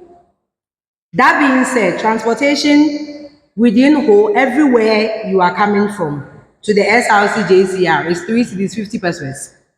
But if somebody has to come from Cape Coast, Kumasi, and other parts of the country, not being Ho for meetings, I know you know how much that will cost. Therefore, if you put the criteria that always coming for sitting is a criteria for a trip, then you are not being fair to a parliamentarian that has applied and has decided but stays in Kumasi, and you said it's fine, you can apply. Distance is not a barrier. So if you feel coming for sittings is a criteria, then please, we cannot admit people who now stay out of Ho and cannot make it to sittings. If that is the case, then there should be a criteria where we can monitor people who join the sittings virtually. If someone is not able to come for sittings, being present, but the person can join virtually, there should be a way we can take account of people that have actually joined the sitting and mark it as a register for them. Three, we are limiting the number of people that come for sittings to a bus of 35. But I can say that plus or minus, we have more than 35 active senates and parliamentarians put together. Now you will get to Accra, and people who have never stepped foot in this parliament, people who have never stepped foot in Ho voter region, would even be more than people who have even come once or twice or thrice in their lives. Then that is not fair. I believe the bus we are going to select should be according to the number that is available to go, even with all the criteria we have mentioned, with which I want you to massage a bit. Please, I also want to understand, what is your definition of good standing? There are honorable members that come for meetings every day, but maybe character-wise, it might not be okay. Is that a good standing enough? Because that would be contradicting. Coming for meetings and having and being in good standing are not the same. So please kindly define all these things for me and kindly respond to my question as well. Thank you. Okay. I want to clarify your concerns. On the attendance by Parliament, the last year, the letter they gave us, they limited us to 50, just 50 members. And you talked about why I'm choosing, is it 35 or those that always come for sitting. Honorable member, it should be stated for a fact that the main reason why we adopted the virtual sitting was because we want honorable members to be part of proceedings. We don't want the other 34. Yes, other 34 to apply to them. That's why after every 2 fiscal sitting, we do a virtual sitting. So if you are able to be present for virtual sitting and other 34 has not applied to you, then you don't have a problem. You don't have a problem at all. You don't have a concern. You get it? Because so far as other 34 has not applied to you, have not been sent to the privileges committee, and they have not found you culpable, then you are in good standing. And when you say good standing, the good standing I'm talking about is honorable members that safeguard our standing orders. You see, we are trying to set a precedence here. We are trying to set a precedence here. You see, last time, I'm not here to say the other organizer for the last, he has not done well. He has done massively well, but there are flaws and we need to improve on it. So looking at that and um, taking guidance from what happened the last year, I don't want you to repeat this year. So if your name is not on the list, then you shouldn't appear in parliament at all. Because when you come, we state it to the fact that you are not part of us and we don't know you. I hope you are getting me. If you are not part of us, you are not part of us, and we need to state it clearly that you are not part of us. If you want to join, then you can join in your own accord, but not as a group. You cannot come and sit with us as a group in parliament, because when we go and we are taking the visitors tag, we will state it clearly that we don't know you. So I believe all your concerns has been addressed, right?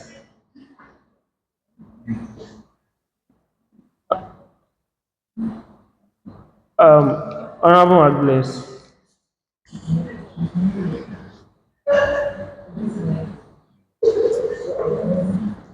Thank you, Right Honorable Speaker in the House. My first concern is about the date. It said 24th and 25th. Or 25th. 24th or 25th. We are yet to decide as a house. So that means basically I'm going to pick one of those dates. Yes. Please, it will be inconvenient for we, the students. HTU is starting the exams on 21st. So if a student wants to go, maybe have exams on that day, it will not be good for the person. So if you could consider a week earlier before then. And also, my second question is, you give 15 slots to senators and 20 to YIP. What then happens? Maybe one of them is not up to the number. Will the other one fix to it so that we get the number you want? Yeah, surely. Thank you. We try to adapt. Honorable McBless, but it should be noted that the lower chamber is more than the senators. Yes, so that's why the 15-20. But I understand your point. You are saying in the case that the senators are not able to occupy their 15 slots, then so we use MPs from the house to cover. Is there a follow-up? Follow-up. So let me hear a follow-up before submission.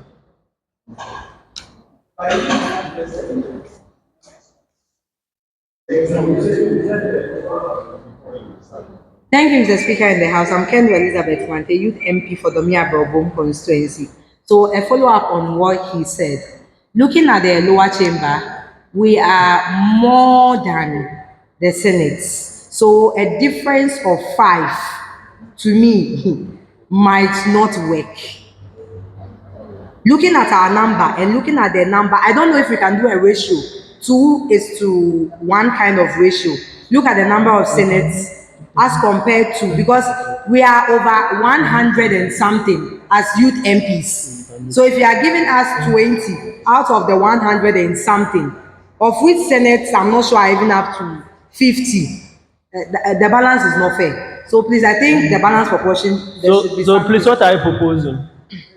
That's I'm proposing a ratio 2:1. So you just mentioned your what's I don't know the exact figure, so I can't speak. So let's say if it is 100 and they are 50, we'll take 2:1.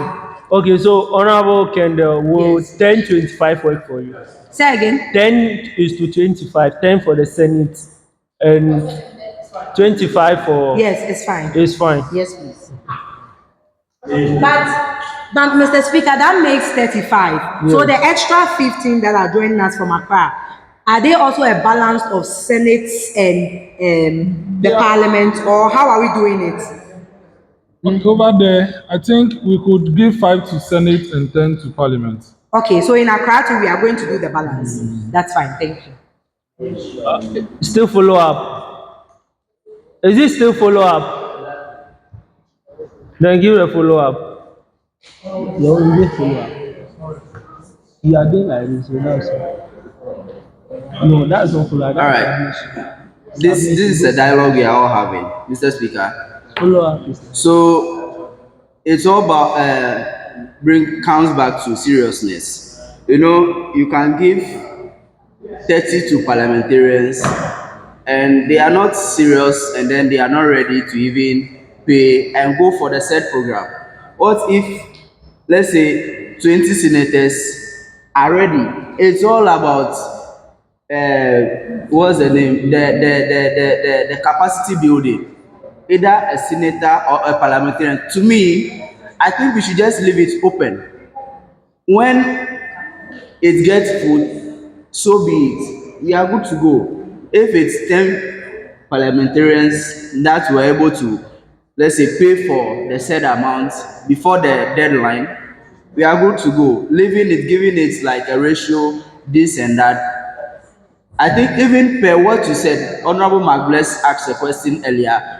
What about if, let's say, for the first 10 days, the 20 slots have been exhausted, and even for the senators, they are still battling with getting 5 people.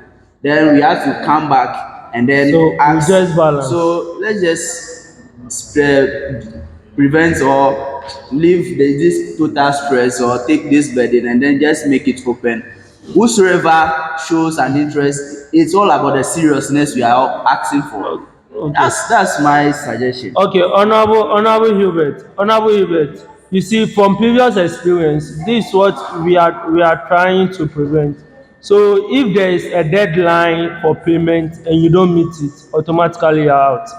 That's it. But it is only fair that you give those that are like we should allocate the number for both houses. If we are not able to meet, then that place we can know what to compromise. So, but for now, let's set it down like that.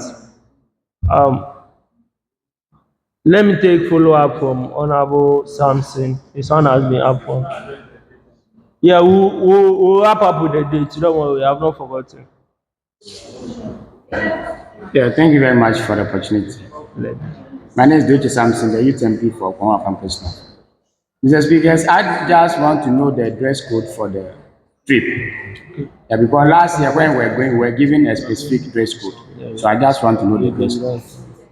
Thank you. Honorable Member, I think for the dress code, you decide on it in the February sitting. February sitting, we decide on the dress code. The last time it was African print, right? Yes. Honorable members, is it a point of order you are raising? Okay. Honorable, what is it? Honorable Deladem. Honorable Deladem. Okay. Thank you, Mr. Speakers, for the opportunity. I respond to the Laden. By the way, I would like to use this medium and then to apologize to the House for my unparliamentary behavior. You know, to apologize for unparliamentary behavior that I just put up. I realized that most of the members were angry with me, especially my Constantina in there, one of the clerks. But I was, you know, everybody have bad side and a good side. I was not actually trying to exhibit the bad side, by the way, but that is how it has been. So please, I'm actually sorry. By the way, this should not happen again. And this should not happen again. Okay. The reason why I feel bad, okay, the reason why I feel bad was that I was one speaker before, and then you were actually minority leader. That was what pains me too. But I'm sorry, okay. I'm sorry. It will not happen again. Please, thank you. And I'm also sorry for pushing Honorable Enoch. Vixen. Honorable Enoch.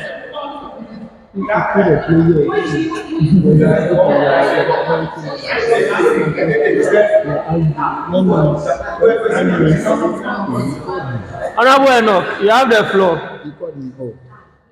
Please, thank you, the chair, once again. Please, I suggest that there shouldn't be any ratio or specified number given to anyone. There should be a communique to each and everyone who is willing to pay, because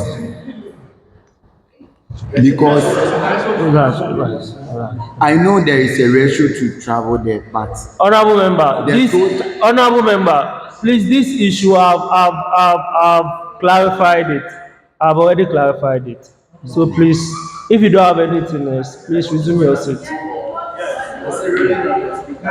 Please, let's proceed. Thank you, please. Please, let's proceed.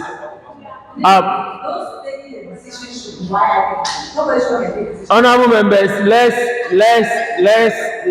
agree on the date. Let's agree on the date. Please, let me just, honor members, order. Order in the house. Please, all the people present here are all YIP people. Okay? All of us present here are currently YIP. The YGS people here are all YIP. So it is basically YIP taking the decision. Thank you. Honorable members, please, let's agree on the date. Honorable Magbless.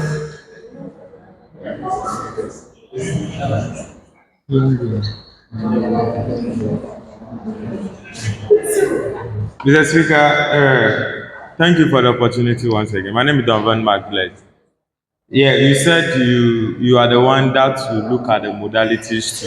Yeah, I'm the one coordinating. And I trust you to deliver on that. But please, there were some incidents last year that I hope with your side it will not happen. I want to talk on the part of consideration. Maybe somebody might not really meet the criteria, but maybe I've made payments on time. And maybe somebody who have met the full criteria paid late, and maybe the slots are finished. Are you going to move somebody out and move somebody in? So that will not cause issues, so that everything must be clear. In terms of that consideration, I think then you shouldn't even consider the person even paying at the first place. Honorable member, you see, a deadline for payment will be made. And I can say for a fact that we will not be accepting any payment after the deadline when the slots are full. That's a fact. Mr. Speaker, then let me now ask, per your criteria, somebody is not qualified to go, and the person is the first person to make payment. Honorable member, so are you telling me that I will take money from someone who has not qualified? No, that's not what I'm saying. Sometimes, for last day like this, the number was put out for people to make payments. What if the person made payment? We'll refund. Honorable member, I said that we'll refund. We'll do refund. Okay. I will do refund for the person. Thank you very much. Okay. Honorable members, let's agree on the date. The students in our midst has drawn attention to the house that they will be writing end of SEM examination. So please, the students, please propose a date. I think. Yes. So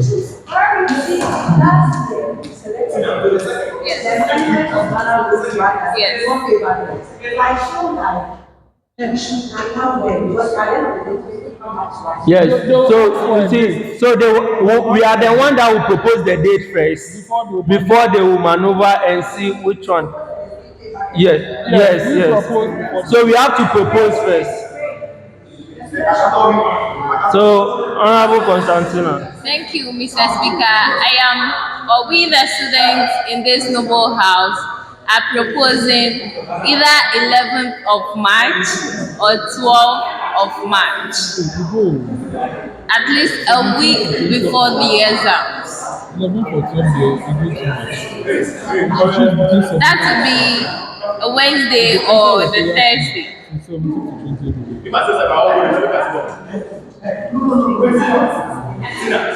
Honorable members, there's a proposal of 11th or 11th, right? That's what you are proposing. 11th or 12th? 11th or 12th. No, Wednesday or Thursday? March.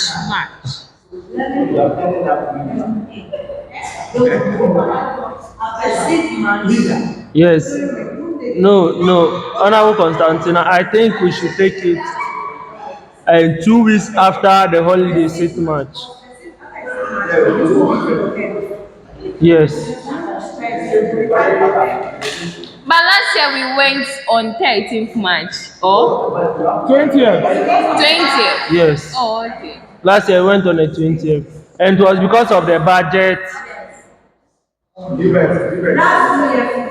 Yes. So can we look at 18th or 19th? Because we are starting the exams on the 21st of March. So choose between 17th and 20th. 20th there, wala. So 17th. So 17th, Tuesday. Yeah, we would manage. Okay. Right, so Honorable members, proposal 17. Order.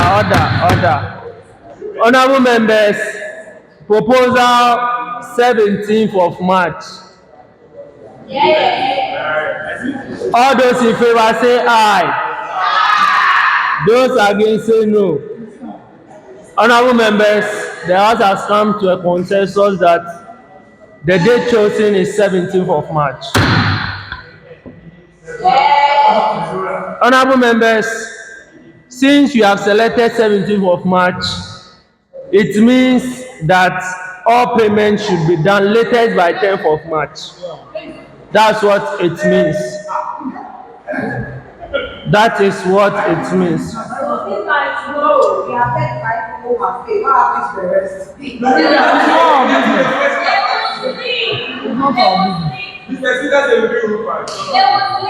Honorable members,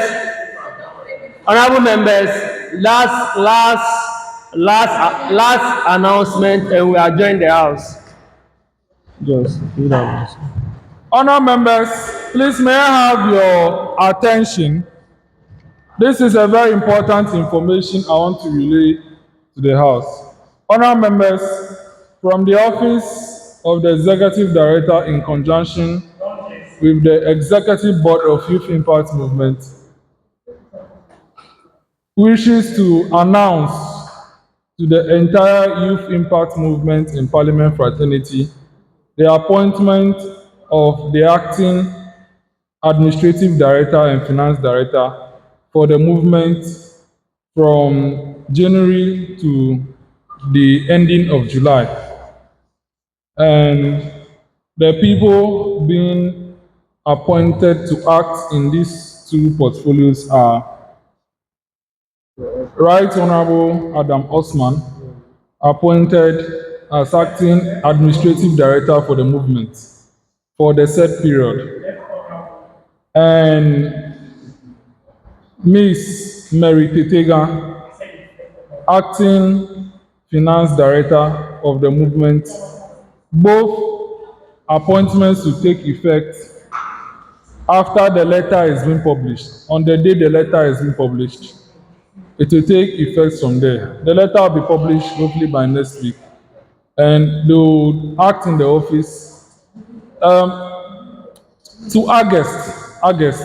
By August, the substantive would have been appointed. So to August, from January to August.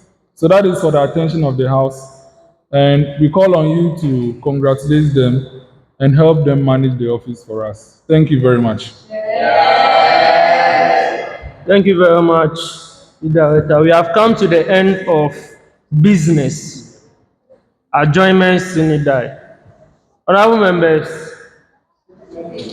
I want to thank all of you for attending today's sitting. May God bless you all. Adjournment, motion for adjournment. Honorable Majority Leader.